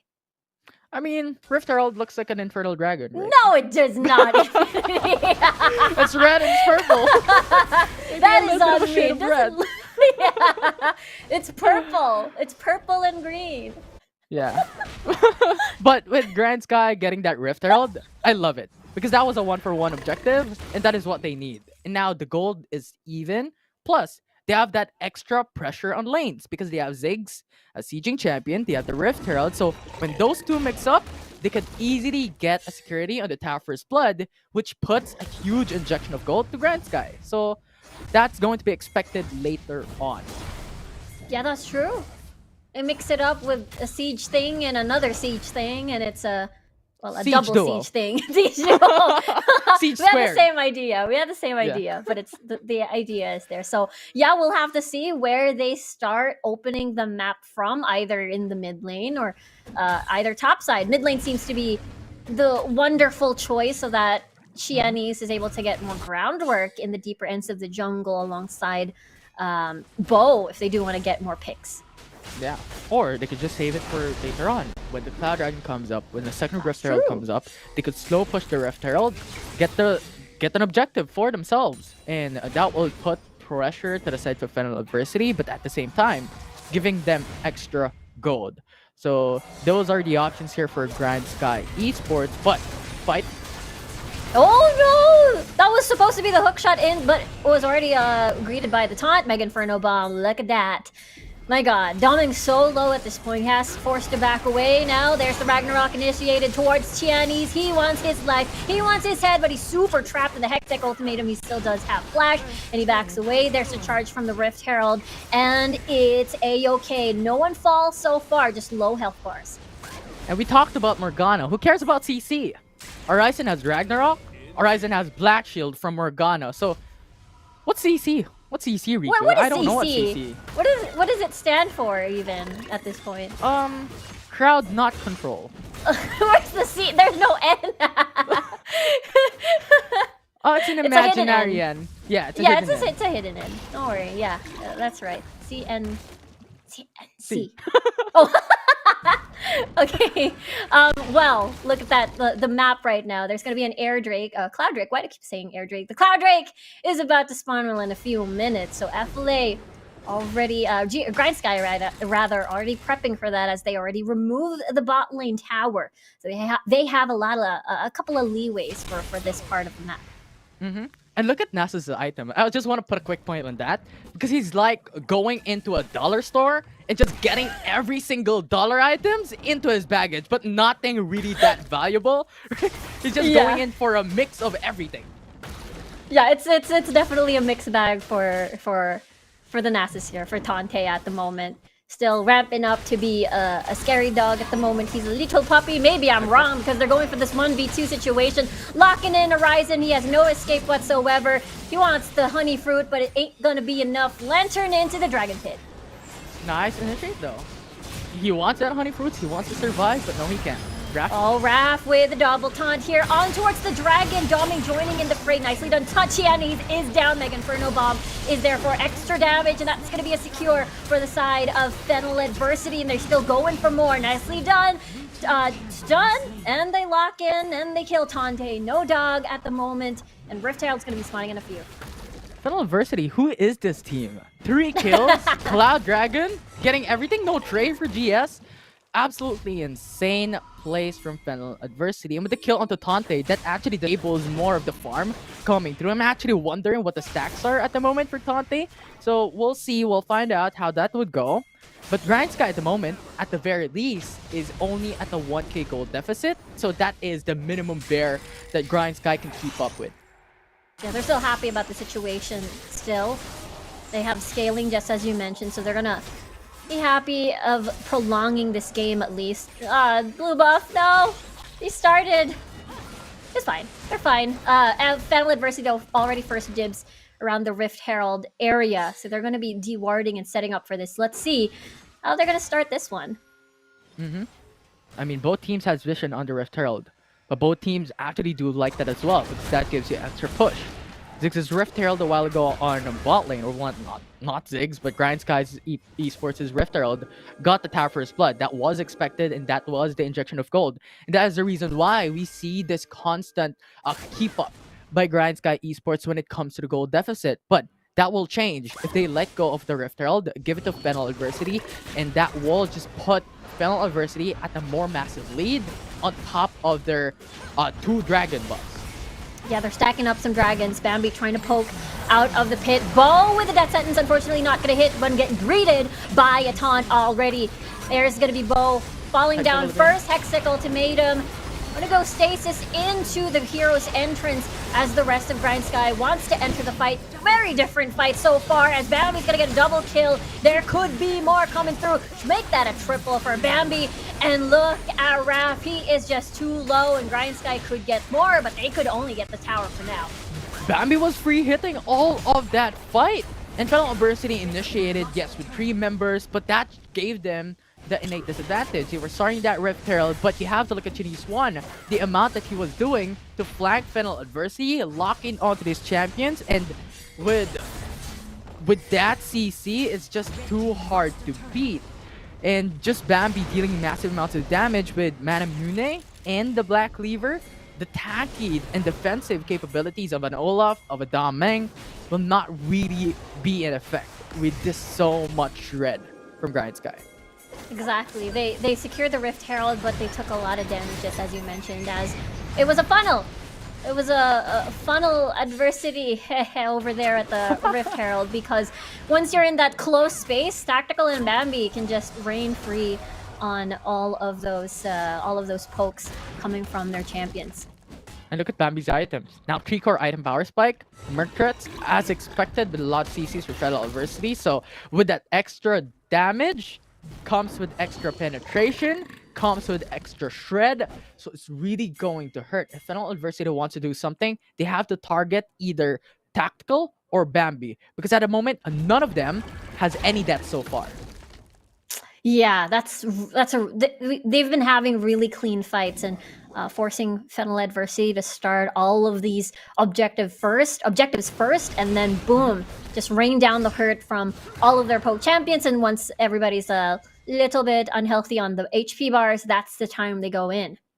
Yeah, and now when we're looking at the items, now Bambi went in for the Stasis Enchant. Nice pickup. And for both teams, actually 3 Stasis Enchants, right? For Fennel Adversity, they're just respecting Chinese One with a Hextech Ultimatum, because it's really nice to Stasis Enchant a Hextech Ultimatum. And for the grass side of Grindsky Esports, you have a lot of bursts coming in from Danny, from Arise, from Rafi to cancel out those CCs. So very, very great picks on the enchant. Item pool of Grindsky and Fennel Adversity, but the Baron Nashor alive, Mountain Dragon alive, and this might just be content for Fennel Adversity on the Mountain Drake. Yeah, this is going to be spicy. Who will target or who will go first? As again, Grindsky has been very comfortable just waiting for Fennel Adversity starting this dragon, because again, they've got the advantage when it comes to poke. They're happy for Fennel to just keep starting this. So we'll see as Grindsky has driven out Fennel. They're going for the Baron instead. Look at Qeon. Yeah, he's already moving towards top side at the moment. They know they're doing this. It's going down pretty fast. Already getting the Smite Mega Inferno Bomb already being dropped. Here comes the steal coming from Tierney's. My word, even into the stasis. Here comes the rest of Grindsky already. Hextech Ultimatum already on the board. He is still pretty much alive. Bo already down. And Tande on the run. Tierney's has access. Hook shot out of the pit. But they have no tools to chase for now. I just can't believe it. Like, how? Grindsky Esports, not just that, not just the Baron Nashor steal, but they get the Mountain Dragon. So 2 for 2 when it comes to objectives for the side of Grindsky Esports. And when we talked about a while ago, having an equal gold lead for both teams, now it's not even. 4K gold lead for Grindsky Esports. And now looking at the replay, look at Chinese One's position. Jumping in, exactly the right time to use the Smite, and Doming came through Smite first. And I think they were on that pressure, because they saw the Mega Inferno Bomb, and when that hit, a lot of damage come through. And I think what Doming wants is to at least have that security that the Mega Inferno Bomb will not get the steal. But instead, that came at the cost when Chinese One came through and get that Smite. So a lot of things to consider here at the moment. And with that said, what we talked about a while ago, Sieging Champion, Tactical, with the Baron Nashor buff, this is going to be obnoxious for Fennel Adversity. Yeah, they have to deal with this. The fact that they're only wave clear, well, they got 2 at least, and Danny and Arise with the casks and at least with tormented soil, but I don't think it's gonna be enough. And now they're charging in towards this tower, and you mentioned siege. It's the opposite for FLA. They needed the Baron badly because they have no way to siege. That's the beautiful cask into the taunt. There we go. Bambi is already on stasis, but the Lantern's gonna save the day. And so far, GS still continuing with this push. Yeah, double split push. Look at the mid lane. Only one bomb can actually just open up the base, the Nexus, and really great thing for Grindsky Esports, because now, at the moment, look at the gold lead of every single player. At an average of what, 1 to 2k gold lead for each individual lineups, and you can imagine how Tante is now stacked up when it comes to those queues. That's gonna hurt with Triforce and Force of Nature as well to resist that magic damage coming from Danny and Arise. Yeah, the fact that everybody, well, mostly of FLA is pretty much squishy. It's gonna get one bonk and it's gonna hurt a ton from Tante. Look at this though, FLA starting and setting up for a potential dive. I don't think there's vision there. Grindsky does not see this. 681 in this tower are already pretty low, but they decide to just back away instead. Yeah, because if they stay too long, they're gonna lose on the lane prio. They will not be able to clear the waves in mid lane later on. And then on top of that, they're gonna lose on the farms. Because as the time goes by, you're looking at Chinese One farming their jungle. You have Grindsky Esports farming the mid lane. Really solid. So Fennel Adversity doesn't have all the time that they have to just stay there and wait for an opportunity to arise. And that's really important to take note. And now Baron Nashor will come up on 20. If Fennel Adversity lose this, they lose the game. This is going to be tricky. We do have a lot of options to start with the cask into a taunt from Raph, into a dark binding. Look at this response. They're going to hit mid instead. Yeah. Maybe a potential 4v5, but look at that. Tante continuing the push on shot into the sweep. Raph, the only one left rather in this retreat, but Qeon wants to push further, deeper into this, using a flash, using that smite. Tante with a flanking maneuver as Raph is so low, will be the first one to fall. Danny will follow suit as we see Bambi on a rampage. They're sending their regards and they want to get into the Nexus, but the wave is just right behind them. Yeah, because the Elder Dragon is there. If Grindsky go and force the Nexus, Fennel Adversity, if they get the ace, that will be over for the side of Grindsky. So they rather play it safe. They get the turret on bot lane, open up the Nexus, have that natural lane pressure, and then get that Elder Drake. But now TPs are coming up.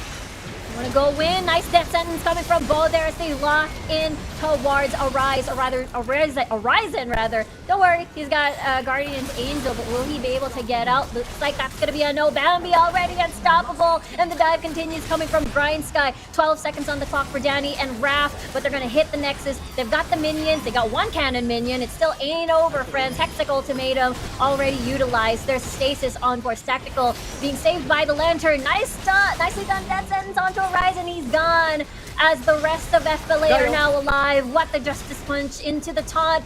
This fight is so extended, but FLA can't push too much because the minion wave is already marching towards mid. Yeah. Now they could reset. They've opened up the base, natural lane pressure from mid lane and bot lane in favor for Grindsky Esports. They could reset or get the Elder Dragon and then reset, go to the Baron Nashor after. So really great thing for Grindsky at the moment. 2-member disadvantage Fennel Adversity. Make it 3 as Doming is on mid lane. So rather not just go for a contest here for Danny and Rafi because there's just too much pressure. And now when we're talking about the items, right? Manamune, Black Cleaver, Cyril's Grudge, and Guardian Angel already for Bambi with no death so far. So getting that gold bounty is going to be much more harder for Fennel Adversity. Add to that, looking at tactical, you have Ludens, Morello, Rabadon's that cap. So a lot of damage now for Grindsky Esports, and their damage scaling is already at tip-top shape. Now, Fennel Adversity has to do something, a miracle, an Elder Dragon in a Baron Nashor along with an ace to make a comeback. Yeah, it is at this point very difficult. If you want to dive into the pit, you're just going to get readed by the bouncing bombs coming from tactical. If you want to go towards the Elder Drake and try to contest, maybe a seal. There is a teeny tiny possibility. Got Horizon. Oh, they're going for it. They are. Yeah. Okay. Grindsky Do they has see the this? They don't see this, but they know it's happening. Arise not joining in the fight just yet. He's quite far from his teammates. Half HP already towards his Elder Drake. There's the cask. There's 2 Guardian's Angels on the side of Tante and Bambi. They're pretty much healthy at this point. Chiani's joining in the fray as well. They've zoned out. There's the taunt. Raph going in, but no. It is going to be FLA securing this Elder Drake for themselves. But Bambi's already godlike. He's pretty much low. Grindsky in 2 different points of the map already. FLA wants to defend as Raph is still here. Able to kill Bo? But at the same time, there's the revenge from Tactical. There it is, the marching of the minions marching on towards the base alongside Grindsky. Domling wants to defend this Nexus. It is GG in game number 1. Grindsky takes the game off of FLA. Absolutely fantastic game from Grindsky Esports. Yes, they lost those dragons, but what they have is Siege. That Siege square advantage with Ziggs, with 2 Rift Heralds in their favor, got that early injection of gold. And what changed everything there was when Grindsky Esports was able to get the Baron Nashor in their favor, get more turrets, go and open the Nexus in the mid lane, getting that inhib turret. After that, it was over. Now let's look at the replay, the highlights of what happened in that game number 1. Right, this was the early engage. This is the reason why how Grindsky Esports was able to keep up on how Fennel University was going in for those counters early game. The tower first blood is in their favor. The first kill is in their favor. So all of these gold alleviate the disadvantage that they were receiving with this consistent ganks from Fennel Adversity. And after that, this is going to be Fennel Adversity taking the dragon. But the Baron Nashor is what we are talking about later on that changed the whole match. Yeah, it all boiled down to what you mentioned with again, FLA really needed the Baron, the Rift Herald, so that they can siege, because up against the Ziggs, who has a ton of wave clear, and again, the absence of ranged AD carry in FLA's composition is making things difficult for them to siege and take down towers from a safe distance. So that is exactly why FLA really needed to get those objectives, and Grindsky kept denying it against them time and time again.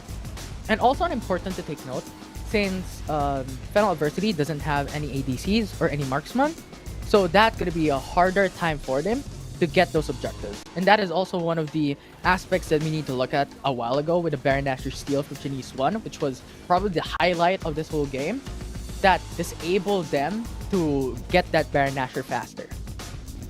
Yeah. And Grindsky had a phenomenal timing there, and the sequence of events, the domino effect, we talked about Infinity, and then they get the Nexus. And we talked about scaling as well, even though the Elder Drake was in favor of the side of FLA, it was a little bit too late, as Tactical will be our player of the game. Yeah, just the amount of long-range damage that he provides for his team was insane. No deaths, all assists, probably doesn't have any kill, but just the amount of support of damage that he's providing onto his team was sufficient enough. Like Rabba, Morello even, he put up the Morello as in the whole thing.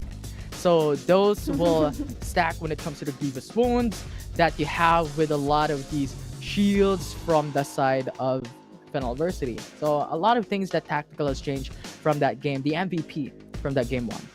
Yeah, the zoning, the space he provided for the entire team, especially down to objectives, especially down to tower sieging. Tactical has done a phenomenal job, and look at that. Looks like we're moving towards, you know, history not repeating itself, but history changing itself. Because when we look back rather at the first round robin, it was Fennel Adversity getting that 2-0 against Grindsky, and some of them were pretty quick matches, but then some went to 20-minute mark. But you know, things could change. We'll see if ever Grindsky will get that 2-0 revenge in the second round robin and tie themselves up with UDG and Fennel Adversity in the standings. So we're gonna head on over to a short break, but when we come back, we continue the series between Fennel Adversity and Grindsky Esports.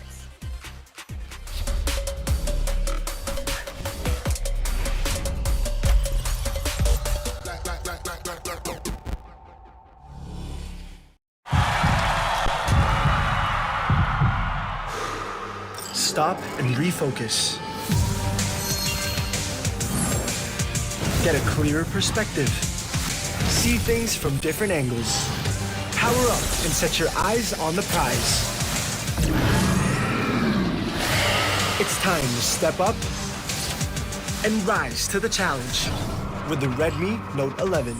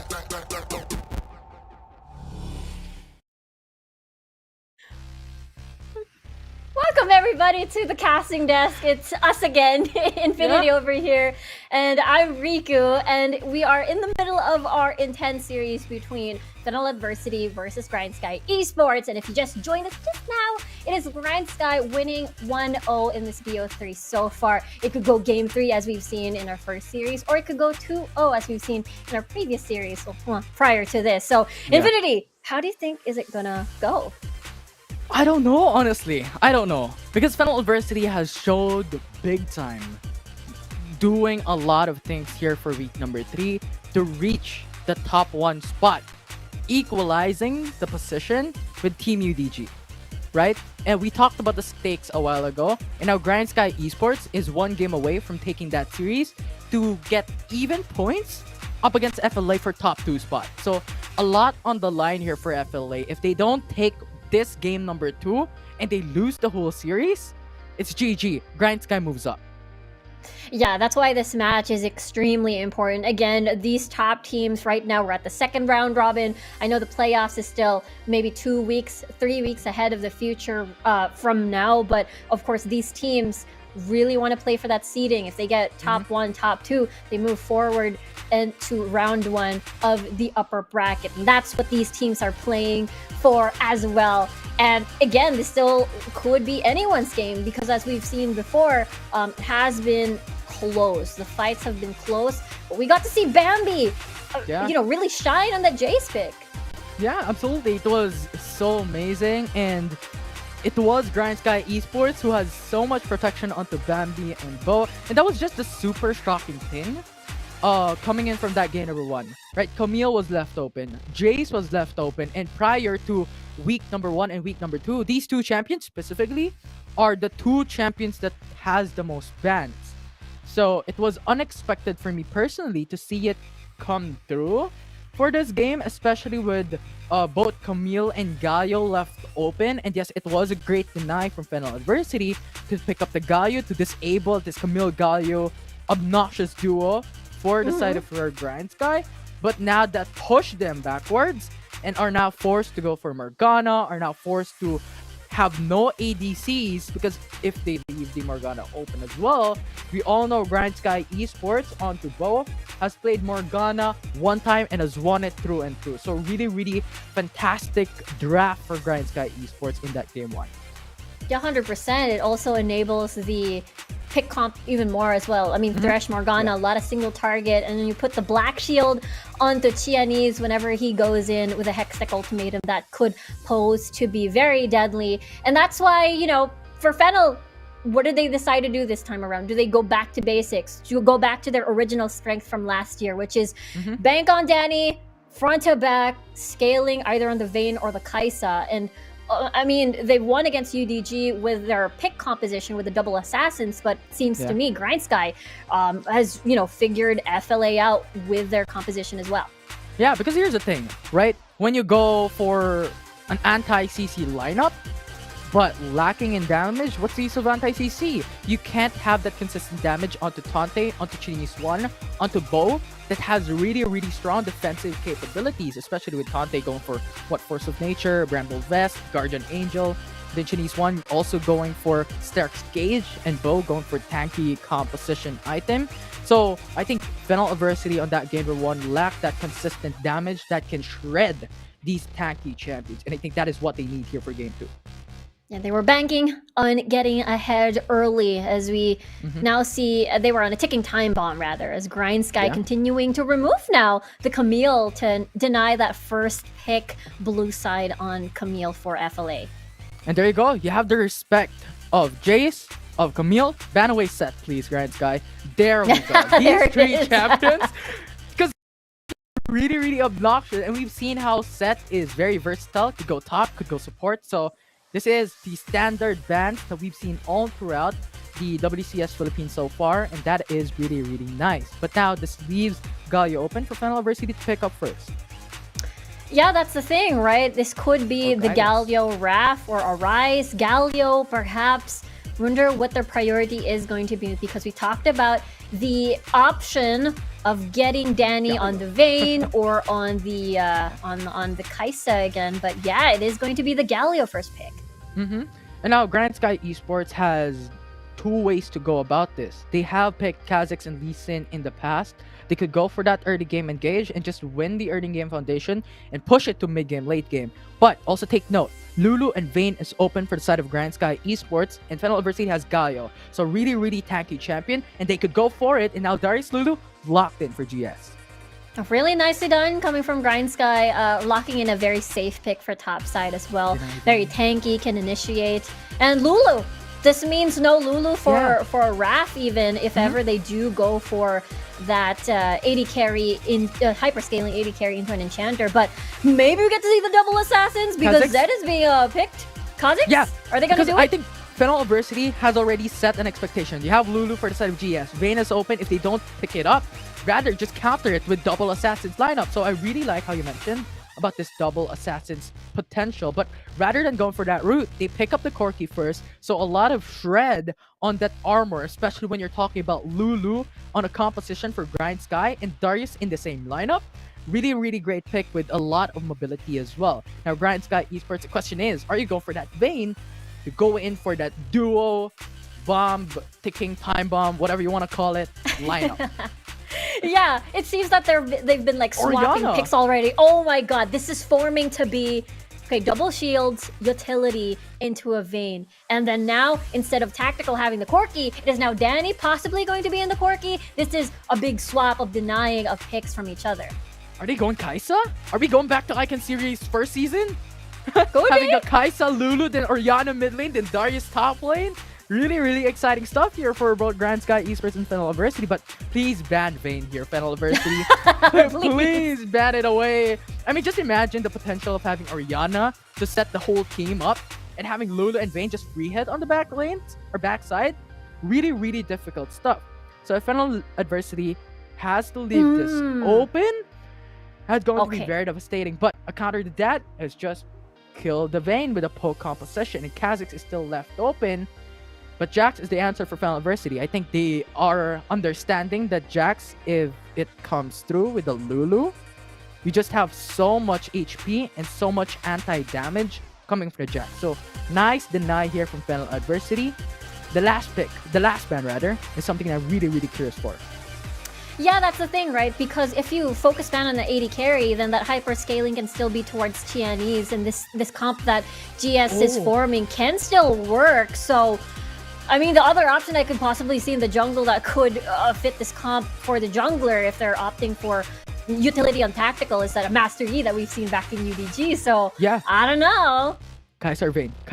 Grind Sky, let's go. we'll see that for pick.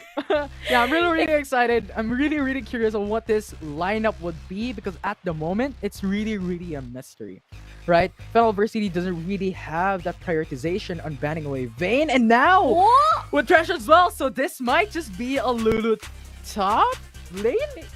Wait, you have Oriana, you have Darius. Where is this? Oriana bot, tactical bot, fresh, Lulu mid, and Darius top.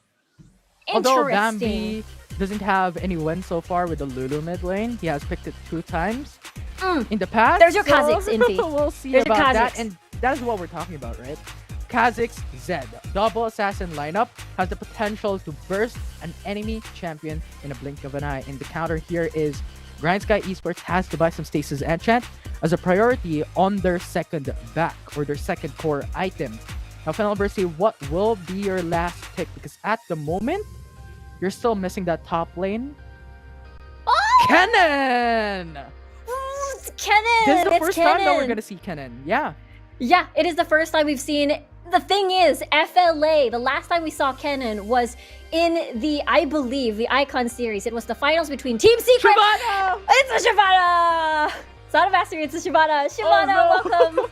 Welcome. I mean, we saw Shyvana yesterday, and now we see it again. Walk me through here's the infinity. It's really difficult now for Grindsky Esports to go for that dragon fight, because you have to respect the Kennen and the Galio.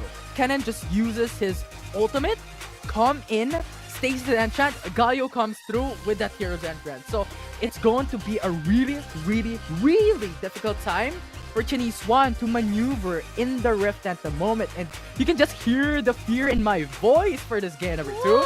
Yeah. Everyone's going for the toss-up lineup. Exactly. All of these, you know, Shyvana yesterday, we're seeing it again. And then the Kennen for the first time in the WCS. And yeah, going back, the last time we saw Kennen in the Philippine scene, it was Icon series. When it comes to the Icon series, at least, it was Fennel Adversity playing it against Team Secret in the mid lane, wanting to counter again, Team Secret's composition of the Varus Ziggs. But this time around, you know, you mentioned Qeonese will have to think twice on going inside the pit, or else that's going to be a Kennen greeting you with a slicing maelstrom. Yeah, I'm just really, really, really excited here, Rico. I just want this game 3, Grindsky Esports versus Fennel Adversity. And shoutouts to the people who was in the watch party a while ago. They were expecting this to go game 3. Now we're probably going to have it if ever Grindsky Esports gives the opportunity onto those dragons. That's it's a spicy. Yeah, I'm excited to see this combo come in, like a Ryzen jumping into the fight with a slicing Maelstrom into Wrath, Hero's Entrance. I mean, when we think about delivery system for the Hero's Entrance rather, you don't think about the Kennen too much. Yeah. We'll see if that would work out, because I'm really, really curious as well how this Kennen would work, because even in the Icon series, Kennen has not been picked as one of the meta champions. Yes, it has been picked a couple of times, but it was on that fringe edge that you cannot consider as a meta and can consider as not meta. But Bambi, ooh, a lot of burst there from her eyes. It is. This is the chance. Without wild growth, Bambi is very vulnerable to the pokes and to the damage. And yeah, Yeah. So I want to talk about something real quick here, Riku, because the first dragon in this game is the Mountain Drake. So I think that would buy enough time for Chinese One to get his first core item power spikes and core items power spike. It really depends on what dragon comes next after the Mountain Dragon, but this is a good thing for Grindsky. Not the thing that we saw from yesterday, where in the Infernal Dragon was the first one that came up. So they really need to pressure that Mountain Pit. Right? In a Mountain Dragon, yes, it gives you extra sustainability, but it is not necessary. What you need is Infernal Drake. that's exactly what Qeon is going to be looking forward to. Horizon, I wanted to just see if he can harass and give Qeon a hard time, but the Rift Scholar is already pretty much low. Yeah, but I mean, he doesn't have that level 5, so no slicing Maelstrom. He can't really deny Chinese One at this point in time because there's just too much damage and clear wave potential for Chinese One. But just that mid lane matchup is just so scary for the side of Grindsky Esports, and Bambi has to take a chill pill because if Arise goes level 5, those hits is gonna hurt. Yeah, and forced to use the wild growth defensively. I mean, most of the cases he use it defensively, but that means if ever that ult won't be available, and Qeon might be vulnerable once he goes dragon mode here on the Shyvana. Yeah, and I was just about to say that was funny because Grindsky Esports went to their bush, but Fennel University has their ward there. And now Fennel University, like Rafi went into their bush, but there's a ward there as well. So Grindsky Esports has this information. You know what? Rafi is going for a retreat. Now he has this gargoyle enchant, so good information trades for both sides of the team. But now we have Grindsky Esports going in for the reset as well. That bought Bo the Lucidity boots. But now he is on a bit of a delay because Rafi has already locked in onto the gargoyle enchant, and you might expect them to go aggressive because of this defensive item that Rafi has been building for himself to protect Danny. Definitely want to survive more in these fights, especially when he goes in and joins Horizon rather. And yeah, Bo most likely wanna get that spam on the death sentences later, but the dragon is about to spawn, so we'll have to see what the plan is in mind here as we get to see Tactical and Bo already getting priority and moving towards mid lane. Yeah, and they don't have to force it. Grindsky Esports doesn't have to force the Mountain Dragon. Yes, it's a good to have thing, but the Mountain Dragon is probably your least priority. And I'm not downscaling the power of Mountain Drake for Shyvana, but really, the important thing is the Ocean Dragon and that Infernal Dragon. Oh, no, they're slicing Maelstrom Proto Belt out though. Horizon is still alive, both flashes still survive. Now, Dragon being started by Grindsky at this point. Get to see Raph hovering in, Justice Punch into the taunt, and that's gonna be a secure still from Grindsky by Tactical. Qeon's already in Dragon mode. Dragon mode is able to kill 2! Double kill from the Dragon as Danny replies with a revenge kill. Qeon's falls, but they get the Dragon in the end. A great sacrifice, Commander. Chinese One. I mean, he flashed over the hill, right? He flashed over the hill, and that forced Danny to come back and flash over the hill as well to kill him. And what they have gotten is a Mountain Dragon already. So that's good enough. It's a good to have for Shyvana. That dragon is going to increase the sustainability when Chinese One goes to his dragon form. So really, really good. And on top of all that, Chinese One already got 2 kills. So what else do you need? Exactly. Qeon still is able to get double kill. Yeah, Triforce being the first item. Yeah. So really, really powerful in this early game for Chinese One, but still has to respect the potential for Fennel Adversity to get those steals later on onto those dragons. And I think what Grindsky needs to do is to be patient and not just go over aggression and be overconfident, because once they lose, it's opportunity for Chinese One. But yeah, looks like that is gonna be the taunt, unfortunately not being able to hit. Nice dodge from Grindsky, but FLA, they are starting this Rift Herald. Bo sees this though. He's already nice that sentence, but it's okay. It's fine. FLA is fine. Dominic was like, "No, I want this Rift Herald. I want Put me back. Let me go." Yeah. that burn from Doming's Smite or the red buff secured that Rift Herald. So FLA has gotten this 1-for-1 objective, exactly what they need to punish this early game. Because when Shyvana comes into mid game, late game, having a lot of dragons in his pockets, it's going to be so scary for Fennel Adversity to maneuver anywhere. Because those damage is gonna hurt. And this next dragon, Ocean Dragon, is really, really good for Chinese One. Extra sustainability on top of the Mountain Dragon. Exactly, that is the key now. That is their goal for Grindsky. The fact that everybody is pretty much squishy already on the side of FLA is just could be dragon food, but hold that thought. Top side, Proto Belt, into the Honey Fruit, into the Slicing Maelstrom, stun, barrier kicking in, Tante with a flash, nicely done kill on the top side. Still ain't over. This could be Doming wanting to get that kill return as well. Going invisible. Here comes Dragon's Descent. Chiani's going in. There's flash for flash. Chiani's diving into the Tri-Brush, and he is gonna get that kill. Danny also Valkyrie forward. That's a lot of damage. And the Shockwave not gonna hit as Raph already moving forward.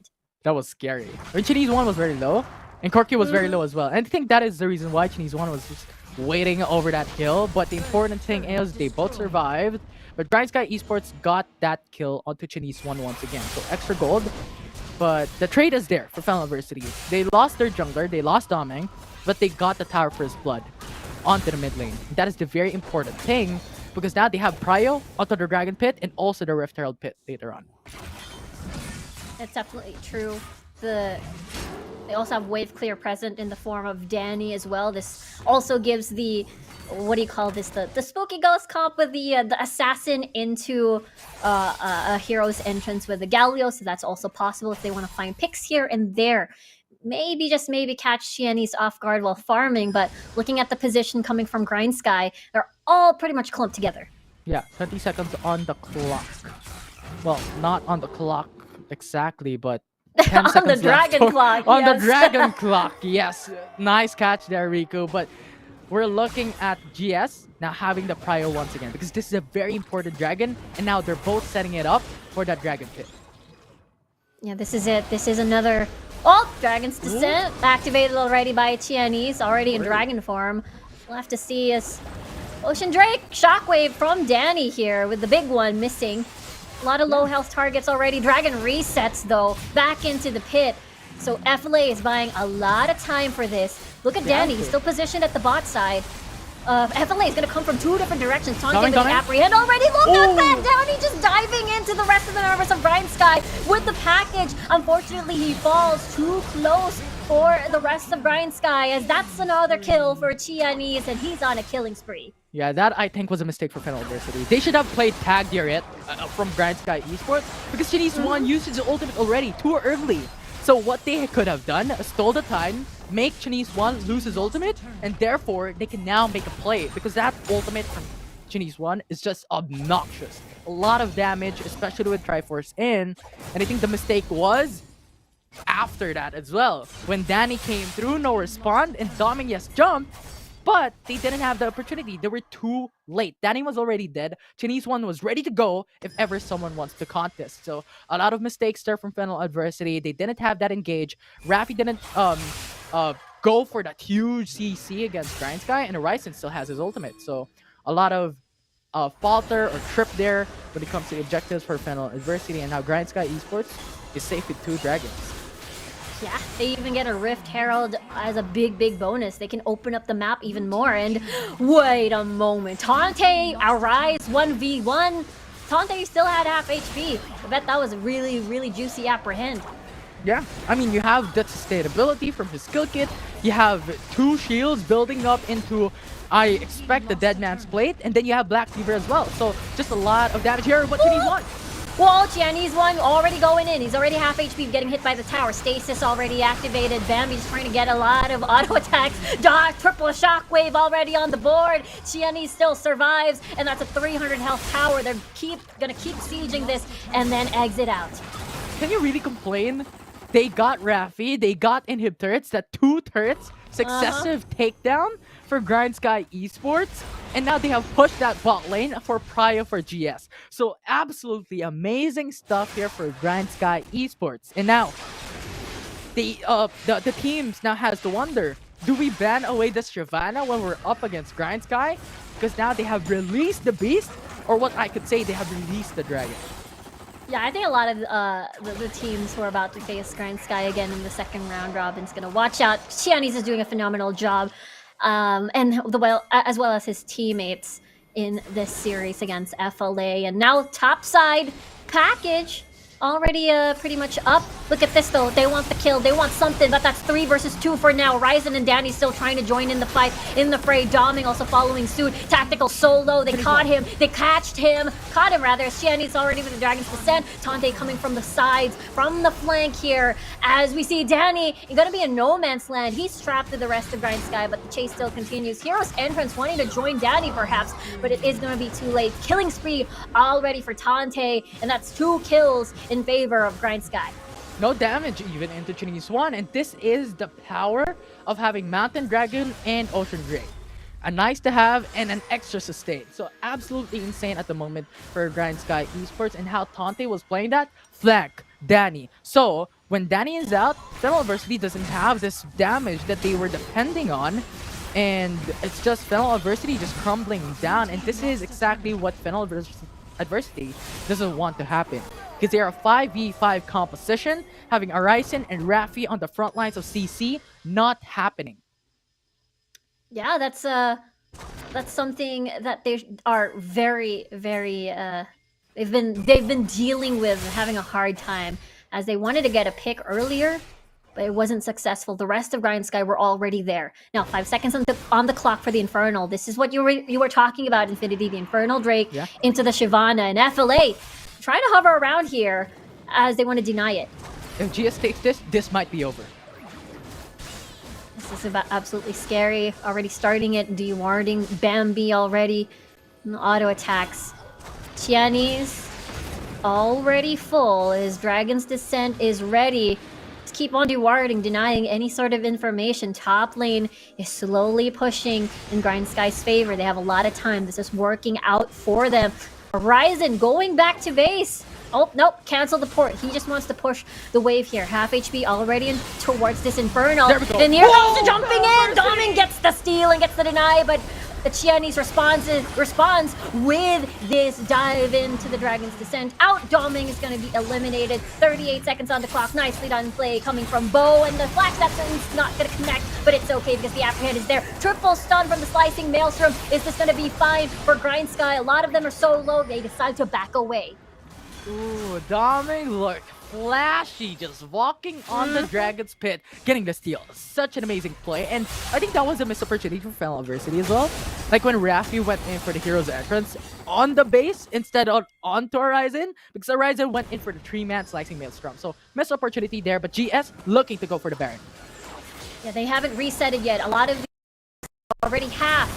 FLA sees this. They know GS already secures the Baron. Now there's a taunt towards Tante. Raph all alone. Apprehend. Come here, boy. As they get in, there's the Dragon's Descent killing Danny. And Doming is going to be 1v1ing. They have a different target at this point. Bo pretty low at this point, but that's the play. Kicking in. Double kill already for Chinese. Tante wants another kill, and that's going to be for Arise. He's the only one left alongside with Horizon. Going to be defending the base. The chase still continues, by the way, as 2 members come in, go in the base. It is just the Ryzen trying to defend the Nexus. Is this going to be a 2-0? It is going to be a 2-0. Look at that. Grindsky not repeating history as they defeat FLA in this series. If you don't want to repeat history, you need to know about the history to not repeat it. And Grindsky came in prepared, an absolute dominating fashion with 2-0 against Fennel Adversity. And I think the thing that changed the whole game was the Dragon pickup, followed up with that constant kill, and Fennel Adversity being separated the whole time, right? Especially on that last fight, where we saw how Fennel Adversity want to go for the engage onto Baron Nashor, but personally, I think they should have just let it through, because Doming was dead at that time. He needs to buy that TP. When he jumped it, everyone was dead. So where does he go from there? Yeah, nowhere. That is nowhere. That is the answer. That is the answer. As again, Grindsky had a crazy performance here. They were so confident from the draft, in game, from game 1 to game 2. They dismantled FLA. It is the complete opposite result of what we saw in round 1. Yeah. And this was actually a good sacrifice from Team East 1. Right? Mountain Dragon, they got it. Flash over the wall. That's nice. Forced the flash from Danny to go back and get the kill. That gave the gold to Danny, but nevertheless, they got what they came for. And that was really, really nice. And after that, you're already at 4-1. And yes, Fennel University was keeping up. But the mistake here was Chinese 1 was already on their ultimate. They should have played Tag Your It, as what we've talked about a while ago, to delay that ultimate to just go away. And Doming then can come in. But they lost that opportunity. So now GS gets 2 dragons. And after that, Rift Herald came through. And then on top side, they pushed it. They got the natural lane pressure, opening up the base. Then after that, it was just a smashing 8k gold lead. And what can you do with a Chinese 1 that has 2 dragons and has so much gold distribution for this game too? Yeah, they had everything. They had the tools, they had the money, they had the gold on the right targets. I mean, props to Doming for trying to get that steal, but this was an 8k gold lead with 2 stacking dragons on a comp with a Shyvana as well. So if you don't kill the Shyvana, you're going to have a hard time. And I guess if I want to point out the secondary honorable mention would have to be Tonde. He had a lot of key apprehends here and a lot of zoning that he did against FLA. Yeah. And then after that, they got the base. After that, Baron Nashor, because everyone was split from Fennel Adversity. And of course, the player of the game, it is the Dragon. It is a dragon. It is Qeon over here on the Shyvana. This has been picked twice already, yesterday and then today, and it has been a very scary pick that appeared in our second round robin. Yeah, and he just played very fantastically, right? And now the teams has to respect this champion when they're fighting against Grindsky, because the top 1 team has now fallen, and now Grindsky Esports has an even level playing field on that position too in the whole tournament, being second only to UDG. Fantastic win from Grindsky Esports. We talked about the stakes, and Grindsky performed to more than tip-top shape for the series. Yeah, a lot of really nice, really good draft, and as well as execution on the composition that they have formed. It was really beautiful to watch, and they were unfazed by Fennel Adversity's approach in this series in general. And it's just props to Qeon here on the Shyvana. Yeah, and we could expect later on when doing the interview, yay! Yay for Grindsky! Yay! More than yay, absolutely, because they won against Fennel Adversity. So just expectations there. Really, really fun. Yeah, look forward to the interview later that the panel is going to do. I know a lot of the Grindsky fans are looking forward to it. But that was, again, this was, I think, one of the instances where we saw it was a completely different result from the first round robin into the second round robin. This is, again, one of the closest WCS tournaments we've ever seen, at least for the Philippine scene is concerned. So I don't know, anything can happen at this point. Infinity, the standings, the points are so close. Now we see another switch up. Get to see Grindsky already on either that top 1 or top 2 spot, depending on how the UDG games are gonna go. But of course, the day ain't over. We talked about the interview, and that's coming up soon with Grindsky Esports. But we're gonna head on over to a break first, and when we come back, it's gonna be the panel saying hi, hello.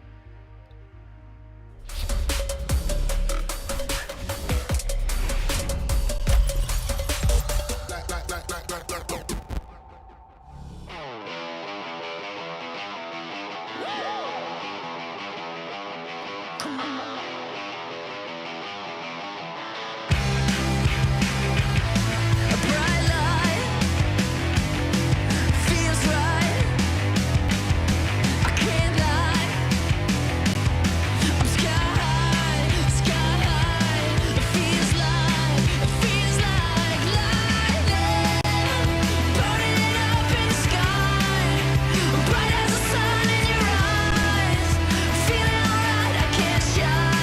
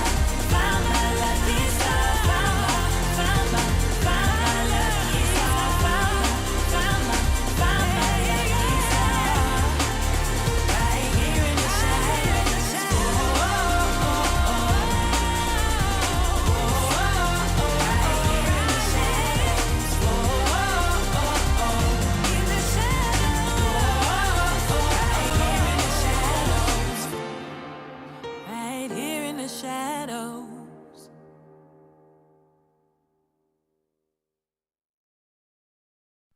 Running wild out of my mind.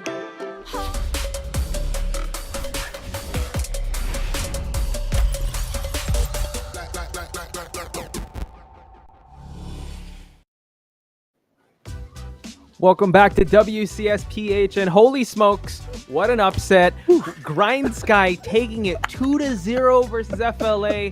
Who has two thumbs and is wrong? This guy, that guy, that guy. We all been wrong, so we apologize. Grindsky, auto lose. Tell me your thoughts right now, because you're smiling from ear to ear. Is the Osiris buff debuff gone? Has it passed on? Has the curse passed I on? don't know. There's something needs to be done for me. So far, back-to-back series, I've guessed wrong. And it's another tag. Another day, another tag. Let's go. It's a daily dose of you. Game number 1, fantastic drafting coming from Coach Reg and company. Man, I did not expect the Nasus last pick. And again, this is not the first team that really did show the capabilities of a Nasus. Shout out to Evalis of Cerebrum. Oh, yeah. But if there is something unique about GS, is that they recognize picks regardless of how unorthodox it may be. I mean, Nasus, Shyvana, Right? right? And this is just the I would say the maestro effect of Coach Rek Meister. Yeah. And I don't know what else to say. Just outdrafted, very very good execution of the win condition. What's your say here, game number 2, Mr. Osiris? No, I'm just kidding. That's not how a dragon sounds like, man. I'm stuck with the Nasus because it was a great idea. I just want to go back in a jiffy with game 1. That if you're playing on a scaling, it was easy for Nasus to take the back seat and make sure to have those stacks again and then just explode onto the late game. Same, but this is a flip side concept of how we saw game 2. They wanted to quick up the pacing of the Shyvana. Remember, you wanted to be selfish with the dragons, that you can take everyone out just to make sure that you're getting the scaling of Shyvana. And at the same time, it feels like it's a bit lackluster for the team fight prowess of Fennel Adversity. I really don't get the idea of the Kazakhs, because it feels like if you're going up against a Shyvana, you're a bit squishy. And at the same time, you're going to put the cannon plus the Galio, and you can just back off. I mean, it's easy to stay away from the Maelstrom, and at the same time, we didn't saw the full potential of Horizon's cannon for the reason that it was Dante who's keeping him on to the bay. And at that point, it was really Grindsky showing that they can play this top tier games with a surprise. Once again, I want to go back to Wreckmeister's drafting. Really respecting him on how explosive they are. Yeah, unorthodox picks, but it worked out in the end. They clearly did the homework. This is the weird, because Fennel Adversity had all the momentum, but right now, 2-0, that is no joke. So let's head on over to the interview, because I feel like we have Grindsky's Bambi. Let's talk to the whole team. I'm sure they're all together now with their cups all lined. Grindsky Esports is Bambi. Hello, everyone. Congrats. Yay! Applause. First off, congrats. And kamusta kayo? I heard you guys were feeling under the weather, pero that debuff didn't work. How are you guys now? Okay lang po. Nagkakasundo naman po kami. Yung may sakit lang po yung baron din namin, kaya po ganun yung laro namin ng day 1. Ngayon, okay na po. Nice. Okay ka na, guys. Okay na, okay! Osiris, go for it. Congratulations, of course. I didn't really expect that Tante is under the weather. I mean, he really destroyed that cannon. And I just want to go back. What made you decide to put the Nasus in? Confident lang po si Dante mag-pick ng Nasus, kaya po yan, pinagbigyan na po ni Coach Rek. Oh, are we going to see Timo or Ramos anytime?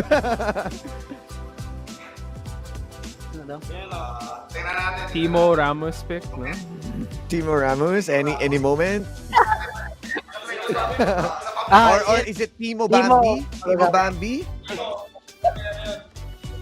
Wait lang, di ko marinig. Ano sabi? O makakita daw ba sila ng Timo at Ramos? Yung Timo medyo okay yun sa playoffs po. Playoff Okay. Timo. I want to see Timo Bambi, okay? Timo Bambi. Yes. Okay. Otto, it's your turn for the question. Wala eh. Sorry na naman kami. Natag na naman kami. But yeah, to Grindsky, siguro pinakamalaking question. Wala eh. Ewan ko ba? Coach Rick eh. Streaking kayo eh. Tapos, ewan ko ba? Anyway, Coach Rick, may question ako. Actually, this is for the whole squad. Ano yung pinakamalaking difference from last year? 2021 version ng Grindsky. We know your version back then, di ba, last year. And yung 2022 version nyo. Ano yung talagang tingin nyo pinakamalaking difference? Ayan, si Coach Rick sasagot. Thank you, Coach Rick. Ayun, first roster. Nung first roster kasi medyo parang given lang kami ng 1 week para mag-practice. Sobrang rush nun. Wow. Tapos si Aiko na kagad. And this time, salamat sa Grindsky syempre na binigyan kami ng chance na mabuo yung buong oras na kinakailangan para makarating kami dito sa oras na to. So kung nakita na nyo naman yung improvement ng team, which is sobrang nakaka-proud. Yeah. From 0-6 last time and this time, and dito na kami. So supportahan nyo lang, tuloy-tuloy nyo lang yung suporta sa Grindsky, guys. Mag-ingay, Grindsky! Yes. Yeah. Finally, messages, shout-outs. Bambi, do you have any? Go for it. Shout-outs. Shoutout po sa tatlong boss namin, kay Sir Wayne, kay Sir G, kay Sir Don, kay Mami Cheng, and kay Sir Dennis po. Pinakabos natin! Sa pinaka-boss po namin kay Berting Magiting.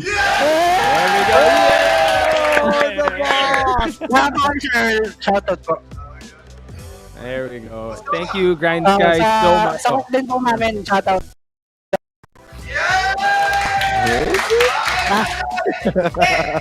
Everyone in. Thank Grindsky you, thank you. Esports, ladies and gentlemen. Thank you so much for the interview. Oh.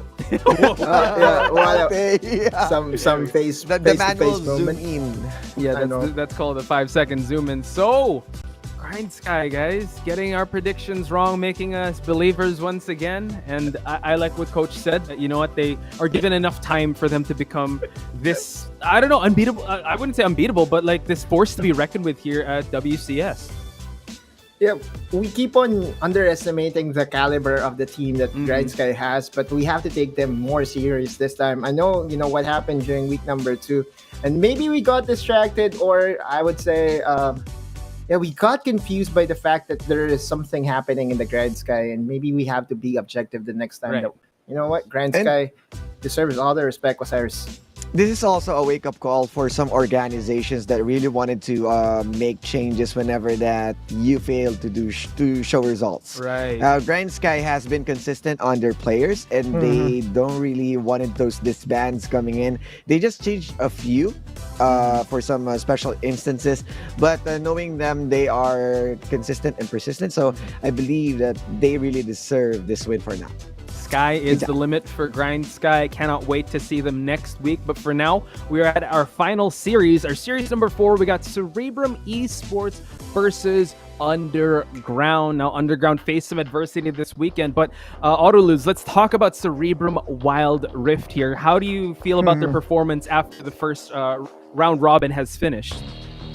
After the first round robin, I expected them to be at the level where they are, right? They will still continue to improve. However, this is the most stacked 8-team group stage that we ever had here in the Philippines. So it's really hard to go at it with the experience advantage that the other teams already have. It's not just that, it's also the resume. We're talking about Ivali, Zalpi, Pego, Hao, and Fleur. Only Pego has the experience or has a professional Wildrift experience in this 5-man roster. And the thing here is, what I really love about this group is that they will still play to their identity. And their identity is to stick as 5 and support support Zalpi all the way. I asked Infinity earlier, who has the highest skill participation for a jungler, and his answer was Zalpi. And I think that just goes to show that Cerebrum Wildrift will play their style regardless. And I also love that the brain of everything is of course their support. I love the matchup that we have here. I know that on the other side we're going to talk about Arthros, but I also would want to talk about Fleur here as the support of Cerebrum Wildrift.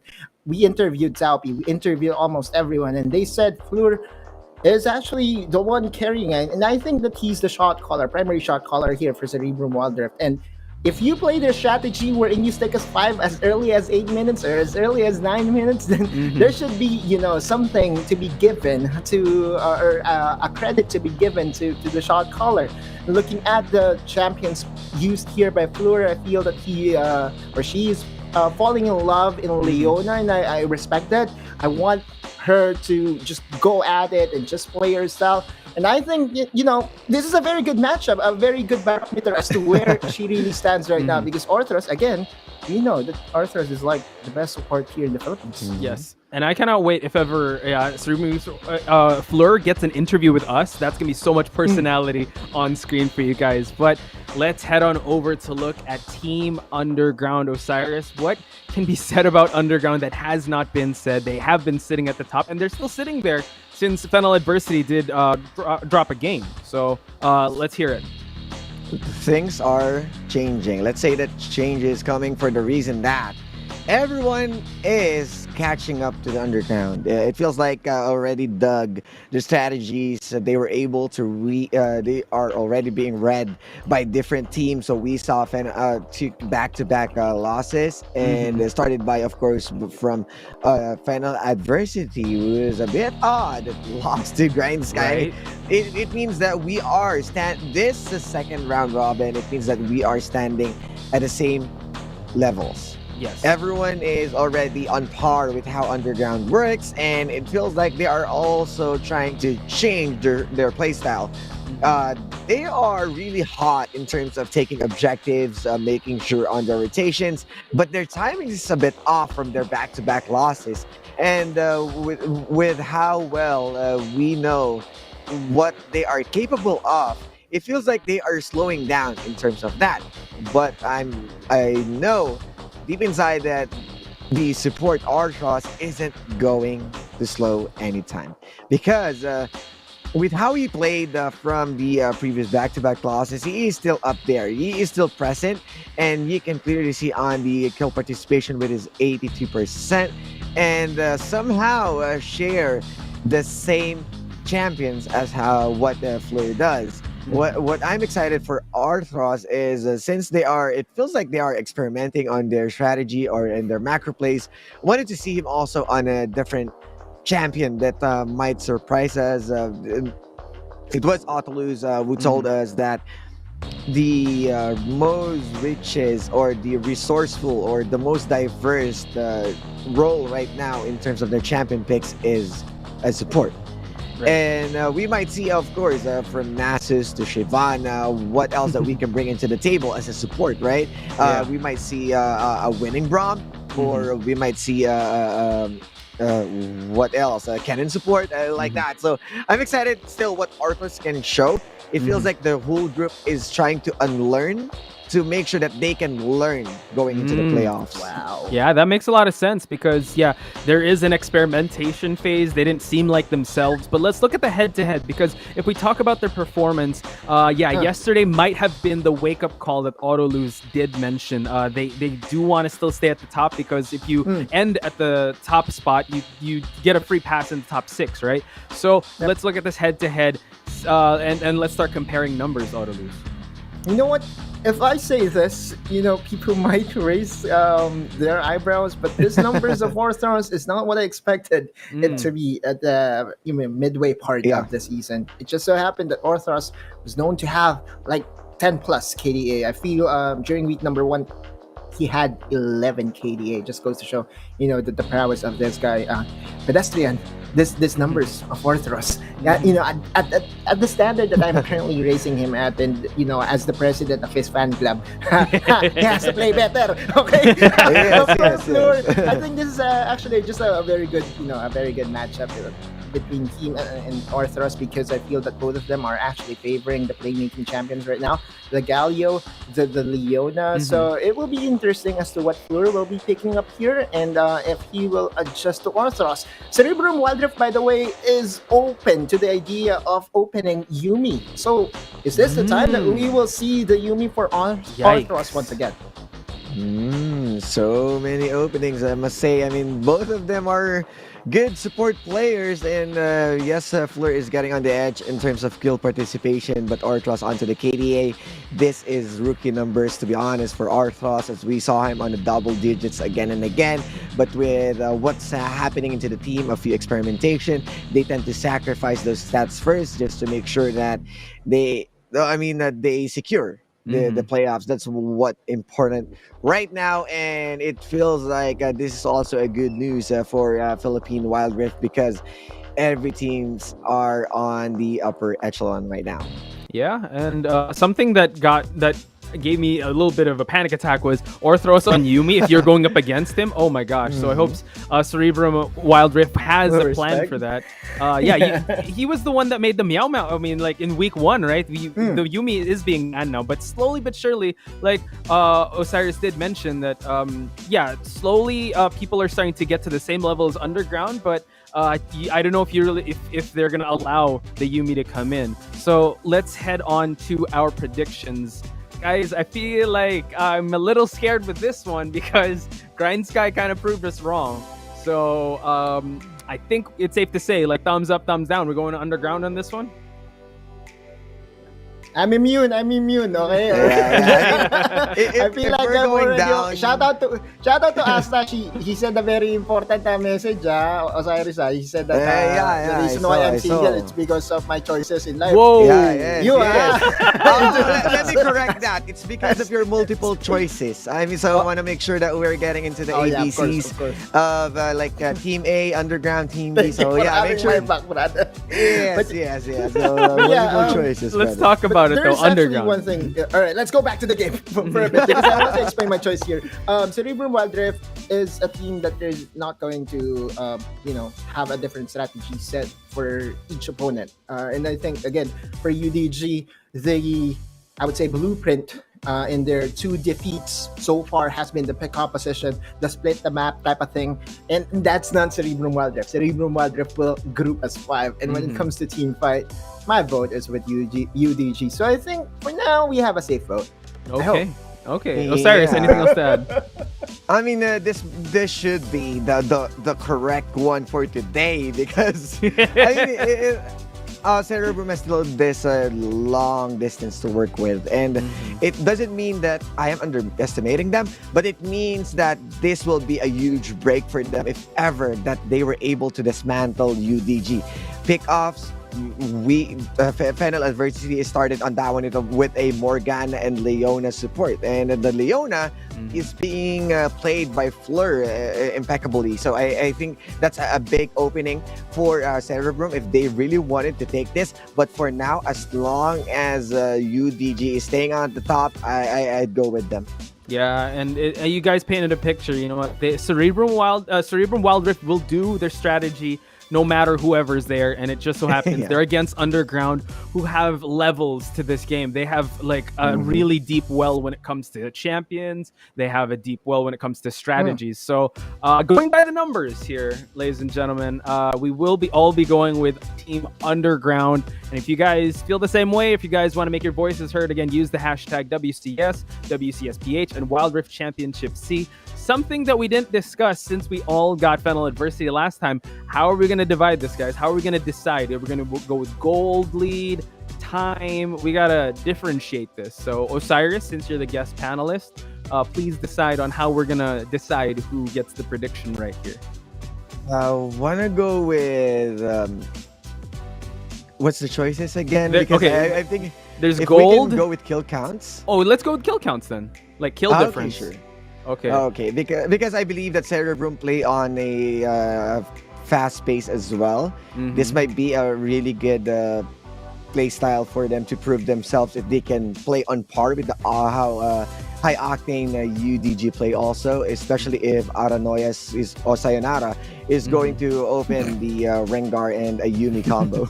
Okay. I like how you read. Okay. Since this is going to be cumulative kills, what number do you have in your head? We're all going with 2-0, just to clear everything out. 2-0 everyone, right? All right.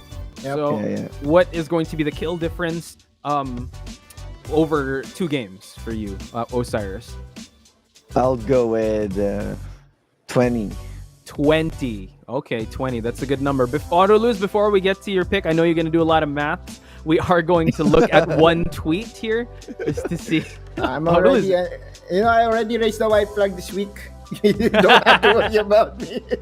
Oh my gosh. Tundra chiming in here. Our panel casters are so brave. I would like to see more panel consequences. Also, PH Pro teams. Timo pick when? I don't know, Tundra. We might see that soon. GS said playoffs, right? Playoffs. Playoffs. Oh, wait. Let me change mine. Oh, changing it up. Okay, touch move? No. Okay. No, 20. 15. 15. Okay. Really? I thought, okay. I was actually going to go with like 2025.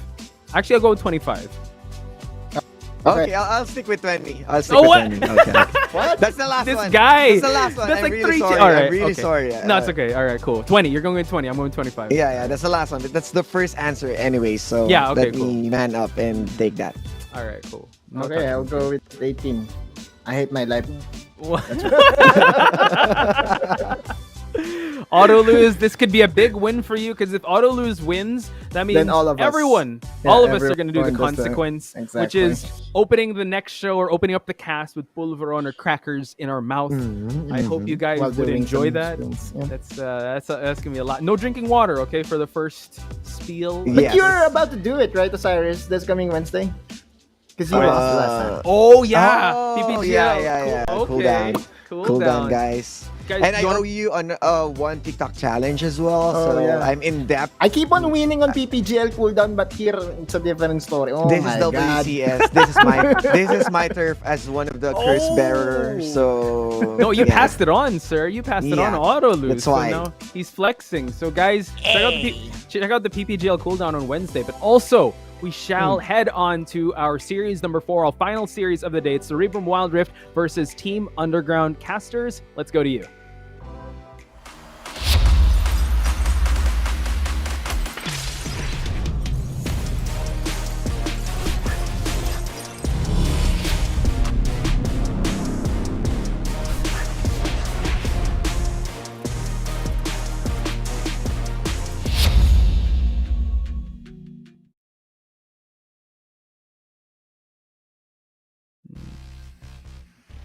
Welcome everyone to the WCS Philippines, the very last series of the day and the last series of the week. I'm Infinity and this is Crazy Apple to finish this day off. And Crazy Apple, how are you feeling? You saw the first 2 games and now we're here for the very last one.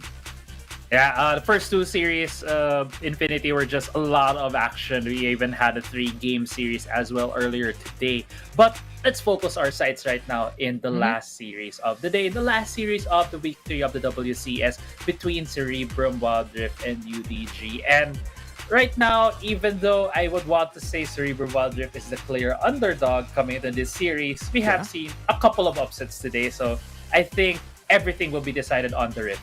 Yeah, I like how you mentioned about the constant upsets that we're seeing.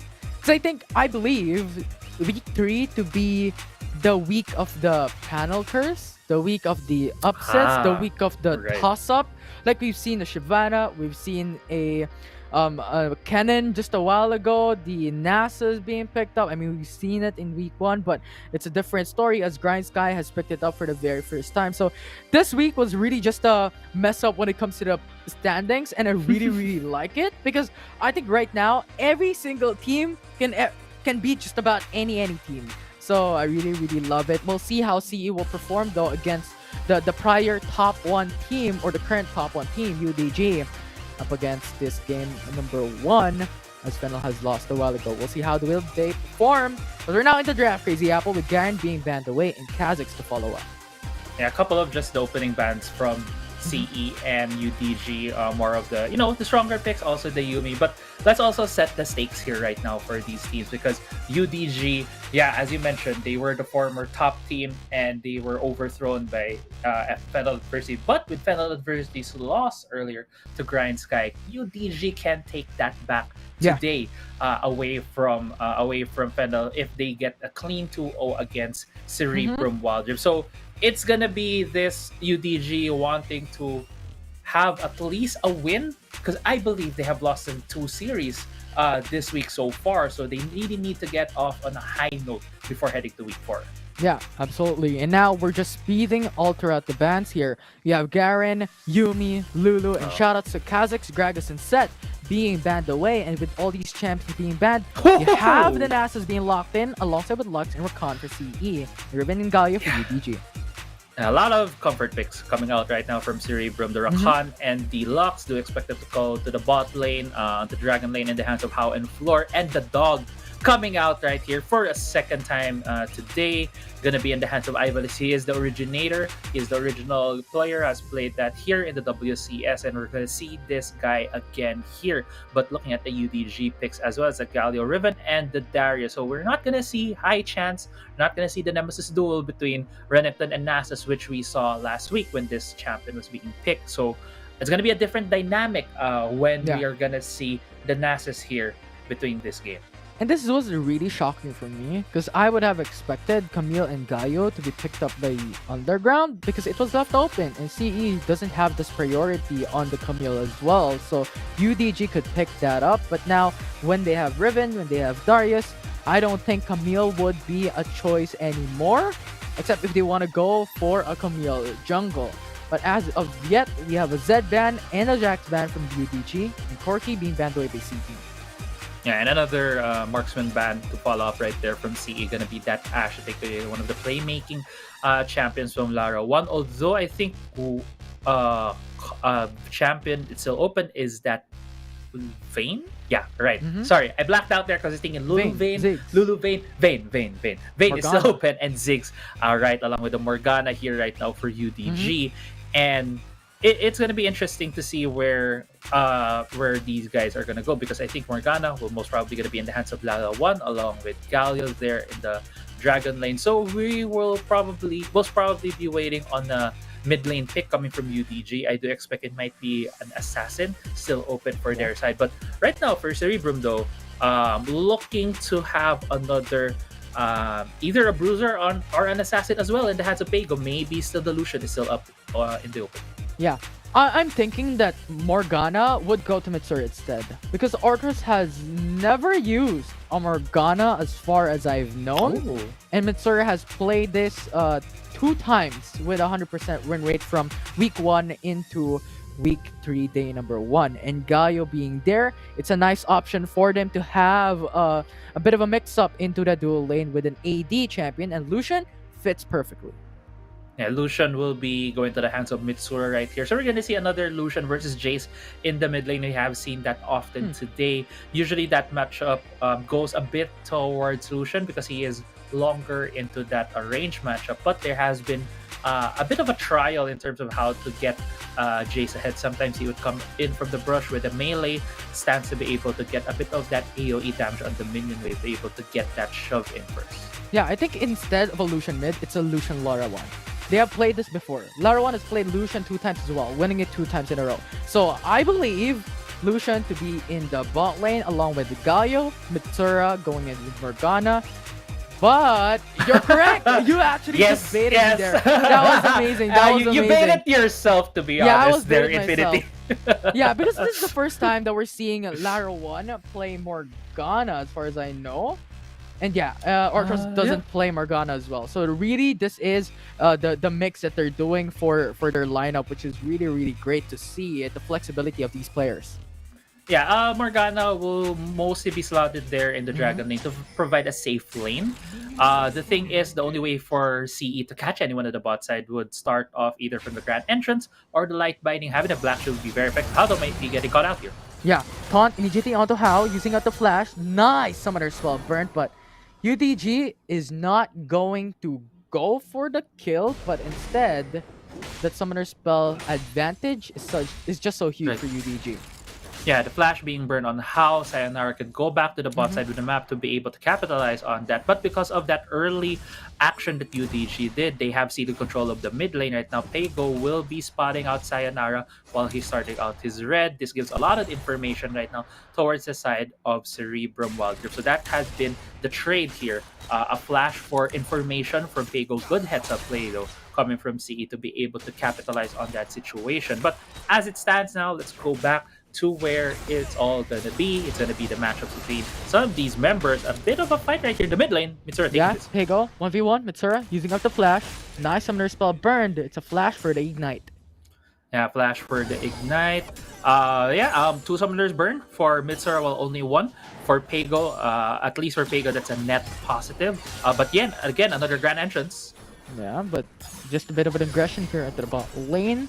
And I believe that ignite is something that Another one. supposed to be No used, flash. and now is really low. Light binding though connects onto the Morgana. How is still alive with 1 HP, and that will be the first blood for CE, taking it back from that aggression. Yeah, but still another binding right here, another root. Still two members of CE here. Sayonara might be going for a flank against CE. Yeah, and Sayonara is ready to go. Now information for the side of Cerebrum. We'll see if let's go Sayonara for now it. shows himself or when Nice the grand grand entrance. entrance. Nice deny with the engage. Oh my god, the dragon lane of CE right today is just on fire, outplaying UDG. And as you mentioned earlier, we have not seen Larawan play the Morgana, and off screen we do see Mitsura falling down. And oh my god, this looks like Series 1 with Sunsparks getting a early lead against a team where they are the underdogs right now. CE having two quick kills early on, giving 1,000 gold advantage, giving a kill towards two, I believe, some of their best, some of the carry players right now on CE would be Pego and Hao. CE is setting themselves up here to be able to get an upset win against UDG. But for that to happen, we have to look at where the items and where the objectives will be. Cloud Drake's gonna come up first for here in this game, and I for one think it should be very much prioritized by UDG because it allows them to go across this map a lot faster.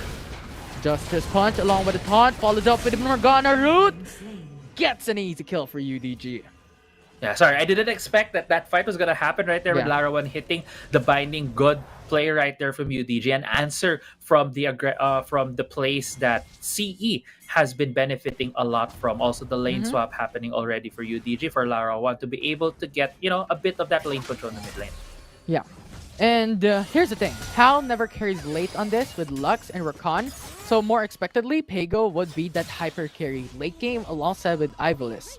And I think they really just want these CCs to pour out for the side of Cerebrum Esports. And I'm really excited to see what will happen in the mid game here, especially with the objectives now coming up in 20 seconds. Paint me a picture here, Crazy Apple. What could we expect from both teams?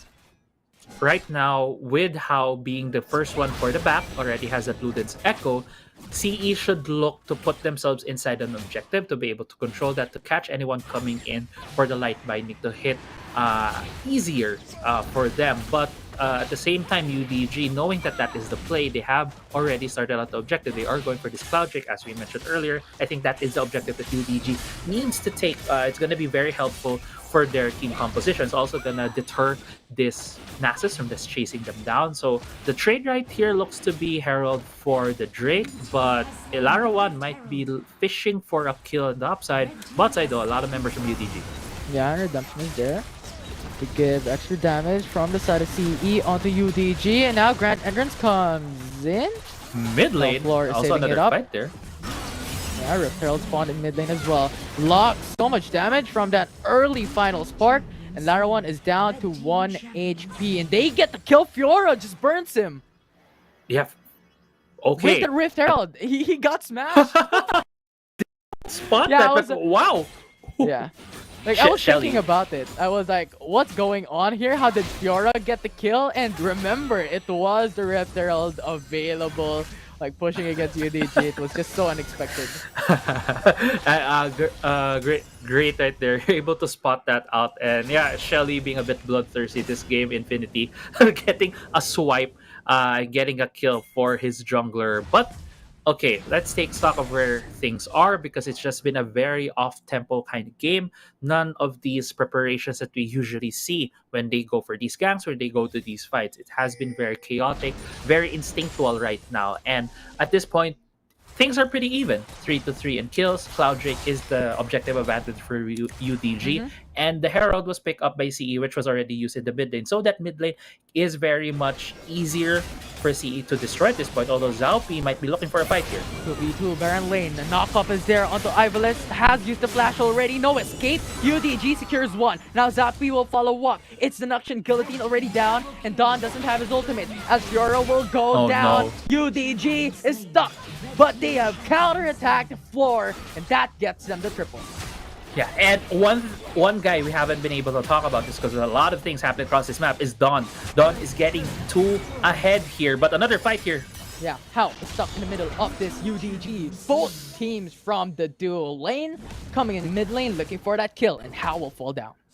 Yeah, and I think we kind of jinx, I kind of jinx CE here, getting the 2-0 advantage early on now. Look at the kills. It's 4-7 in favor. Yeah, it just turned around, basically, Infinity. And one thing that I want to highlight is Dawn. Dawn has the face rush on the Darius, which enables him to chase down the Nasus when he gets the 3 hits, able to get that movement speed, but Ortho still pushing the tempo Orcross, here. 2v1. Nice route from Lara. 1. Use the hero's entrance from Orcross defensively to escape. No kills for CE. And what they get is just a 4-man roam from both teams' bot sides.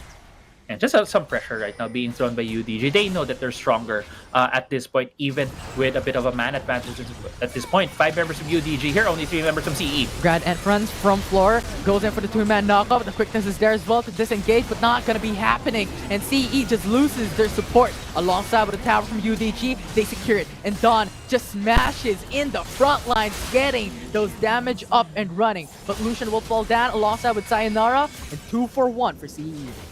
Yeah, 2-for-1. Good job right there from CE. They're still going to go through with a push here in the bot side. Does it look like UDG will have anything to able to defend that? So good answer right there from Cerebrum, although they won't be picking up that turret yet.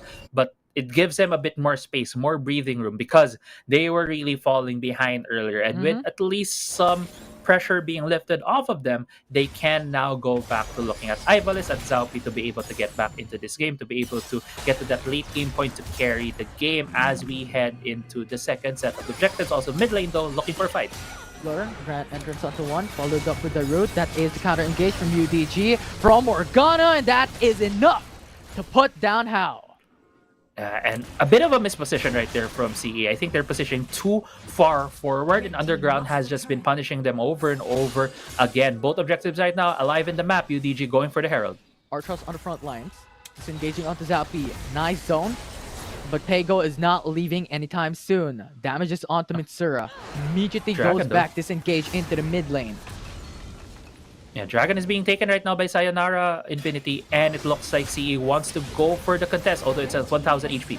Nivalis is ready to go. He's running, but too late to catch up. Floor, grand entrance onto Dawn. Proto Belt is in from Dawn to try and escape. The flash is there over the wall, but Flash as well coming in from Floor to try and catch Dawn. But Dawn is just escaping. The flash is going to be used. UDG has escaped with a Mountain Drag with no trace from CE. Yeah, they escaped the heist right there on the Drake, not even getting any kills for the side of CE, but still because of the low health bars from UDG, CE can now take this Herald. And with all that said, 2 Drakes right now are on the side of UDG. For their composition, this is going to be very, very good because they need to deny a lot of these more late game scaling objectives that will be very effective on CE. But Flora here might be getting caught out. But a grand entrance, easy escape over the wall. Yeah, great escape right there from Floor. And I also want to highlight Floor here.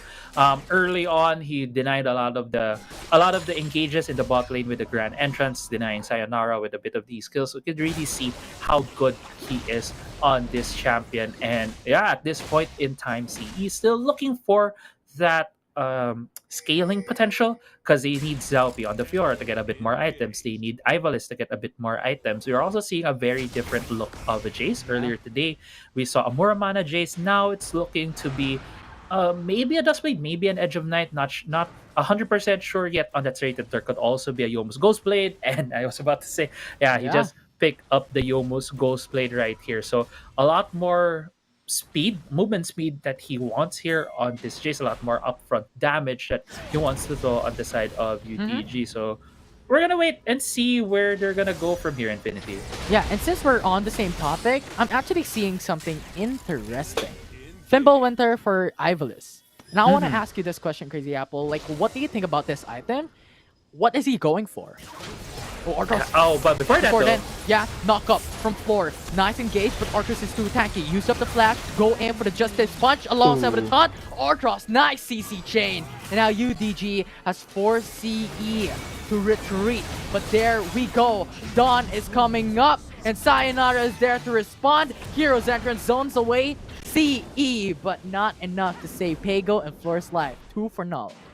that's not the ideal guy they want to go for when you go for a tower dive. Arthos on this Galio, even though he's a support, I believe he's gotten like 3 or 4 kills already. Yeah, has 4 kills. This guy is very, very tanky on this champion. Not the most ideal target you would want to, and they were punished as possible by UDG right there. But yeah, going back to your question, Infinity, in Fimbulwinter on the side of the for Ivalice, well, I do think it's just more of, hey, he can scale with his item, gets a bit more mana so that he won't run out later on when he needs to throw a lot of his abilities. And it's just a good defensive item as well, because with where things stands, he is the only real tank on his team. I mean, Archon can build a lot of tanky items, but this guy isn't going to be as tanky. So Ivalice will serve as a main tank of the team, and having a bit more of that scaling opportunity if they can get this too late will, I think, very much benefit them. All right. Tanky Ivalice for this game for Nasus, Fimbulwinter, and Frozen Heart alongside with the Gargoyle Enchant. Seems fair to what CE wants to do, but 20 seconds will remain for that Ocean Dragon and 30 seconds for the Baron Nashor. And when we're looking at everyone's position, especially CE, they're ready to fight for the Dragon's Pit. Yeah, and 5 seconds from now, as you mentioned, Ocean Drake is gonna come up. At this point in time, Zalpi has finished 2 items along with Sayonara. The Rev Herald has been summoned to the bot side. That outer tier turret is gonna be cracked open, and Zalpi trying to get a bit of a trade here, and Sayonara trying to get a bit more damage with the fight in the mid lane. Yeah, look at the culling. So much damage on the floor. Floor is retreated, forced back away. UDG just pushed them. Now Floor doesn't have flash. How doesn't have Zalpi's flash? all alone. But nice pickup coming from UDG, going in for the flank. It's a surprise attack, and now Zalpi has used the flash as well. Hero's entrance from the skies. It goes down, and now Hao is under the ground, 6 feet. And now Ivalice is now under the turret, but UDG doesn't care. If they're going in, they go for the 4th kill, and they They're going get for the the Baron. mid lane turret. Yeah, they're going for the Baron because they know that there's still 5 members. Only Pago is alive. No danger of the Drake being taken away from them at this point. Even Arthas right now just being a pain to Pago, not even gonna let him near this objective. But looks like he's going for a kill here. But Pago is Pago. really going in for the space. Mitsuru is there though, culling so much. When it comes to Shred and Pago, from that single skill, he's down 1 HP. If he stayed a bit longer, he's probably gonna be dead. Right. He would have definitely been a freebie for UDG, and also the delayed ace for them. But yeah, I just wanted to also talk about what was the mindset there of CE, why they were pinched right there and trying to take a fight against UDG, because objectives were going to come up. They wanted to get a bit of an advantage, wanted to get a pick off. The thing was, they weren't grouped together. The strength of CE usually is them being grouped together, doing up front to back, where Ivalice leads the way for them. Floor going for these huge CC AoEs, while Hao just is able to freely free hit with his abilities. Didn't happen. UDG was all over the members of CE, was able to reach Hao immediately, and now with this Baron buff, UDG is shoving both the mid lane and the bot lane.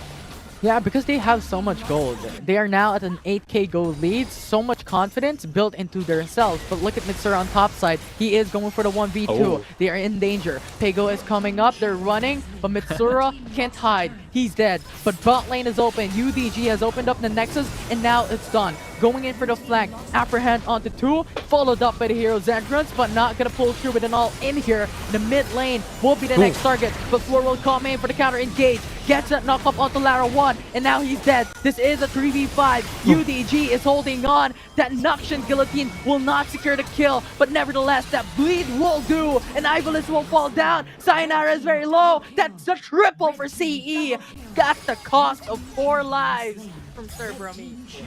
Yeah, and right now C is still trying to hold on. Don is very low. They might just look for the kill. If they are able to reach Hao here and pick him up, they could very well end the game. But because the initial taunt from Orthos didn't hit, they just chose the back away. Still though, 2 inhibitor turrets now are down for CE. 2 lanes of super minions are gonna come in. It's gonna be a very hard defense for them at this point. This whole trend of the game going heavily towards the favor of UDG started out with that Ocean Drake contest. Ocean Drake is still up here, Infinity, because they have shifted their focus already. They have gone from the fight to the Baron to the base of CE, and you know, at this point in time, UDG, they can just ignore the Drake if they want to, but it looks like Mitsura will be trying to solo that objective, I think. Yeah, but here's the general consensus. If CE goes for the Ocean Dragon, look at Dawn, look at Lara 1. They're pushing top lane. So, if CE goes for the contest, that would open up top lane, and that means the Nexus base will be bare, and it will be open in every single lane. So they have to leave it open. Right, and that they did. They left it open, but right now UDG only has 2 members here. If CE can get a clean pickup, and it doesn't look like UDG will have any of that. The Rylai's alongside the Ludens and Deathcap right now from Larawan stop any chance of an engage from Zalpi. And this becomes a problem right now for the side of CE because their composition is good at being inside an objective and taking fights, turning around to UDG with the catches from House Light Binding. But since they can't do that, UDG is in full control of this game. It's so hard at this point for me to see a way for CE to get back into this game, and UDG looking for a Zalpi rooted, UDG, nice, going for it, and now Zalpi, if he dies, no jungler for CE. The Baron Asher is going to be free, and CE is following up. The answer is fun, but UDG gets a kill onto Hao, so this is a 3v5, and they're going onto the base. The turret is there, but the damage will be minute, and UDG has bared open the Nexus, has eviscerated the members of CE, and now UDG has smashed the members of Cerebrum Esports. Yeah, and Infinity, this is just that was just what UDG was looking for. They wanted to get a pick. They got so deep into the base of CE. They wanted to go for these kills, but right now it looks like UDG is gonna go back all business.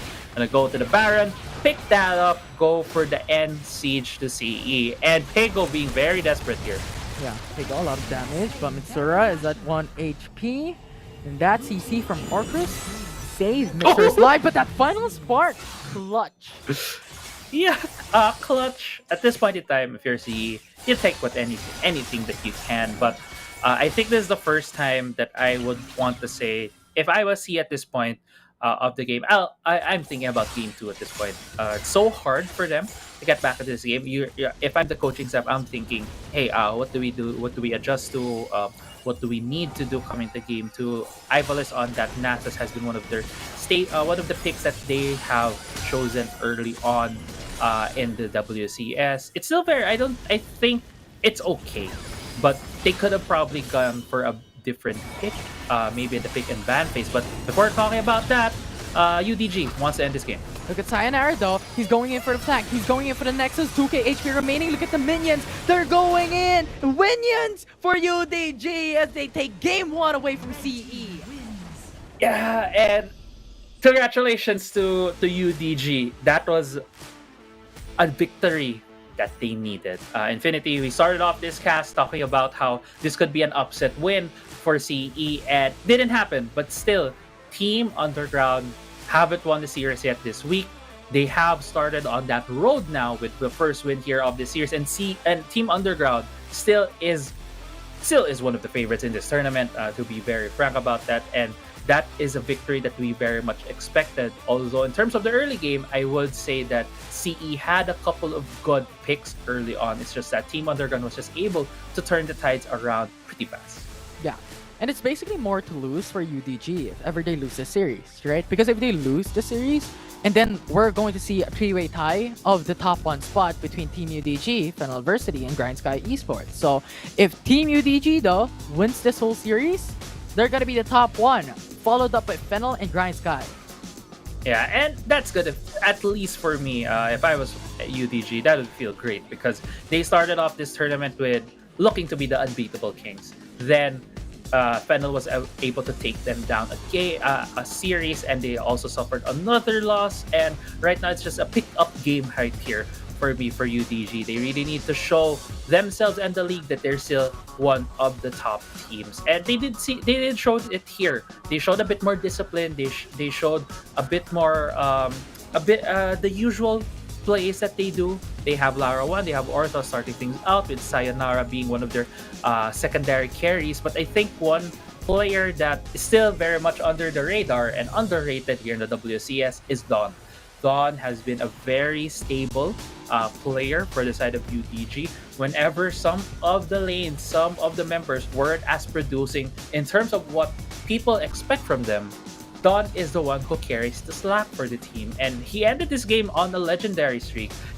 I believe he didn't die on the Darius, and I know one of the strategies that some teams have allotted for is ban out or take away Dawn's champions, and CE might just be, thinking about that again coming to game 2. Yeah, but I don't know if you can remove Dawn's champion. He has Garen, Renekton, Darius, Camille, Jace. All of these selections, and there are only 5 bans, and these are 6 champions. Right. In a way, but I think some of his most staple picks lately have been the Garen, have been the Darius, have been the Set. We have seen the Garen and the Darius ban, and the Set being picked, or vice versa. Could be something we see later on. But yeah, Dawn still, I believe, is the player of the game on that Darius. He just I feel carried the load of his team, provided enough pressure on the map for CE to have a hard time. And Ivalice, it's hard being a Nasus, and the Darius is ahead, especially when the Darius was on that face rush. Yeah, and it was Sayonara as well supporting that top lane, right? When we were looking at that early game a while ago from the highlights, it was Dawn getting kills onto Ivalice, pushing him back. And when you're talking about a Nasus, you need stacks, you need CS. And if you're playing against a Darius, when it comes to the early game with an Apprehend and the Spinning Axe, you just can't go near, or else you're just gonna get damage. Yeah, and honestly, Infinity, could I be just a bit candid? When you said Spinning Axe, I had to think about, that's the name of the ability, but it just sounded so so casual, so candid. Spinning Axe on the Darius. But yeah, great job right there for Dawn and for Team Underground. This is indeed, I believe, a pick-me-up series for them. And I'm looking forward to Game 2. What will be the adjustments from CE? But at the same time, Team Underground also needs to get this 2-0 because I feel it may not be as crucial for them as it is crucial to the standings for CE. But this is something that they need to get off on a high note here in Week 3. Yeah, it's already a match point for UDG, and CE is now 1 game away. If UDG takes this, will lose their series. Now we'll see how they would adjust for game number 2. I'm Infinity and this is Crazy Apple. We're going to take a short break, but after this short break, it's going to be game number 2 of the series.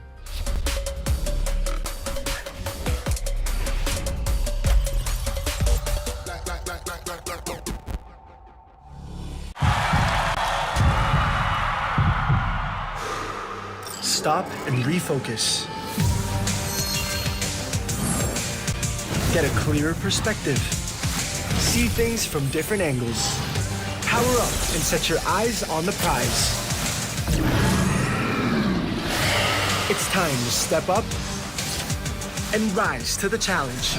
with the Redmi Note 11.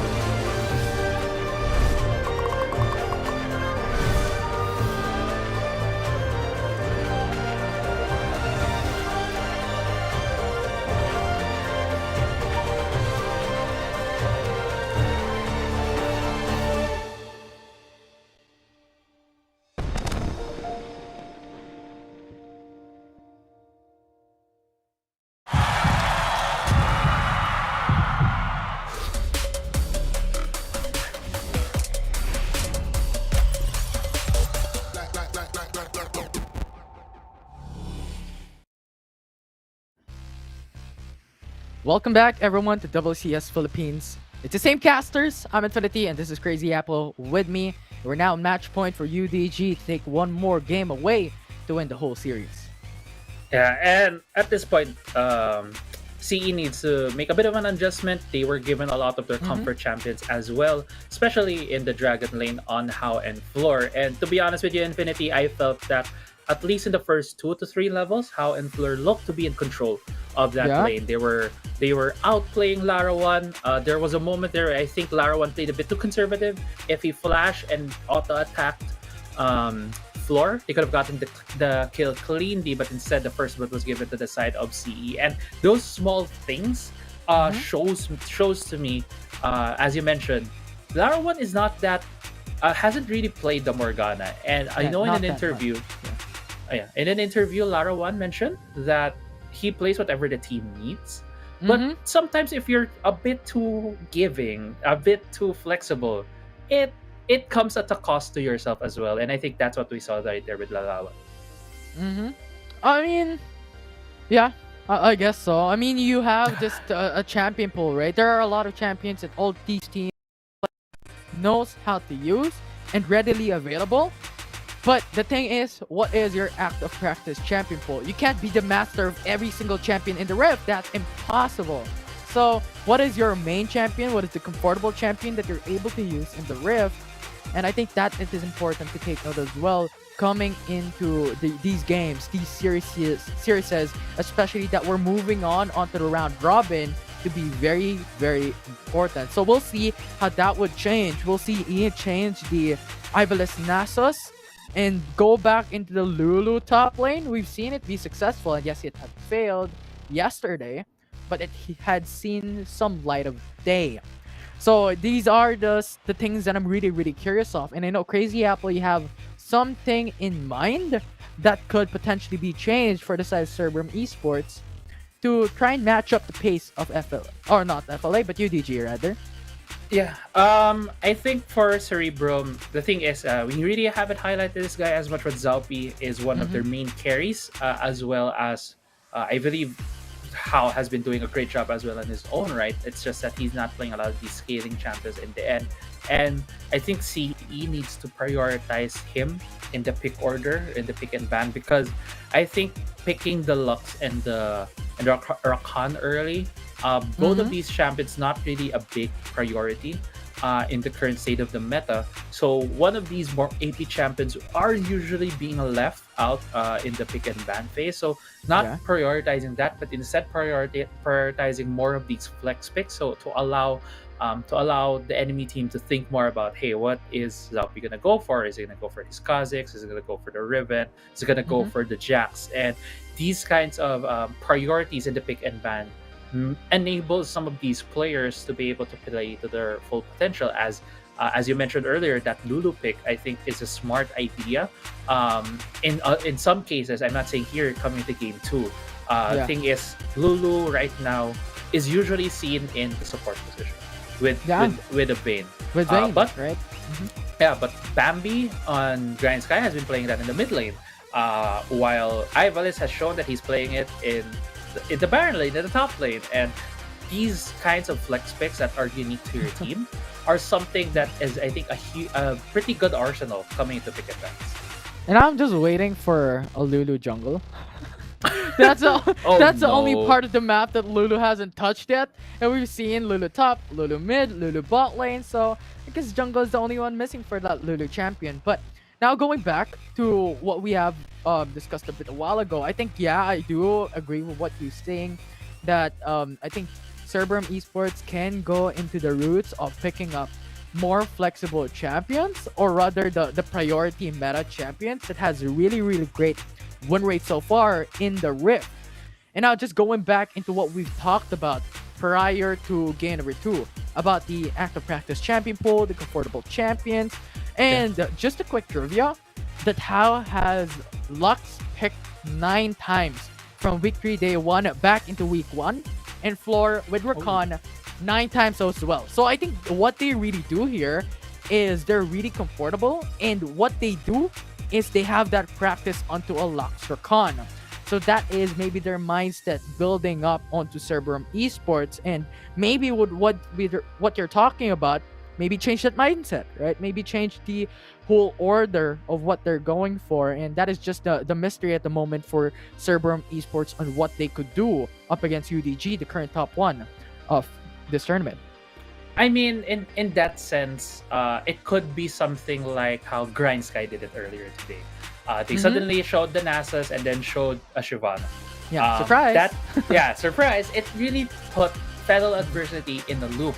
And the thing is, if you're showing that kind of very not in the meta, very, very different kind of pick, unique pick that we don't really see, it needs to have a backup plan in mind. Also has a whole game plan around it. And we saw Grindsky how they were able to pull that off, even though Fennel adversity had a lot of these champions that kind of countered the opposition. Since it was in practice, since it wasn't in the game plan that they are used to, they weren't able to execute on it properly. And the point I'm leading into this is, as you mentioned, CE maybe trying to put themselves out of their comfort zone from the Lux and the Rakan. I think the only way you do that is if there is a practice champion game plan behind it. As we've seen so far, based on my own assessment of Cerebrum so far, is that Ivalis is the only guy who has been very creative with his picks, even with his item builds, because the past Nasus of him playing that, we didn't see the same build. It wasn't Fimbulwinter, it wasn't Frozen Heart. It was Triforce, and it was Triforce Deadman's and damage, right? And this was so different that I think sometimes when you're being too different, you're being too creative, it lets go of efficiency. And without efficiency, it's really hard to win games. Efficiency being the talk around the town for this game and for this team.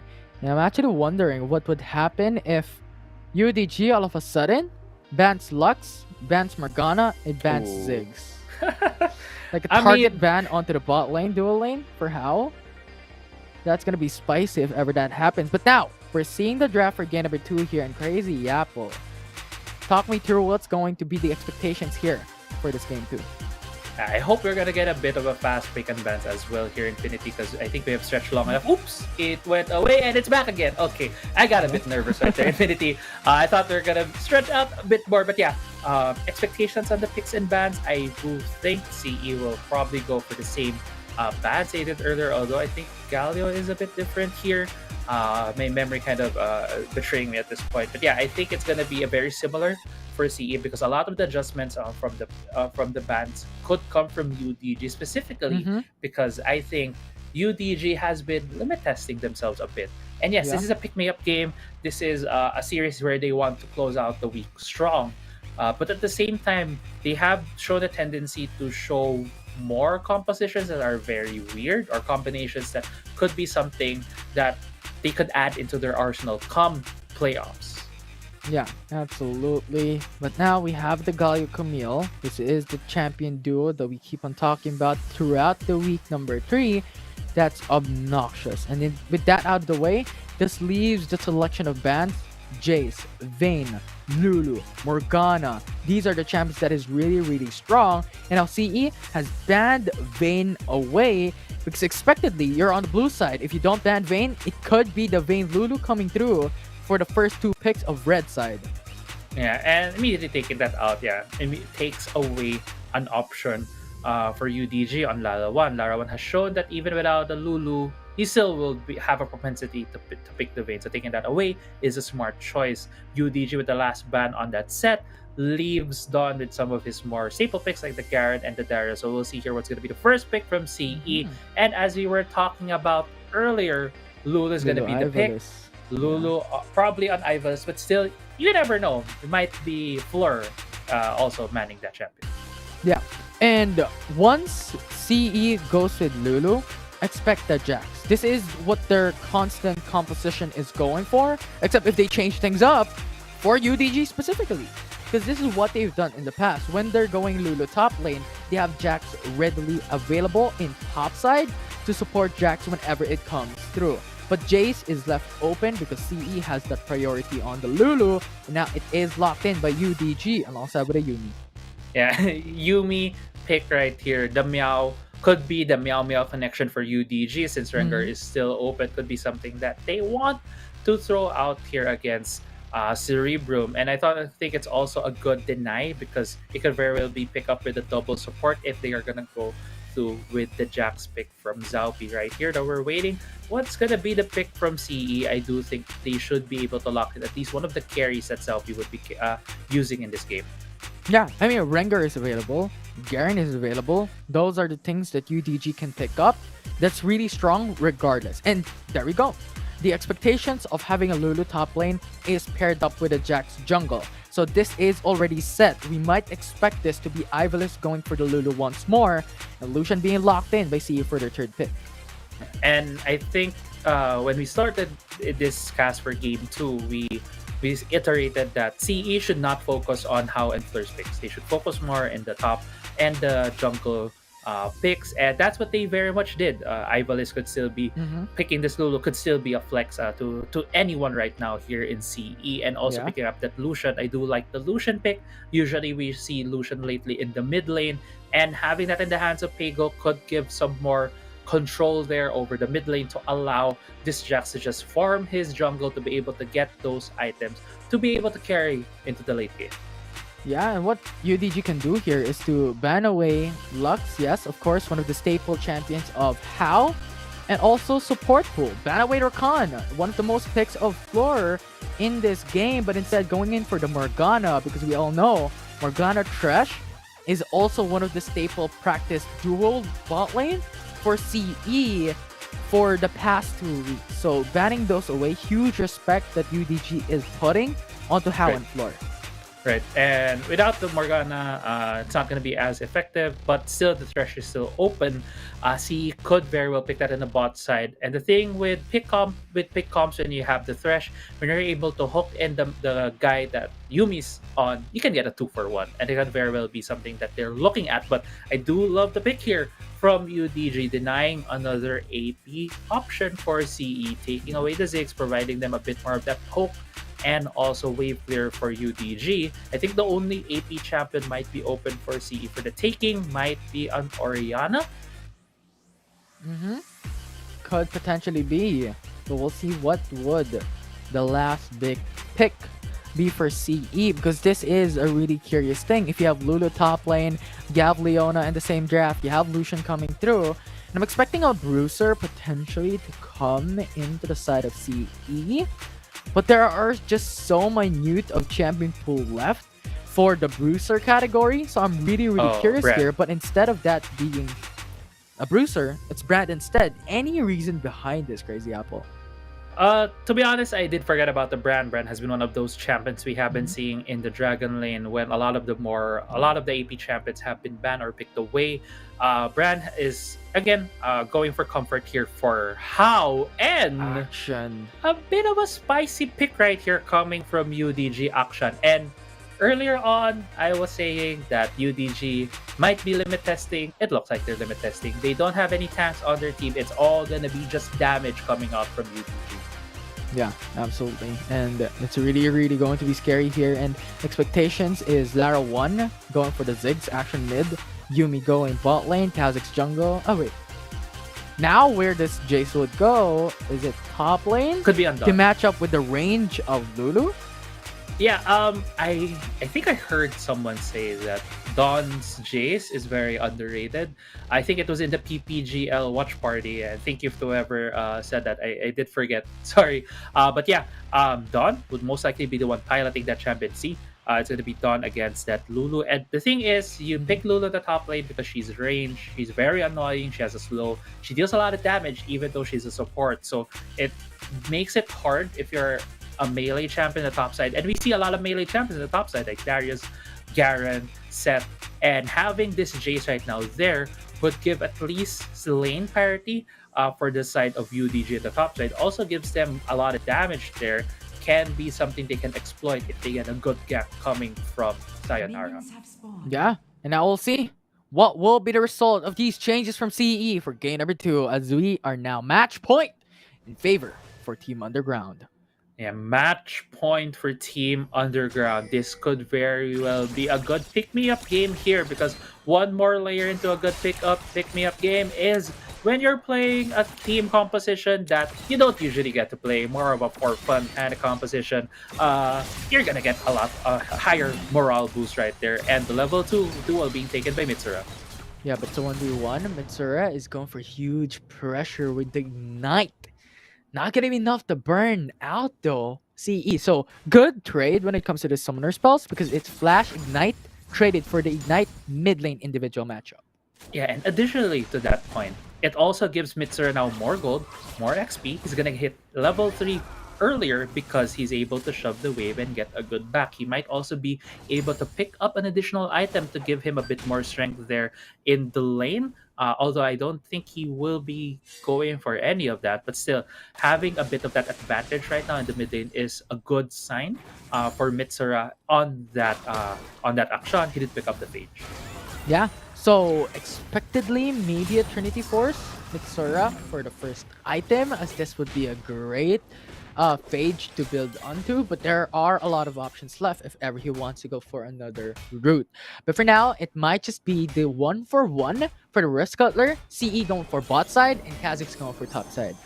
Yeah, and I want to highlight Kha'Zix as well. We usually see Kha'Zix on either a Conqueror. Now he has a Face Rush. So if Sayonara will get to pick you off, he will be able to just chase you down and ensure the kill for his team. So it's gonna be very tricky when you're gonna see the huge flying insect running at you. Yeah. And right now, we're getting to the 2-minute mark. We're not seeing any kills yet. We're not seeing any ganks. So we can take stock of what could happen come into the objective takes for the Herald and the Mountain Drake that's gonna come up. Honestly, I think in terms of early game strength, it's on UDG. They have the Jace, they have the Akshat, they even have the bombs coming from the Ziggs, which will really enable them to throw a lot of damage at CE as they come into these objective contests. Although CE has a bit of their own win conditions coming into the objective takes that is coming from How on the brand can also deal a lot of damage early on if he's able to throw his abilities. But the tricky thing here for CE is the prerequisite for Brand is they need UDG to be stuck together. And with the team composition UDG has, I don't think they will be sticking together for too long. Yeah, absolutely. So this is going to be really, really dangerous. And instead of the Triforce, it is the Black Cleaver. So Action wants to go for that route, go for the Shred on the armor of CE. So that Leona is going to have a hard time later on. And we've known how Mitsura played this in the past. And not up against Brand and Lucian in the opposing team, but on Akali. But he was able to build onto the Wit's End and then into Maw to get that magic resist. And especially when you're fighting against How with the Brand, those burns are gonna melt you. So this is a possibility on how Mitsura could play this item-wise for this game. Yeah, it could very well be what he's gonna go for, like the Wits End and the Malmortius to really dodge a lot of damage. But I think also a lot of damage is gonna come from CE is gonna be on Zalpi and Pago. So it's gonna be very tricky for him in that regard. Black Cleaver has been shown to be the go-to item if a team wants to prioritize early fights, especially on these objective takes. So it could very well be the thinking right now for Mitsura. But since the Drake is about to come up here, Mountain Drake is in position for UDG. It looks like CE is pinging it, wanting to go for the contest. Yeah, and Fleur jumps in. Leona, that Xender Blade is not gonna hook. UDG is going through Mega Inferno Bomb. It is going to be UDG secure net. Mountain Dragon and Fleur is very low. Mitsura getting that kill first blood for UDG. And it's Sayonara traded with a 1-4-1. But the fight's not going to be over. It's Orcross trying to retreat. Zalpi going for the flash, gets the kill. But Don comes in to the rescue, responds, gets the kill to trade onto Zalpi. But Don with a follow-up for CE also dies a 3-4-1 favor for CE. Yeah, 3-4-1 in favor for CE. Dragon has been secured by UDG. That is the objective they were looking for. So in that regard, they are successful. But still giving away 3 kills towards Ivalice. 2 of them has been given to him. And I'm laughing because it's the Lulu. It would have been better if they got it on the Jax. But looking at the replay right here, it all started off great play right there from UDG using both Mega Inferno Bomb and the Smite to make sure that objective goes their way. But still, because of them throwing a lot of their ultimates, CE was just able to chase them farther and farther into that fight. But Rift Herald though, another fight. Yeah, enemy jump onto the Rift Herald pit, but it's Zalpi dying from the hands of UDG. But the trade is going to be there at the jungle, and jungle has been slayed. And Orcross will be the one being followed up by CE. That will be the 2-4-1. 5 kills already for Cerebrum.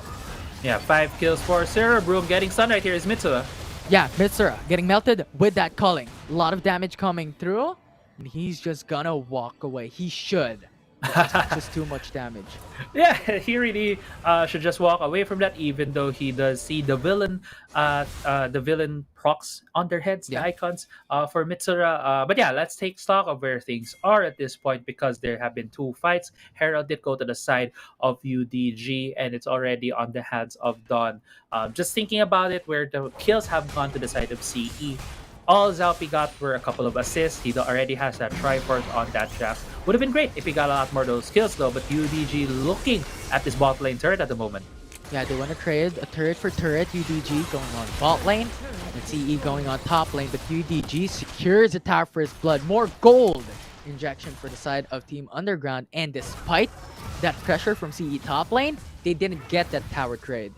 Yeah, they couldn't get it yet. Action is there. Mitsura is very strong right now. Can 2v1 essentially with the help of the tower to defend. So CE can't really do much about it. But great heads up play though. UDG going for the jump. Sayonara not being able to follow up with the final chapter from Orthros. But yeah, let's go back on where we are with the items. We do see here Dawn being a bit more defensive. He has the edge of night because he knows if he is in the side lane being left there as the usual thing that UDG does. They just really leave Dawn alone in the side lane.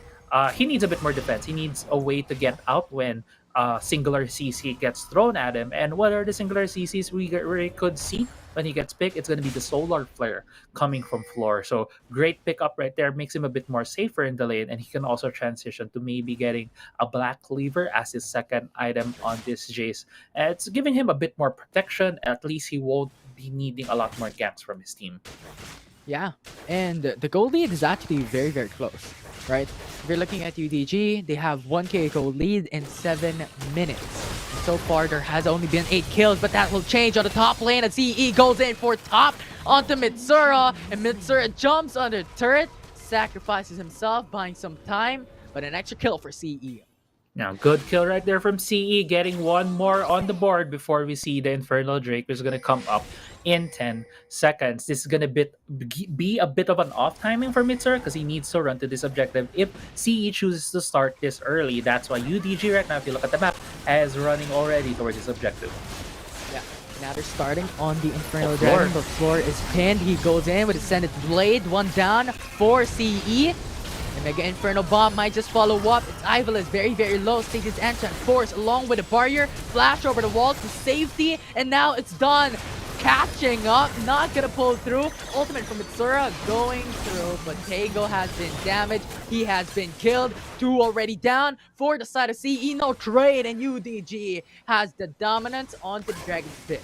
Yeah, they have full control over this area right now. UDG will be getting a free Infernal Drake with even a kill going to their side. And just a great series of plays right there from UDG, able to catch Floor as he was trying to take control over the area immediately, bursting him down, leaving at least one more member away from CE. And now it looks like the Herald might be on the plate for UDG. Yeah, and I mean, Jax went in for the Mercreds, immediately uses it when it came up.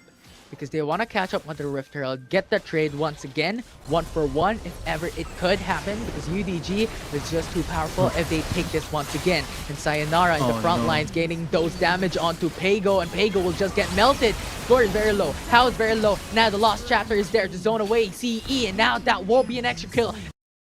Triple already for UDG. Zappy's running away. Sayonara is trying to catch up, flashes over the wall. He's gonna be safe, but a Rift Herald is not safe for UDG.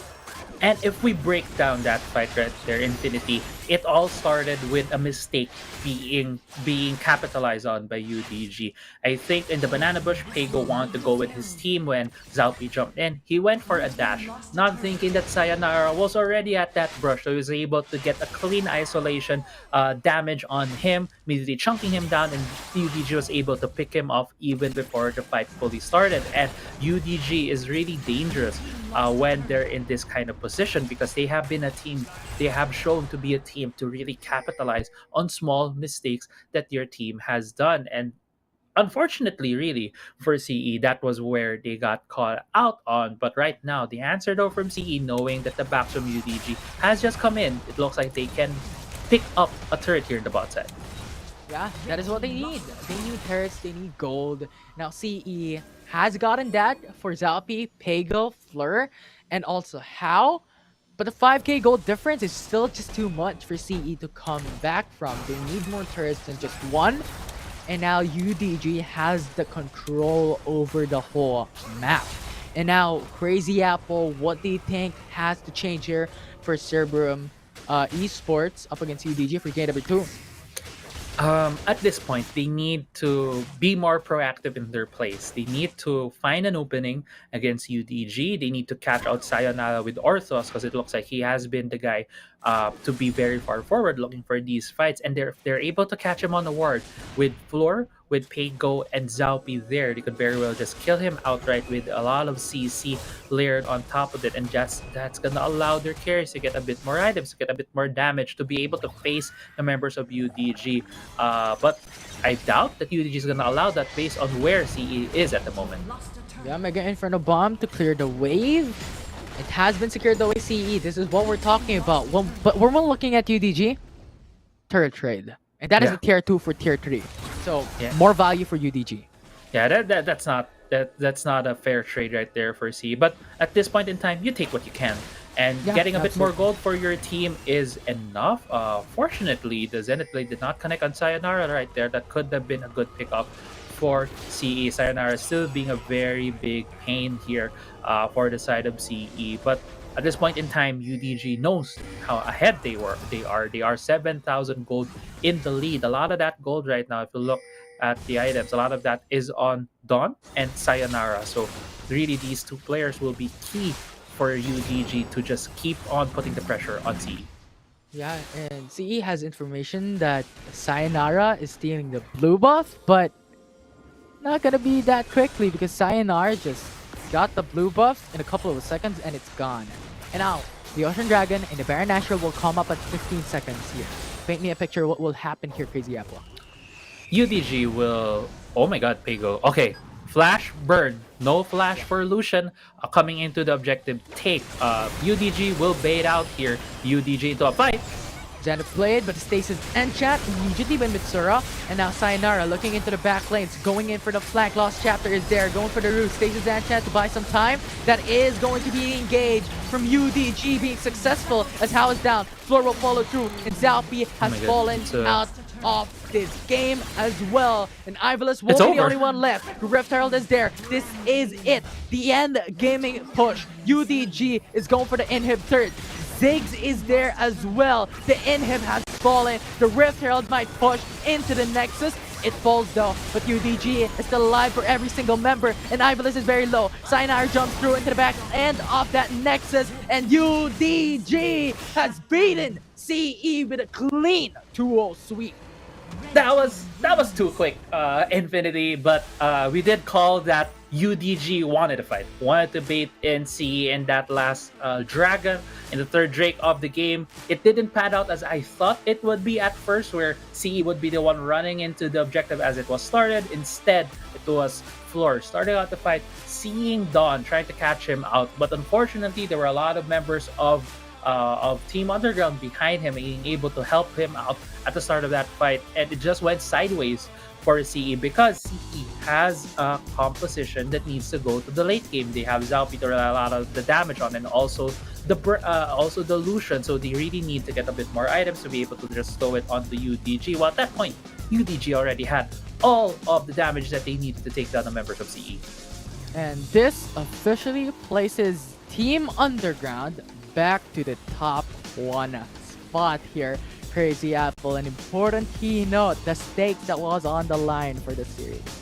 Right, and as we were talking about as well, this is more of a pickup game for UDG. They really need to get this win because it at least getting that one win off on the high note here in week 3.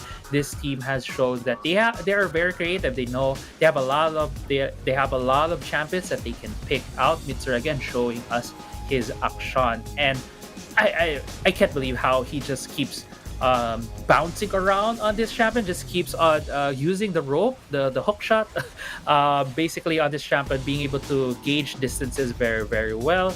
And yeah, I think as well with how the fights have gone for UDG is where UDG is the deadliest. The thing is, UDG is a team that is really good at controlled chaos. They're very chaotic at where they're positioned. They like chasing you around, but they know the objectives that they need to do. They need to check, like this checklist, how to just run you through in a fight, even though how chaotic it may be, and just really play to their strengths here in Game 2. Yeah, and player of the game, Lara 1, the not mid laner, a mid lane champion, but it's the bot lane of Team UDG with that Ziggs with 17k damage. Yeah, and I think this adds another complexity into the Lara 1 biopic, the Lara 1 script. He has, as we established, he plays champions that his team needs. And at that point in time, they were going for the Akshan pick. They had the Jace pick. They really needed a magic damage dealer. A lot of the magic damage was already taken away, but since they were on the red side, they were able to first priority pick on the second phase this Ziggs, which allowed them to have more damage, more balance in the damage for their team.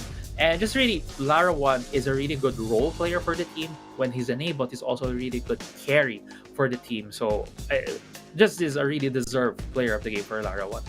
Yeah, he placed a lot of key Mega Inferno bombs to carry the waves, a lot of damage, 17k, and yes, this might seem minute, but given the amount of time duration for that second game, very, very quickly, I think that is just really, really high based from that time duration from that match. So absolutely amazing play there from Lara 1 and Crazy Apple. That was an amazing series, the last series of the day and for the week. Yeah, really great series. I love watching all these teams. It has been a bit of an upset for some, but this series has delivered as well for the panel. At least they have something on the points, but I'm not sure in terms of how they're gonna break this tie. We're gonna see later on how the panel will pan out.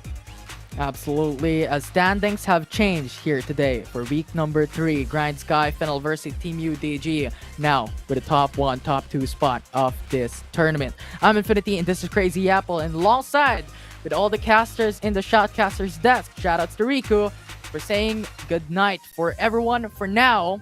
But don't go away too quickly because when we come back after this short break, it's a panel discussing what happened in that series.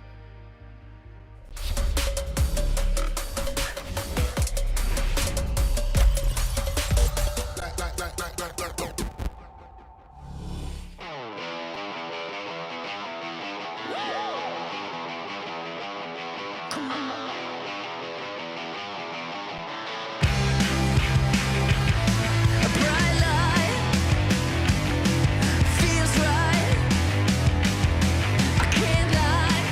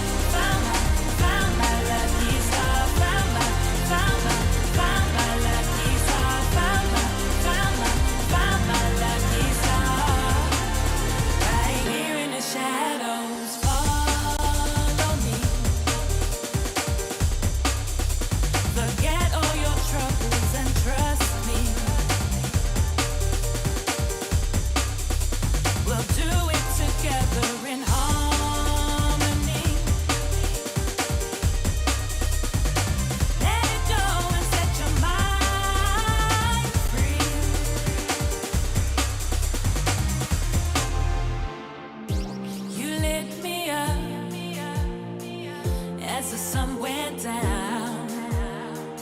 Now my search is over, over, over.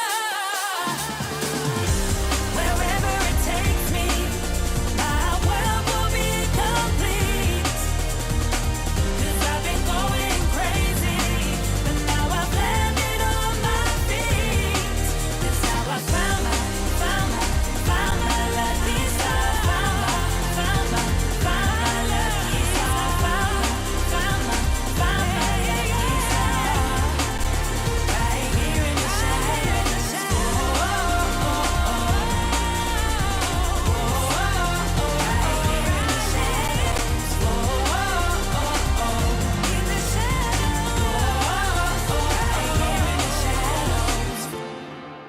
Right here in the shadows.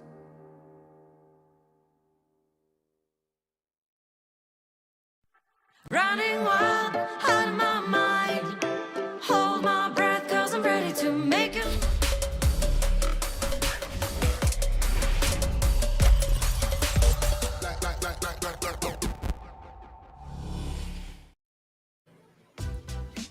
Welcome back, ladies and gentlemen, to WCSPH. We just finished our series number 4, and it is Underground got a 2-0. Actually, I was kind of stuttering there because I wanted to say, Osiris, your curse has been lifted. You got 2 out of 3 predictions correct, and I know you have some words at the expense of Autolus. You want to break things down, how Underground is able to get, I think, 21 kill difference here. Yeah, I mean, they just played their game. I mean, 2-0 is 20, which is my number. Yeah, right, Autolus. You get to have your revenge on Wednesday at PPGL cooldown. But for now, want to touch this, that they were able to just play it at their own style.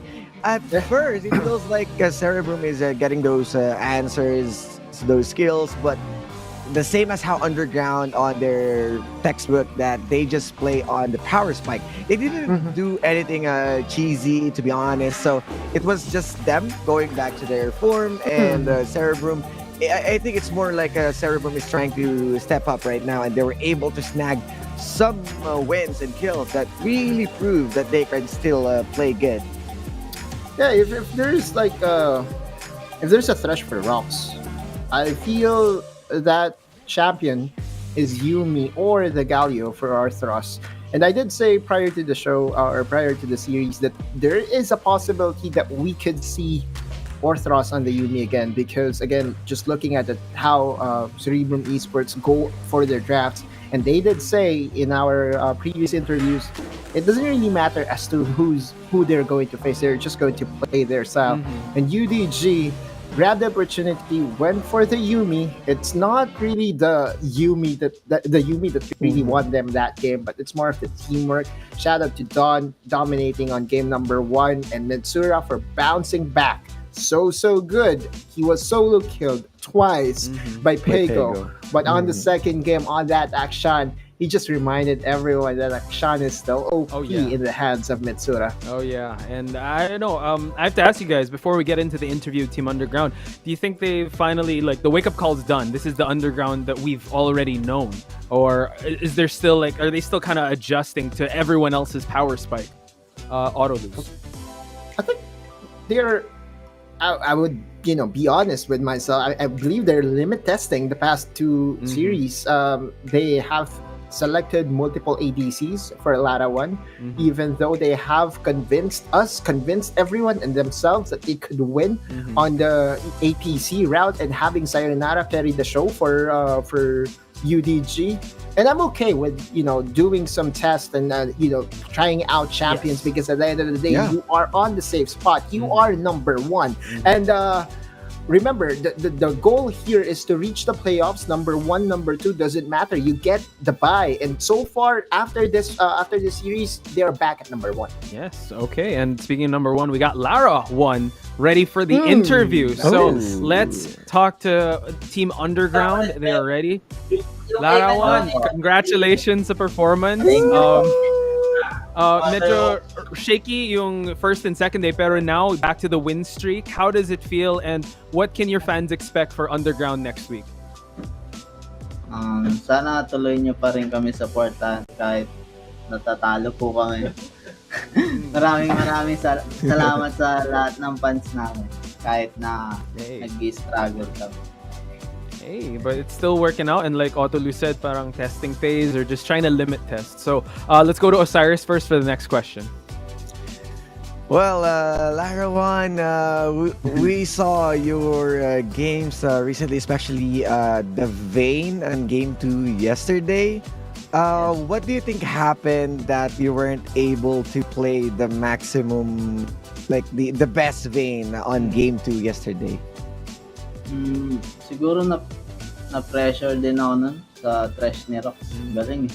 Kaya parang nag-hesitate ako gumawa ng play. Yun lang. Yeah, I'm good with that. I mean, yeah, Thresh. You're good to be back, right? I mean, you have the Thresh God and then you have the Vayne God. There so we go. That's really a really big Titan face off. So congratulations once again. Good to see you winning again. I'm really happy. Back in the fourth panelist, right? Diba yung Team Underground. So Otto Luz, your turn. Okay, so medyo na-miss namin kayo. Akala namin, araw-araw kami namin kayo makikita. Totoo lang, larawan. Pero syempre, actually, very very casual question. Pero who is the biggest inspiration for you right now? Dito sa, actually, hindi lang sa UDG, but for you personally, ano yung talaga nagpo-push sa'yo? Kasi balita. Sige. So. Hindi ba? Ano po? Sorry. Okay lang.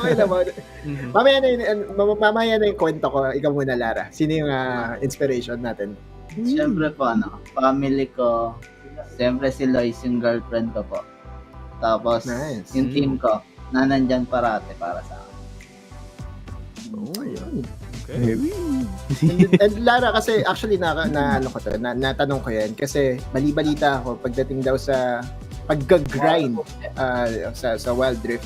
Ikaw ba ang pinakamasipag mag-ranking sa buong grupo ng UDG o parehas lang kayo? Ikaw talaga no? Yun din yung sabi sa akin, parang Wildrift is a life or League of Legends is life. And yun nga syempre para magawa mo yan, kailangan todo yung inspiration na meron ka. And again, Larawan, congratulations. You're back on track. Tuloy-tuloy niya yan for week number 4. Poch! And Lara, congratulations. Have that Mamba mentality. First one in, last one out. I love it. This is the time for your shoutouts and messages. You have the mic. Shoutout po sa Castardo family, Lara family, sa girlfriend ko na si Lois, and Villanueva family, Bautista family, si Primo, si Boshinbo, Madam Phoebe, Bieber, Percy, Veloci Group, Barangay Socorro, Jace, Richelin, katropa ni Sayonara, si Ponji, Glenn, Capital Boys, yung manong na naka-orange at na nakap, tropa ko sa Cavite and sa Cavite City, shout out sa'yo, RTR Guild and si Kai, shout out sa nag-iipon ng baso sa lababo. Yun lang po. There we go. Wow, what a shout out. What a shout out, Lara 1. Thank you so much. Team Underground still at the top of the rankings, ladies and gentlemen. Thank you so much for the time. Thank you. Thank you. Na-shoutout pa nga yung hindi naghuhugas ng baso. Yeah, I felt like some shots were fired in those shoutouts. I know. Guys, hugas din, boys. Exactly. Always wash. Make sure. So, guys, it's we're done with week 3, day 3. So far, like our friend Infinity said, you know what? Everything's still a toss-up. There have been some, I would say, upsets or predictions. I don't know what's going on in the panel desk, but it seems like a lot of these teams want to prove us wrong. I will bring it to Otto Luz. He has been the one that did. Yeah, he has the least points. I'm on a slump. Okay, sorry, I had to say it. Yes. But you have to tune in next week. Yeah, for them to for him to do the Pulveron challenge, and also on Wednesday the PPGL cooldown. Right, Osiris is gonna do something. Yeah, I'm the Pulveron guy on Wednesday, and Otto will be on the WCS Pulveron. So I have to do it on the main broadcast. Okay, I think so. Oh, I mean, you wanted to do it on cooldown, so the duo. I'll think about it. We'll think about it. You guys have to tune in to find out. Yeah, we have to find out. All right, so But, let's definitely I'll stay true to my word and I will accept any consequence because I deserve it. Oh, Oh my God, Osiris, you were not sounding like this during Oh. the PPGL that watch party. He was really having it in to auto lose. But let's move on and check out the match results for today, because if you had us predict these matches, we didn't think it would go this way. Oasis, Team Secret, Grindsky taking the victory, as well as Underground. What do you think was the most surprising victory? I'm pretty sure I know your answers, but let's start with auto lose. Number 3, okay, let's go. GS over FLA. Not only was it a very exciting series, it also had very exciting draft. And I think Grindsky, again, looking at the history of Grindsky and FLA always had the upper hand. So Grindsky is now over that hump and was able to win against FLA finally. Yes. And how about you, Osiris? of course, FLA. I mean, Grindsky really did their homework and even surprised us. We also talked about this from previous weeks, that if there's someone who's going to cut down the Titans, it will be the Grindsky. It will be them who's going to be the Levi Ackerman to take down these Titans. There And we go. They were able to successful taking down one of the armored Titans. I forgot the anime reference again. Who was Grindsky? I know it was Otoluz that said. It was Shinchan. There we No, go. no, Shinchan. I'm Shinchan gonna won. change it to something more serious With more power 'cause levels? these are better. Yeah, because I was just having fun because they're identity, Exactly. right? But the dogs, the dragons. Now I have to think about those two. Maybe Fairy Tail, There we maybe go. Bungo Stray Dogs. We'll see.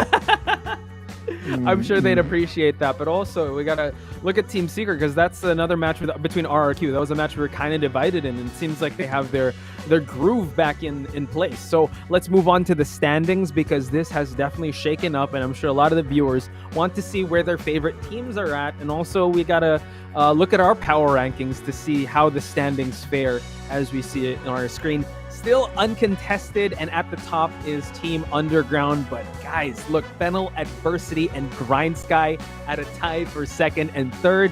Osiris, give me your thoughts on what we're seeing right now. This deal that we are looking into, and I'm gonna say that I am losing to Autolus, expecting that Cerebrum would be the one who's going to stay Yeah, number below. 7. But yeah, at least they are the ones who's stepping it up once again. Everyone is already getting those reads, and I'm really more excited because we're close to playoffs, right? So I'm expecting more from these guys next week to show what they have. Autoluz, anything you want to chime in with standings? Redemption arc. Oasis Gaming promised redemption this week. They delivered 3-0 for this week, upping their standing from 2-4 to a very respectable 5-4. Do not be surprised if next week they will go on another tear and will possibly join our top 3. Yeah, I mean, they really called their shot there. Flawless week by Oasis Gaming. They faced adversity and they triumphed, and now they're sitting at the 4th spot, tied with Team Secret. RRQ, though, in that blast radius. But if you look, Cerebrum, Wildrift, yeah, still at 2-7, and a Sunspark looking to get more points on the board. But, it's still a long way till the playoffs. We still have next week and the week after that, and any of these standings can change. So you guys have to tune in to all the socials as well as for WCS to know where your favorite teams stand, and also like the schedules to watch out for. So what a week this has been. I think it's a mix of both underdog week and also the redemption of some of these teams that we know and put to high standards. So we got to throw it back to Autolus. So we're deciding: are you going to do the pulver run challenge in PPGL cooldown or in the broadcast? I'll have to ask Derek. Yeah, we have. about it because I'm It will planning be to a do it while surprise. I'm on. Well, It will be I'm, surprise. I'm delivering the spiels, and I can I'm, take the I spiels have if you to want it. go Yeah, on that, that's true. right? So we'll have to get approval first Mhm. before we get approved of that. Okay, for sure. And it's next It only week, means that you Yeah. guys needs to watch boom. either cooldown and Osiris. WCS. So yeah, we can both, make sure Yeah, both. Yeah. to check it out. So PPGL That's a cooldown on surprise. Wednesdays, and then we'll see you guys on Friday for the next week. So again, big shout out to everyone watching, and also this event was made possible by PPGL, the largest multi-game esports league in the country, together with Riot Games. And we would also like to acknowledge our official mobile partner in Xiaomi. The hashtag Redmi Note 11 is equipped with 90Hz AMOLED dot display, making it possible for you to experience powerful and responsive gaming. Less waiting time with a 33 watts Pro Fast charging enabled by the all-new MMT technology. And a 6nm Snapdragon 680 for high performance while improving battery life. More information about the Redmi Note 11 at the Xiaomi Philippines Facebook page. Yes, and of course, this tournament is under the supervision of the Games and Amusement Board. Guys, we're done with week 3. Hopefully, we'll also get our redemption arc next week, because the panel desk has been kind of flubbing it when it comes to these Don't worry. predictions. So, Don't worry. I'll pray on Wednesday. Okay? I'm not sure, Otto. Someone will pray for me, my brother. I guarantee you that. So many people is going to pray for you, my dear brother. Oh, So wow. that's fine. So tune in to Wednesday for the PPGL cooldown, and we'll see you guys next week for more Wildrift action. This has been Autoluz, Osiris, and Potspice. Good night, and have fun playing Wildrift. Amen! Yeah! Close the show that way. That's my line now. See you guys. Bye-bye. That's it.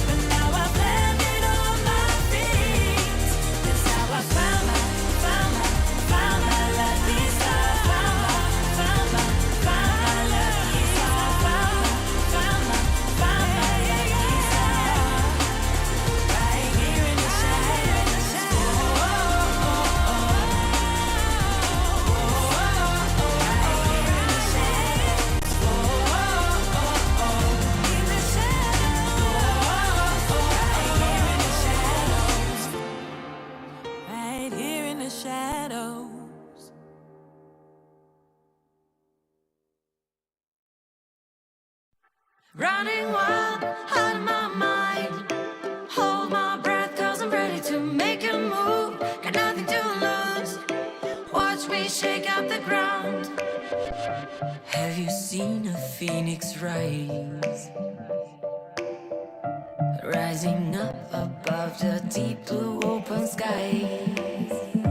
Knowing that the way is right. Guided by the secrets of an undiscovered life. Have you heard the ocean cry? Shallow waters carry silent goodbye. Diving deeper than the sea. What you find is what you get, and